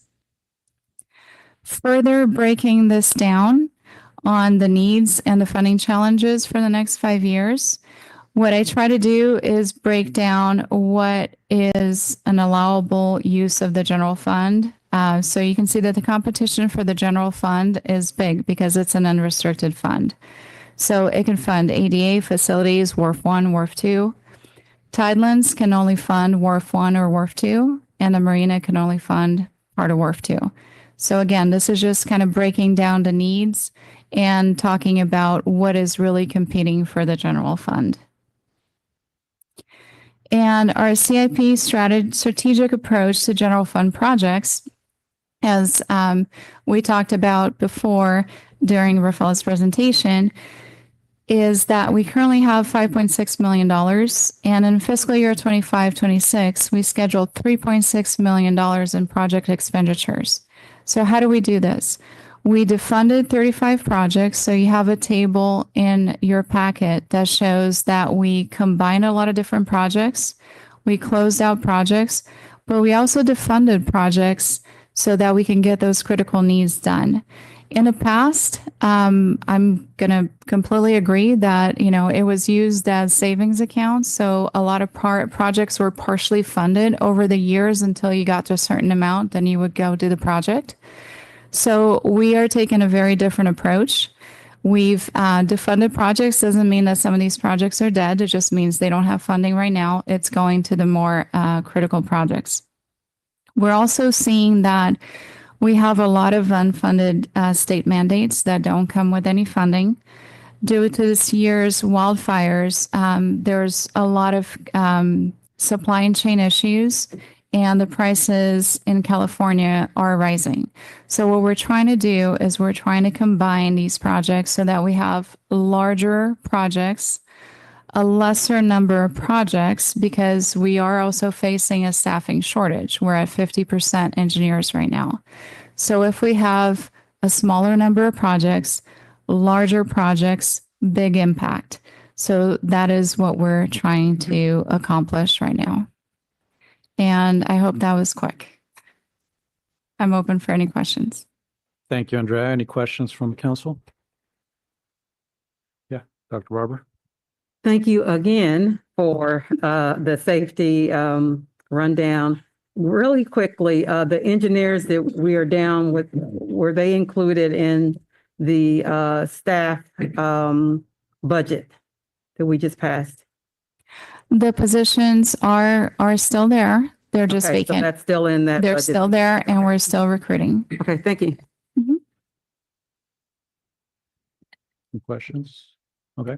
I know the answer to this, I think, but with the shortage of engineers, could you give us a rundown of what contract services you rely on to be able to fill that gap? And I think we've already just approved that about 2 weeks ago, where we had, I think, $9 million in a variety of contract services. But if you could give us a flavor of how we fill that gap where we know we have to move forward and we are 50% below what we need in engineer project managers. So how do we fill that gap? So we do use consultants for design, a lot of the design. We also are using construction management consultants. And also we've gone for some other facility management, construction management for projects. So we're looking elsewhere for those, not just for the consultants to do the work, but also for sort of a staff augmentation where they actually are coming to the city and acting as part of our staff. But also consultants are really having a hard time hiring folks that are between, I want to say, the 2-year to 15-year experience. They're also having a hard time with that. So by focusing our experience and their experience on these larger projects, we're not losing track of mobility and bike projects and still going for grants. We're doing that. We're going for a large grant for the wharf as well. But we're trying to be very strategic on where we're putting our effort in. And I guess because we talked a couple weeks ago about the maritime grant application for Wharf 2, do we have a better sense of when that grant will be awarded? News from the grant? Is it closed? What's the timeline on that? So the deadline got extended and I believe it's September now. Yeah, so we do have time, but I do want to warn that a lot of the needs that I put in here are short-term needs. The $50 million that we know is needed for strengthening Wharf 2. That is a big chunk of change, and we're definitely putting a lot of effort and design into this grant, but this grant is still a long shot. Right. And there was another news that came that Congressmember Panetta was including some submission for possible award. Is there any additional news of that? Did we get a copy of his letter? And what's the process of that going forward from the infrastructure bill at the federal level? So Nat, correct me if I'm wrong, but that was an earmark for about $2 million for Wharf 2. That would be similar in process to the same PDIP grant, which is the port grant. That's right. And it was one of roughly a dozen earmarks that Congressman Panetta requested. And I'll just share, it's up to Congress at this point, and last year's requests weren't granted. So it's a challenge and another example of grants that we, of course, go for, we pursue, but the odds are not in our favor, unfortunately, in many of these, but our fingers will still be crossed. But if I may add, a lot of the work that we're doing for the grant, whether we receive the grant or not, is still very important work that we need to do for the wharf regardless. Thank you. Mayor Tyler, any questions? I have a question. Exhibit B points out the figure that's in the title of this item, $11 million. I just want to make sure I'm understanding that in Exhibit B, that the grant total, again, being $11 million, that's added up from the previous tables, which outline the projects that are being defunded. Am I understanding that correctly? And it's packet page 393.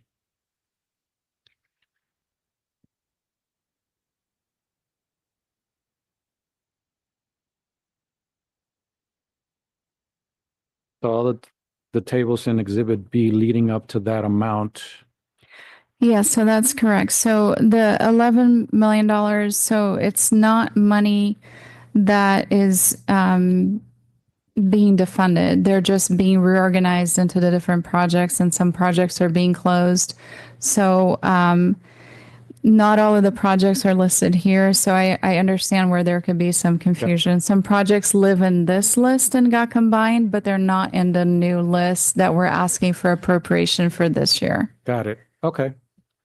That was all I had. So thank you so much. With that, we're going to take it out to public for public comment. Folks on Zoom, if you could please use the raise hand function. I'm going to check in the chambers. Any takers? I know it's getting a little late. We're going to come back to Zoom and count down 5, 4, 3, 2, 1. We have one. Go ahead in 3 minutes. All right, Esther, please go ahead.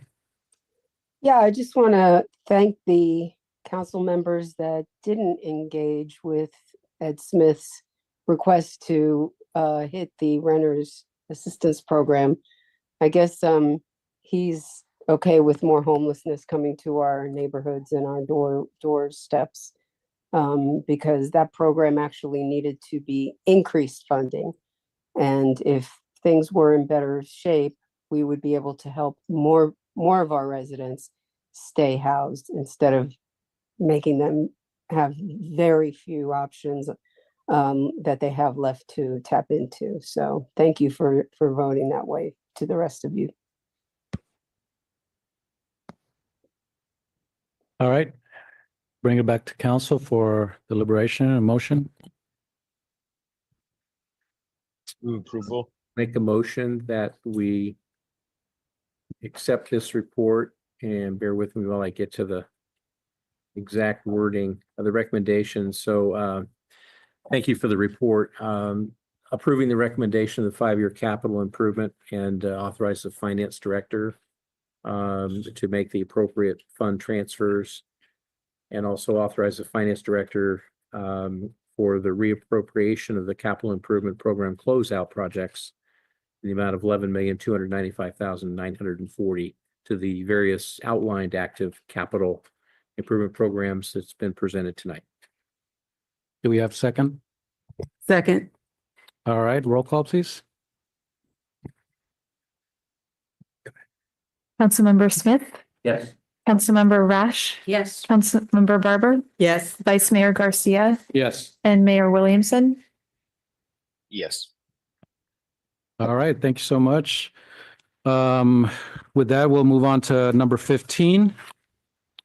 To provide guidance concerning 2025-2026 neighborhood and community improvement program objectives and priorities. I'll pass it over to Hans. Thank you, Vice Mayor Garcia. I will make a slightly longer introduction. Reggie, you may stretch a little bit more. So what we are doing right now, I wanted just to provide context for that. As I stated earlier tonight, is the budget approval night is a trifecta between the actual budget approval, CIP approval, and NCIP approval. So what we are proposing tonight, or what Reggie will present to you, is something that we have done for the past, for more than 2 decades, bringing this item forward at this time of the process, and basically before the NCIP is starting to collect projects. I recall events when we did not do it and did not bring it forward, and we were then gently reminded by the chair of the NCIP when the budget or the NCIP projects were approved, with kind of paraphrasing the words here, your staff never told us what your priority were, council. So here's what we think are your priorities. And we, of course, took note of that and have since then always made sure that we ask the council what their guidance is, so that the NCIP also gets an idea of where the council wants to go to. So tonight we will just talk about projects, and we will talk about projects from the perspective of staff where we need funding to. Tom Reeves earlier spoke about the CIP table, and he rightfully pointed out that the NCIP has a great history of providing funding for community-wide improvement projects that generally fall under the label also of CIP. So tonight is about continuing that tradition of sharing with the council what we see as staff potentially as good projects. You might recall a year ago we proposed to help fund not just greenbelt fuel reduction measures but also maintenance into our fire station 12 and 13. We also suggested funding for Hilltop Park. And that was rightfully embraced by the NCIP. So tonight, what we are bringing forward to you is a list of projects that we think has merit. That has also merit, that they also have merit for our residents because they are community-wide projects. So that's what Reggie will present to you tonight. And with that, I hand it over to Reggie, and I have a bet running that we are out here by 10:30. All right. Good evening, Mayor, Vice Mayor, council members.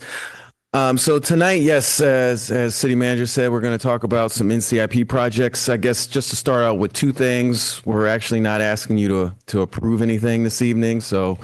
So maybe that makes it a little bit easier. And the second thing, this is why we actually changed. We proposed, and the NCIP committee agreed to change the calendar so that we could be here tonight following the CIP presentation to get your input on NCIP projects that can help out the CIP and the city in general. So the presentation here this evening, just for a quick overview of NCIP program to preserve the uniqueness of Monterey, the benefit of the neighborhoods here. So we have, I skipped ahead here. We have 16 neighborhoods in the city, 15 which are represented. Currently, there's no representation out at Ryan Ranch. The other neighborhoods are. Each neighborhood generally has a rep and an alternate for a total of 30 individuals. The NCIP was created back in 1985. So what does that make it? 40 years here. Measure B provides 16% of the transit occupancy tax, which we've talked about quite a bit this evening.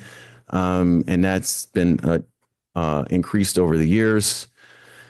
So where are we right now? So coming up this fiscal year, we project roughly, I've seen a couple different projections, somewhere between, I guess, 5.8 million, 6.1 million. The number we're working with is 6 million additional revenue coming into the program. Currently, between the unappropriated balance and the contingency balance, we have roughly 1.4 million available, minus expenses, 400,000, roughly round numbers, $7 million available. So kind of give you a quick overview of the program, where it stands today.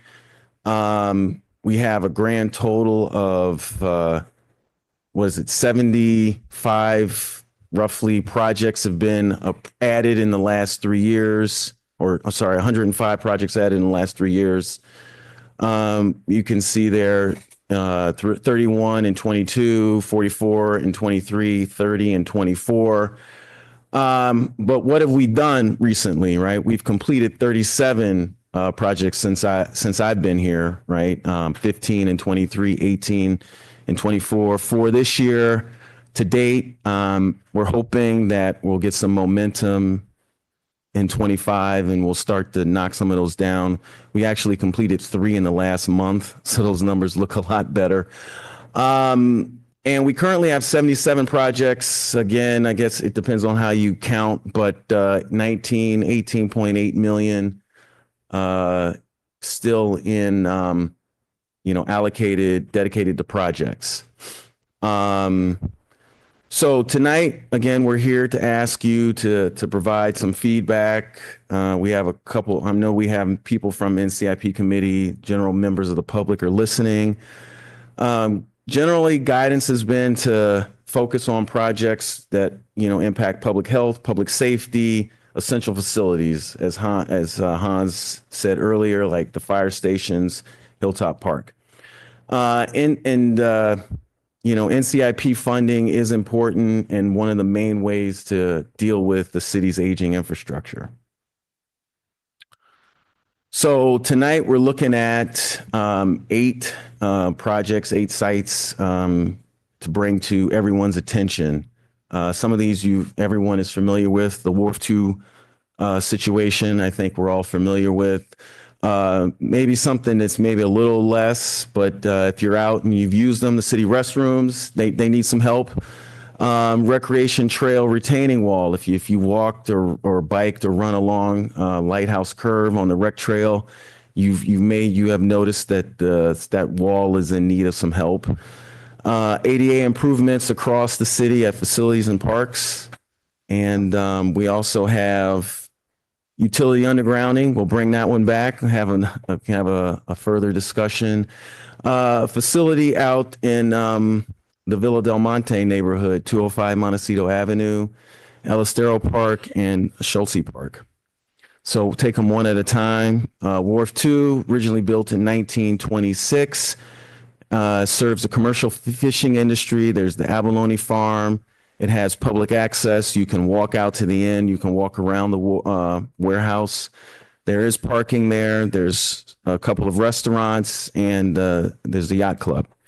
It's currently maintained through the programmatic repair program, generally about $1.5 million or so more recently per year. And we've invested over $3 million. Probably that number's probably undercounted, but in the last 6 years.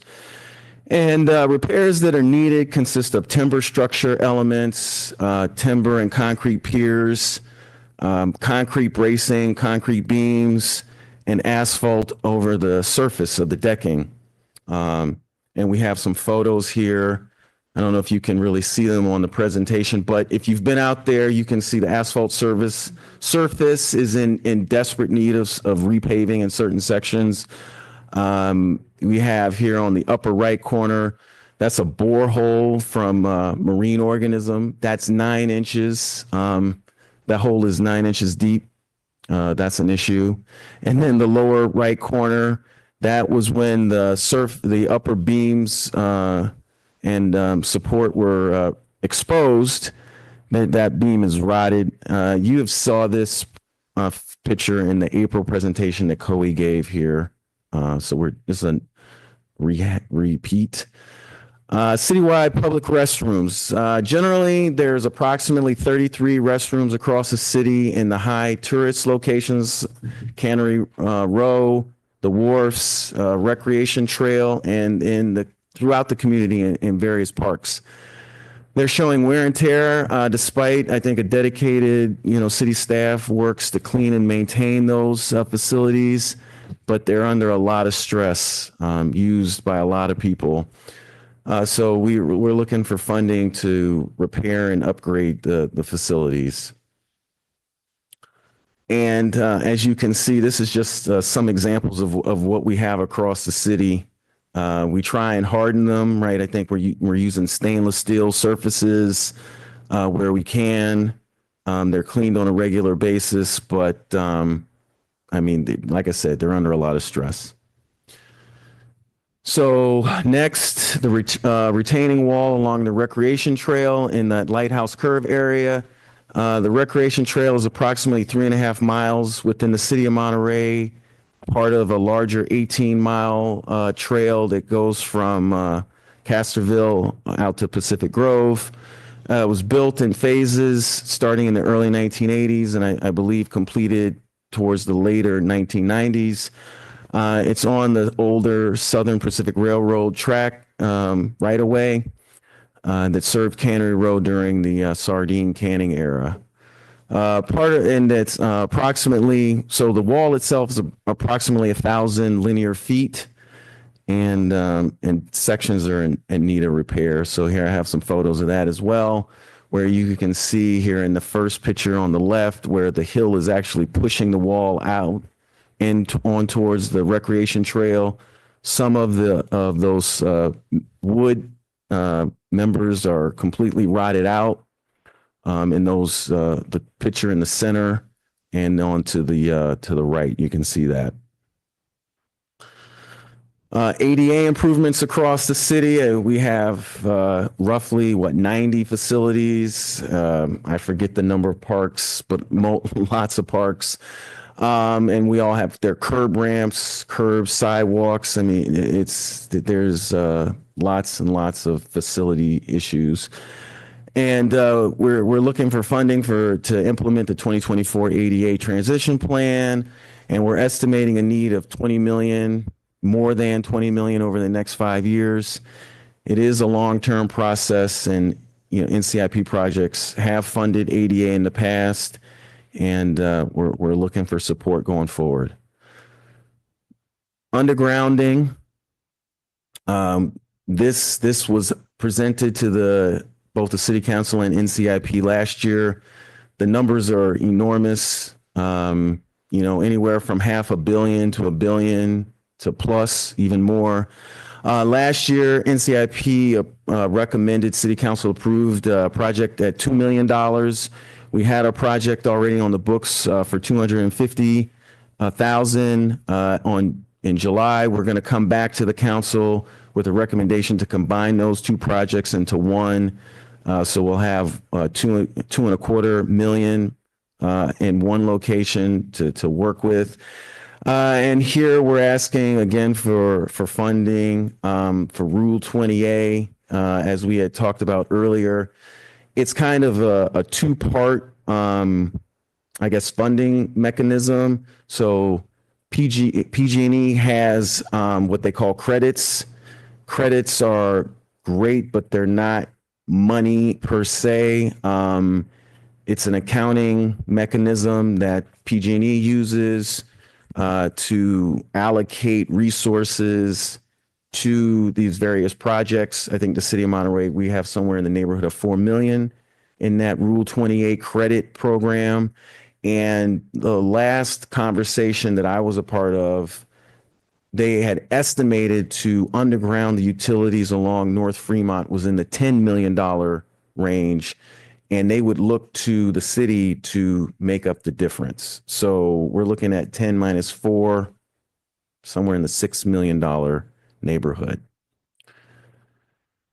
And 205 Montecito Avenue, that's a space that we're looking to utilize or help out the, I believe it's the Boys and Girls Club in that neighborhood. And that's going to come back to the City Council, is my understanding, as a separate item. So this is kind of a primer. El Estero Park Center. This has been before Parks and Rec Commission, NCIP committee, I believe, in City Council in the past. This facility, I guess, it provides a lot of value to the city. It was originally constructed as a park center in 1955. We operate classes out of there, meeting space, activities, community rooms. I believe the Parks and Rec, they use that as their main facility for outreach to the community.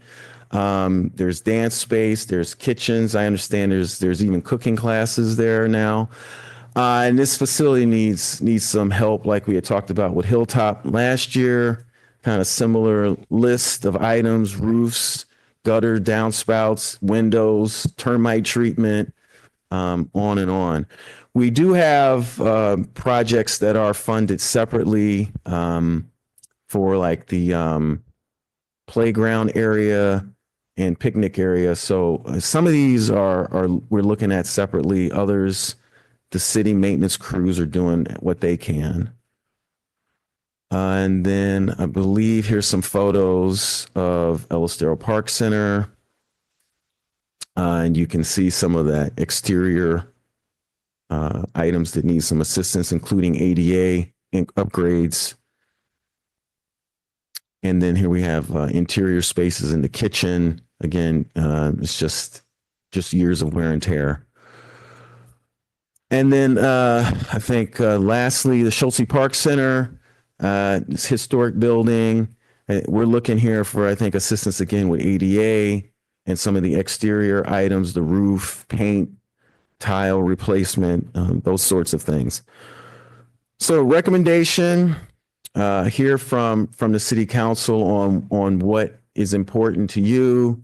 Pass that on to the NCIP committee, general public. One thing that I forgot to say, NCIP nominations are due July 31st. So we have roughly 2 months from today for people to submit. We've received a large number already. They're kind of building. The pace is getting quicker. They're coming in maybe like 5, 6, 7 a week, where it was maybe 1 a week earlier in the year. And we'll start reviewing projects in earnest starting in August, I believe, kind of after the summer holidays are over. And we'll be reviewing projects, and voting night this year is going to be right before Thanksgiving. I believe it's November 19th, if my memory is right. And then we're going to go to the various various committees or commissions. So we have to go to Planning Commission. I believe we have that scheduled right now for January. Then we go to Parks and Rec, I believe in February, March. And then the plan is to bring the projects to City Council in April of 2026 for the next for this coming cycle. So we're looking at, just to summarize, Wharf 2 repairs. These numbers are based on kind of the immediate needs that were placed originally in the city budget that they did not get funded. So Wharf 2 repairs at $1,650,000, citywide public restrooms, $800,000, recreation trail retaining wall at $250,000, 88 upgrades at $300,000, and Rule 20A, we're asking for something in the neighborhood of $1 million this year. El Estero Park Center improvements at $1 million, Schulte Park Center at $250,000. So I'm available to answer any questions. Thank you so much, Reggie. We're going to bring it back to the council for questions, but this item has abstention procedures that staff is going to detail shortly. So for now, we're going to stick to questions. I'm reading the script here that as a council, we're not encouraged or expected to offer opinions, so we'll just stick to questions. Councilmember Rash. In the ADA proposal, when we had that entire ADA presentation, which was incredibly organized and thorough, I got all excited because I love NCIP. And I thought that would be a great project because we probably could do a lot of that in-house. In other words, we would be taking a hunk of money and moving it over, and staff would do ADA repairs. Is it that simple? No, probably not. No. Unfortunately, it's not that simple. We would rely on maybe architects and different consultants to do, depending on whether they're on facilities. Some of the parks projects can probably be done in-house. Thank you. I'll still support it. Councilmember Smith. Yeah, thank you very much, Reggie. I want to zero in on the El Estero Park. We used to refer to it as the youth center. I don't know, maybe the sports center is now more of the youth center, but the El Estero Park parking lot you mentioned, is that the parking lot that's on the immediate front that faces El Estero, or are you talking about a parking lot that is behind it in front of Dennis Park? And I'm going to have to apologize. I don't know. The last time I was there, I want to say that the larger one in front of Dennis the Menace Yeah. needed like it looked more like it needed more attention. And I wanted to highlight that that's really the parking lot I think we're talking about. And They both. Oh, they both need. they're both Oh, on the both. list. Okay. Yeah, so thank you very much. And that, I think your estimate of $1 million for that El Estero Park Center was the price, right? That is the estimate, and I mean, based on what we've seen from the company that's done a lot of the facility assessments, unfortunately, I don't think that's not a bad number. It's probably it's in the ballpark. I mean, that's what we're looking at these days. I think No at these pun facilities. No, yeah. So one last question is, some of the categories, as in the ADA, some of the other listed priorities, it looks like there might be a question of, well, which restrooms are you talking about? Which ADA components and what list? So how do you convey those to the NCIP so they see more fully the total opportunities? Right. Do you give a list to? And I think that's going to be part of the process. I mean, I think to think out loud, I mean, we can identify them, right? We know the list of needs, and we can bring the ones that are, say, the highest needs or, Yeah. the most benefit to the committee. Yeah, and I think that'll be important and helpful for more detail. But Mayor Tyler, any questions? Yeah, I'm maybe I missed it when reviewing the agenda packet, but was the staff's proposal in the agenda packet, or is it just presented tonight? So I'm confused. There's no item to vote on tonight. This is just to give some feedback to the public. There's no resolution. There is nothing to vote. Specifically to the last few slides there was some specific dollar figures associated with kind of an ask from a staff perspective. Oh, the last, they are in, I'm sorry, yes, that is summarized in the agenda packet. I don't have the exact page number. 410. 410, but there is a table. Page 410. Yeah, city manager is page. What page of 410. the agenda report is that? Not the agenda packet page, but what page of the the staff report is that? Staff report, that's I'm not- 2, Page 6. 4, 6. Page It's 6. Page 6. It's the last page of this agenda item 15.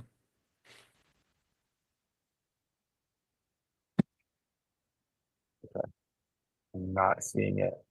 I Could you think pull the slides? Yep, the slides up here. I'll zoom in a little.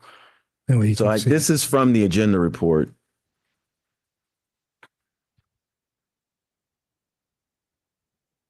Yeah. Okay, well, post it. Oh, sorry.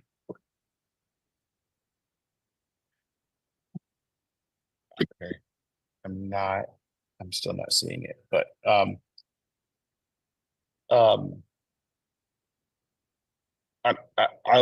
defer the rest of my comments. I don't want to get into an issue with the process here, so I'll hold off the rest until we loop back around here.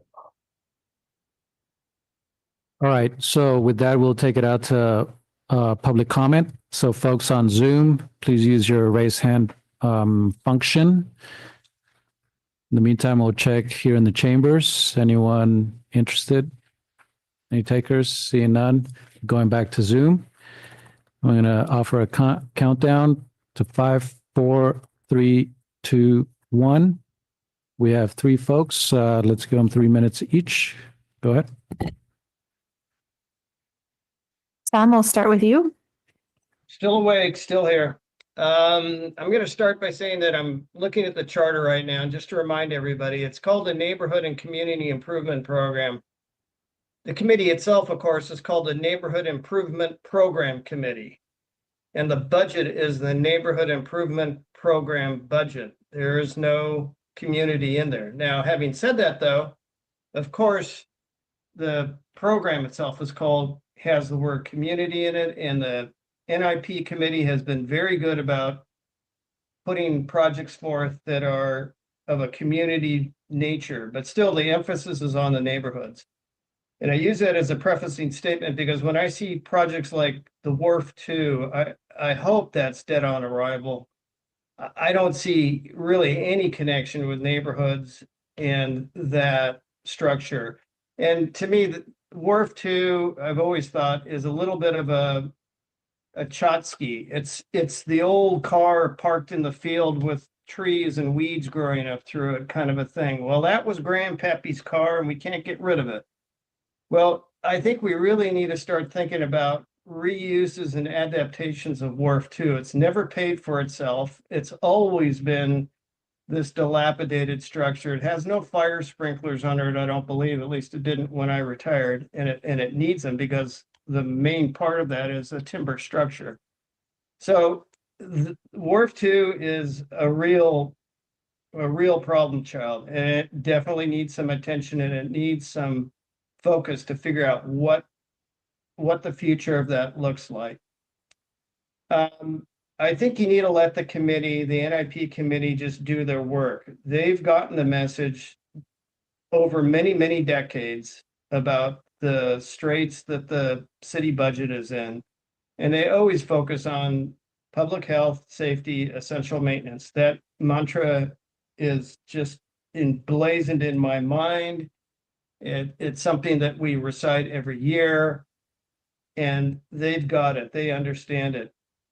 One other observation is that since I'm reading the charter, it does open the possibility of having multi-year budgets. So why not? Here's an idea. If everybody wants undergrounding, which I would say that's probably highly supported, why not ask the NIP committee to consider a multi-year undergrounding project that would provide 5 years, 10 years worth of funding for undergrounding at X amount per year. And that way it'd give you a reliable source of income that could pay for the staff time. It wouldn't pay, I'm not seeing that as the sole source of funding for undergrounding, but it would provide the corpus to finance undergrounding. Thank you very much. Let's go to sleep.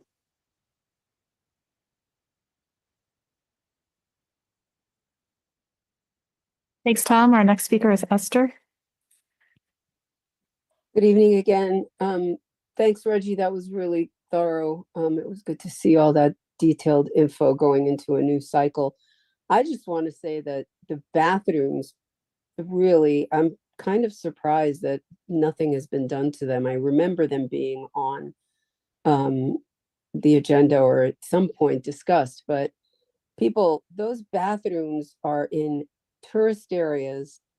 I can tell you that I've been to bathrooms in some locations that I've been traveling, and I remember the bathrooms even more than where I was. If they're that disgusting, people remember them. That is a reflection of our city.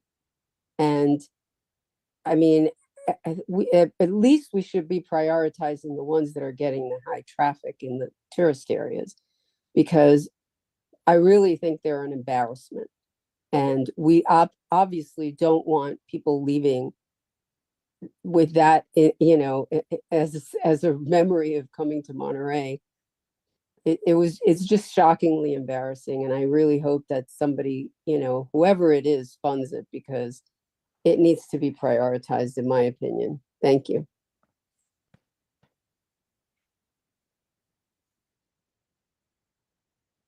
Thank you. And our last speaker is Anne. Hello, Mayor and Council. This is Ann Pagan. I'd like to say I'm happy to see the potential improvements to El Estero Park Center and Schultz Park Center, way overdue. I'm also curious about the 600,000 potentially to be for the 205 Montecito Avenue tenant improvements. The report speaks about a dire need to repair facilities. So I'm wondering why the city would potentially take on a new facility. It sounds like potentially as a recreation facility, when there's a perfectly good recreation facility at Casanova Knoll that is being not being used or is underutilized at this point, and with lack of use is probably likely to deteriorate its operating systems. The term essential maintenance was mentioned, that, you know, NCIP projects go towards essential maintenance. So I'm wondering how taking on a new facility would be considered essential maintenance. Maybe instead 600,000 could go to subsidize recreation programs directly rather than through the Boys and Girls Club. Thank you.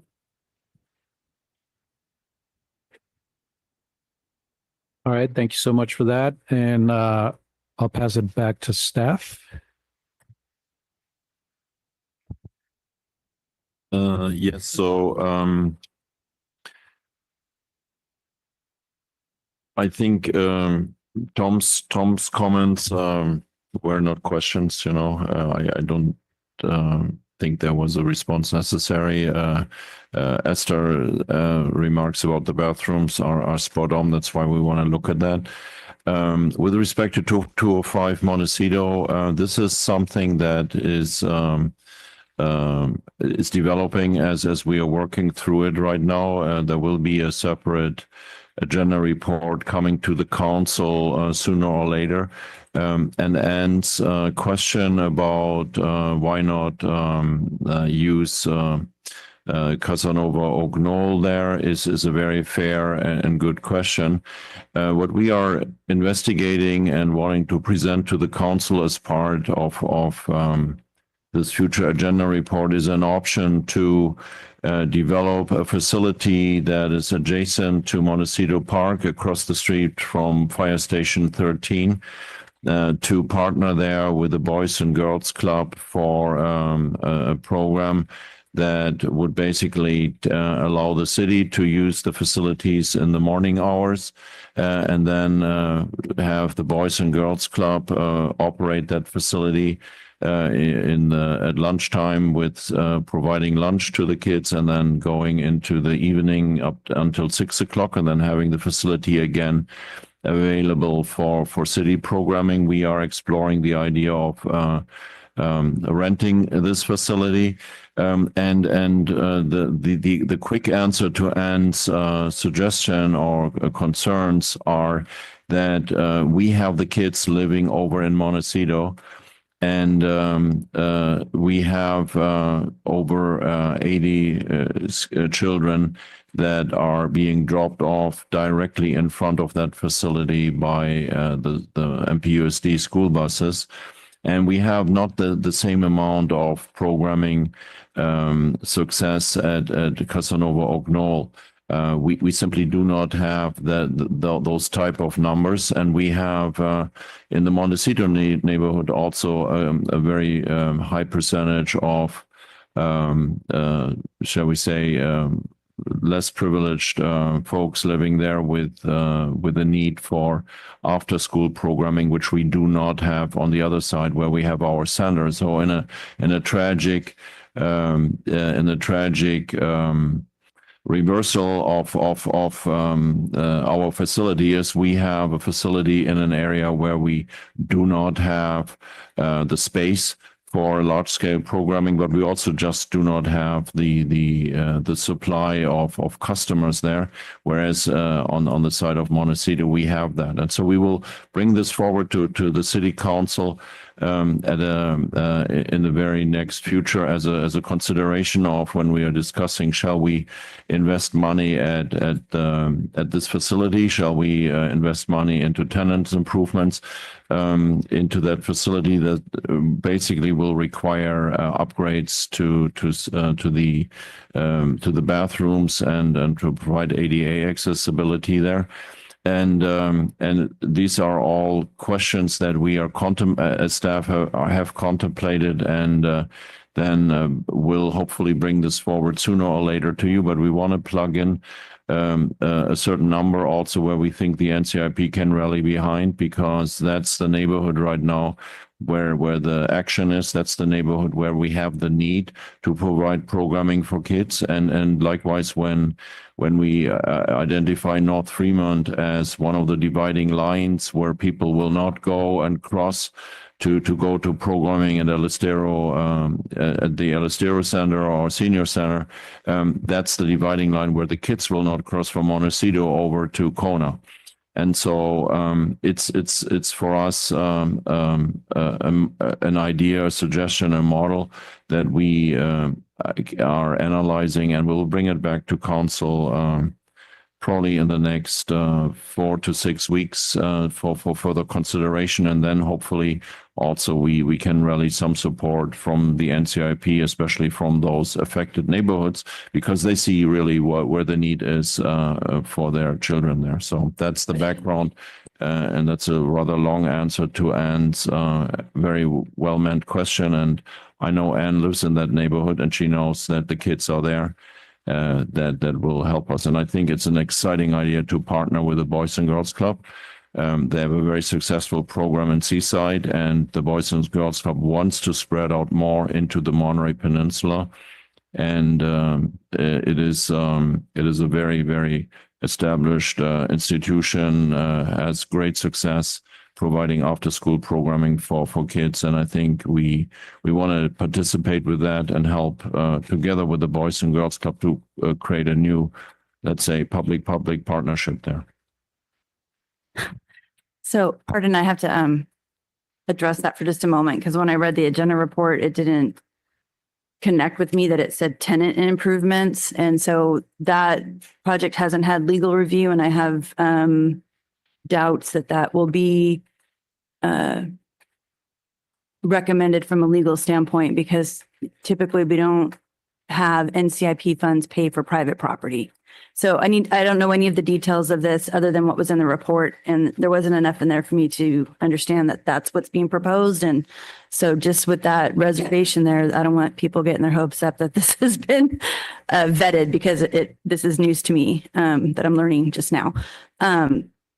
So with that, if there's no other council questions, we can move into the segmentation process. Were there any other council issues?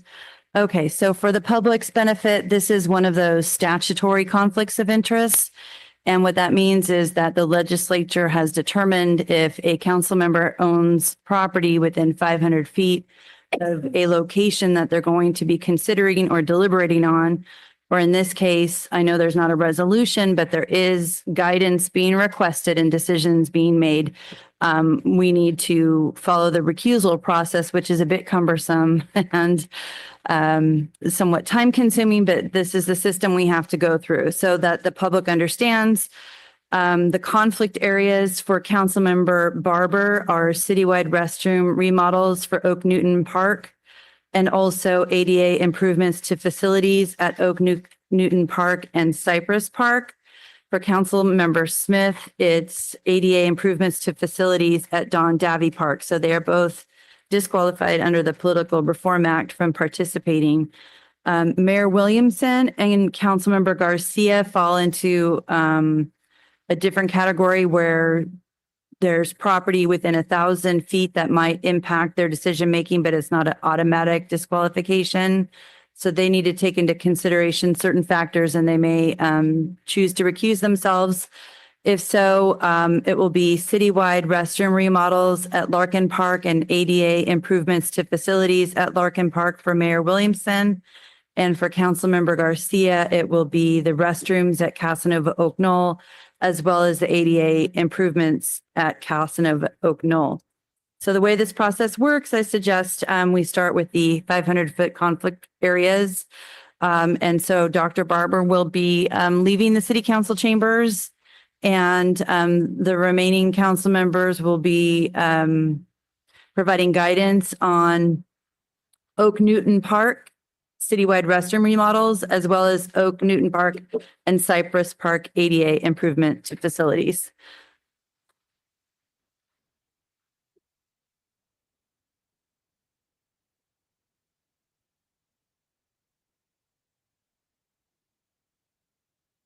Can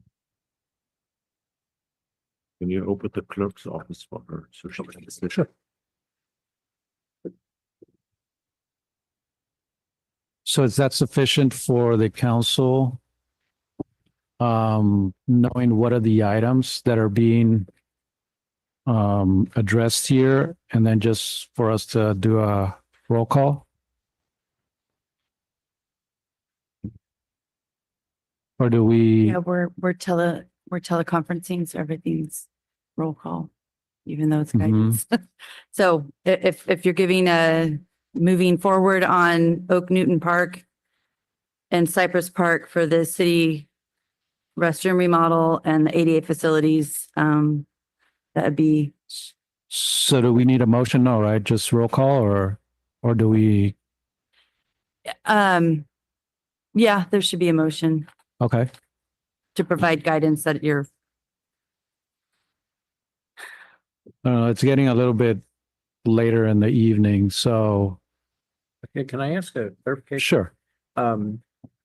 Some of our conversations, I think, are going to be rather less specific. So I'm wondering, would it operate under a consensus of setting a priority rather than taking a vote for each area? So the segmentation process under the Political Reform Act requires it to be done like this. So if you want to participate in any of the decisions, and so unfortunately, like I mentioned, it's cumbersome, but this allows everyone to participate and give their feedback. And so right now, we're asking for feedback on the abstention areas for Council Member Barber, which involve Oak Newton Park and Cypress Park. Yeah, go ahead. Vice Mayor Garcia, I'll go ahead and make a motion of support for the bathrooms and the ADA for both facilities. Second. All right, thank you. We have a motion and a second.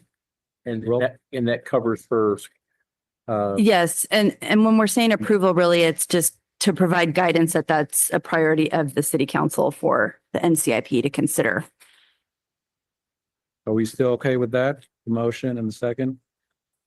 All right, sounds good. Roll call. Councilmember Garcia, Yeah. sorry, Vice Mayor, Councilmember Rash, Yes. Councilmember Smith, Yes. Mayor Williamson. Yes. Okay, Dr. Barber can come back in, and then Councilmember Smith will ask you to step out now while they do the same thing for Don Davy Park. Thank you. We're finding a rhythm.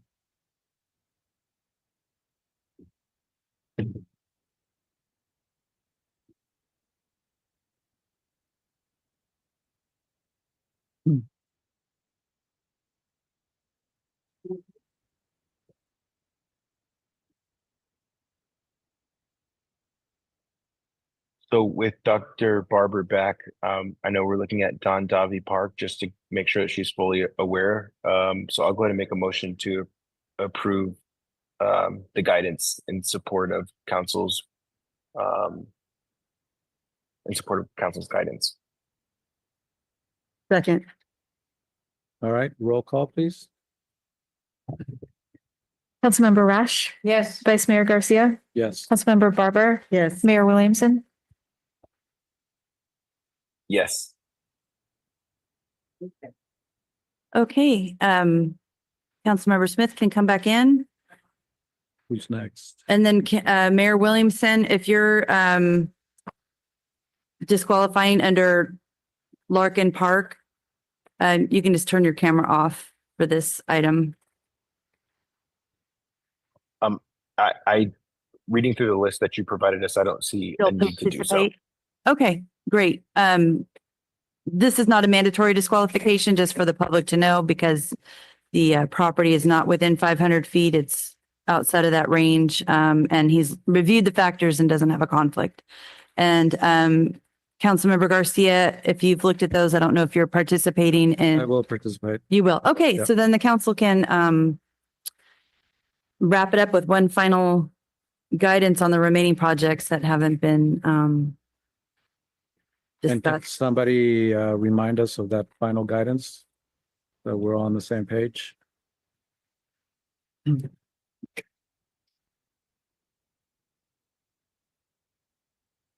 So there are roughly 33 restrooms across the city. There's the 90 facilities in the city, right, including the one we're in right now. And then there are the numerous parks. What's the number? 37 parks. So we don't actually have a detailed itemized a list of recommendations this evening. It's kind of we'll present as I said with Councilmember Smith. I think we'll present those projects recommendations to the NCIP committee, and we'll bring those back to the city council once they've been formulated and vetted. But I guess from my perspective, the recommendation would be that we know we need to make improvements to city facilities. We know we need to make improvements to the city restrooms. We need to make ADA improvements. And that, I guess if the city council is on board with that, just a stamp of approval is what we're requesting. All right, thank you, Reggie. Mayor Tyler, see your hand up. Yeah, I'm just going to make some general comments. The Schulte, well, I think we already did that. And so the El Estero Park Center to me makes sense. That's a actively used facility for residents, for folks that are in our neighborhood. So to me, that makes sense.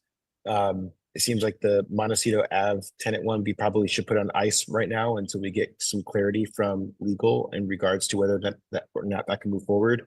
The Rule 20A one seems to be understandable. I think it's in alignment with, I think, the direction that we were going in and trying to get North Fremont undergrounded, and seems to have some general support from the NCIP as well. The ADA upgrades for all the facilities and parks that we haven't already made a motion on tonight. I think that those all seem essential. So to me, that makes sense. And then I'm going to try to go into these last three on the list. So they're replacing the failing section of the rec trail for the retaining wall. Just as a big picture thought of mine, I think it would be, I see it as essential for us to move forward with trying to do some level of public art. And so maybe there could be a nexus here in somehow redoing that retaining wall and utilizing that as an opportunity to put some public art on the rec trail. But my idea around public art, murals more specifically, isn't limited to this project. So I'm just kind of putting that out there as a statement overall for the council's consideration and feedback. The citywide public restroom remodels, again, that seems to make sense. That's not just for visitors, by the way, that's for locals as well. I know that we use them when we walk on the rec trail, and I agree with the public comments as it relates to the condition of those facilities. And the wharf too, I think, is the only thing that I have a little bit more pause on. I know that we've had a lot of conversations around wharf 2. Are we going to move forward with it? Or are we not? What does other funding sources look like? And I guess I'm just a little bit concerned on continuing to make an investment when we don't really have a full strategy about what we're doing moving forward with that. So I would want us to think through that a little bit more before we try to start allocating additional funding towards that. I'm open to hearing more from staff in regards to why that's maybe a bad idea, but that's kind of where my thoughts are at the moment. Anyone else? Yeah, Councilmember Smith. Yeah, so the way I approach this is I would say that anything that's public safety, where facilities are being used by the public, or where we can rescue the wrong way to say it, that we can intercede with building maintenance or structures where we save costs in the long run. Best example of that is the El Estero building. where if there's outside repairs that are needed, anything that we can do that continues the life of and the serviceability of a building would be important to me. So I would say yes to restroom repairs, because that's obviously places that are high impact, high use for locals and visitors alike.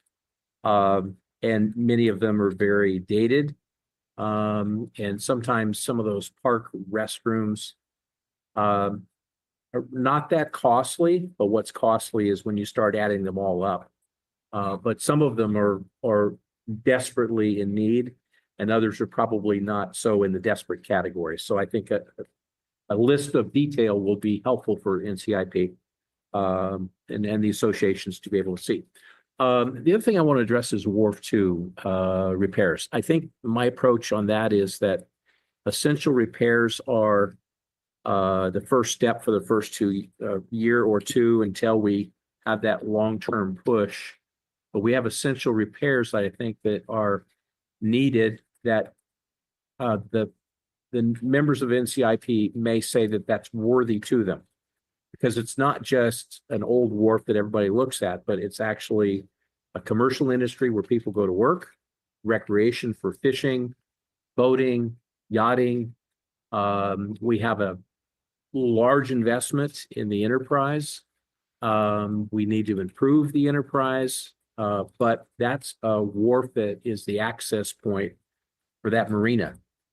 So I think we need to be adjusting quickly and resolving ourselves to saying that Wharf 2 is important for us and important to have the infusion of NCIP money if they choose. That is something that's equally important to them, and they lean towards trying to preserve a local asset. So if a stopgap was, say, they gave us $1 million of repairs on Wharf 2 for the next year, is money that doesn't have to come from the general fund, but would be essential to continue the life of Wharf 2 as we go down the path of trying to determine where larger sums of money will be needed for the overall support of Wharf 2 over the coming 10 and 15 years. So I'm in support of continuing to ensure that Wharf 2 is serviceable and that it is not continuing to fall in disrepair, and it serves the greater good for the public to continue having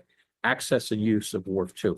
So all of these listed items, I can't say I don't agree with any of these.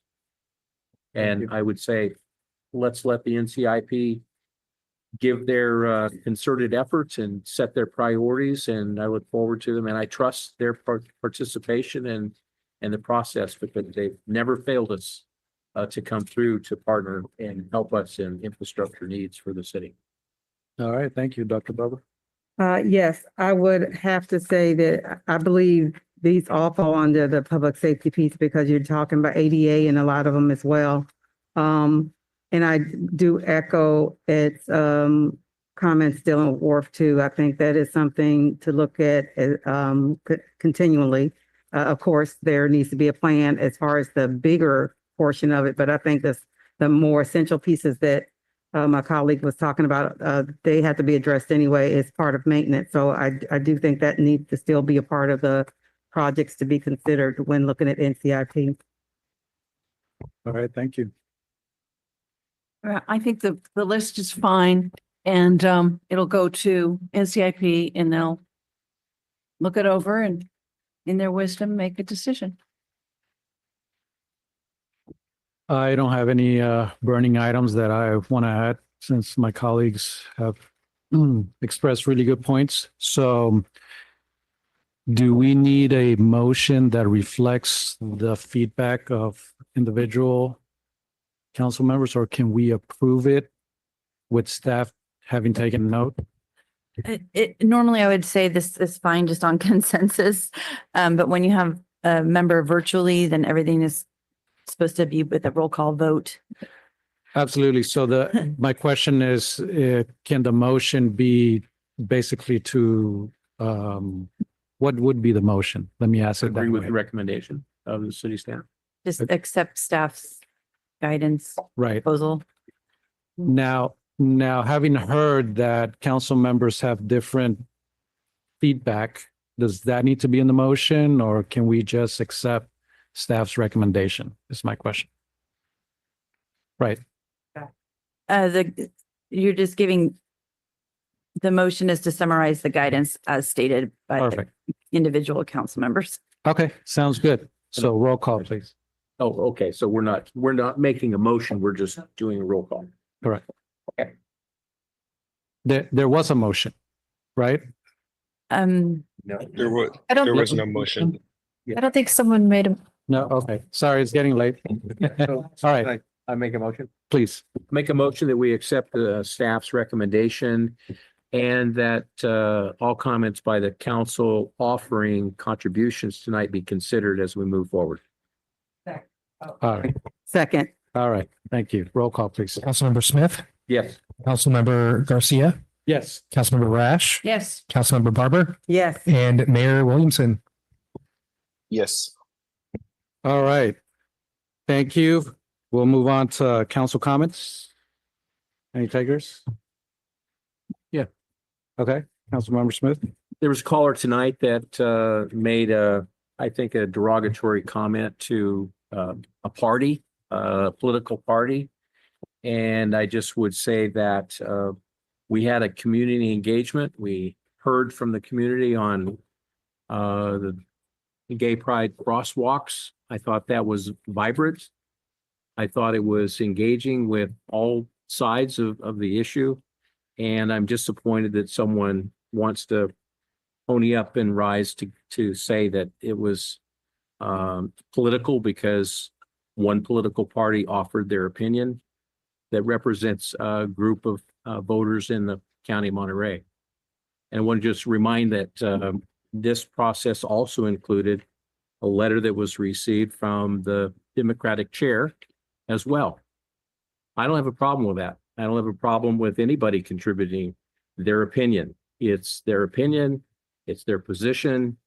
All are welcome. So I'm not disappointed that there was one party or the other that offered an opinion on the topic. So I'm disappointed that that caller sees it that way, but I see it as we should be always open for anyone from any segment of our community, nationwide. I don't care where it comes from.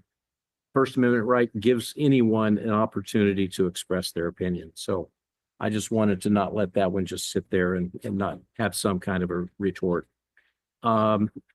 It's late. That's all I have. All right. City manager comments or reports?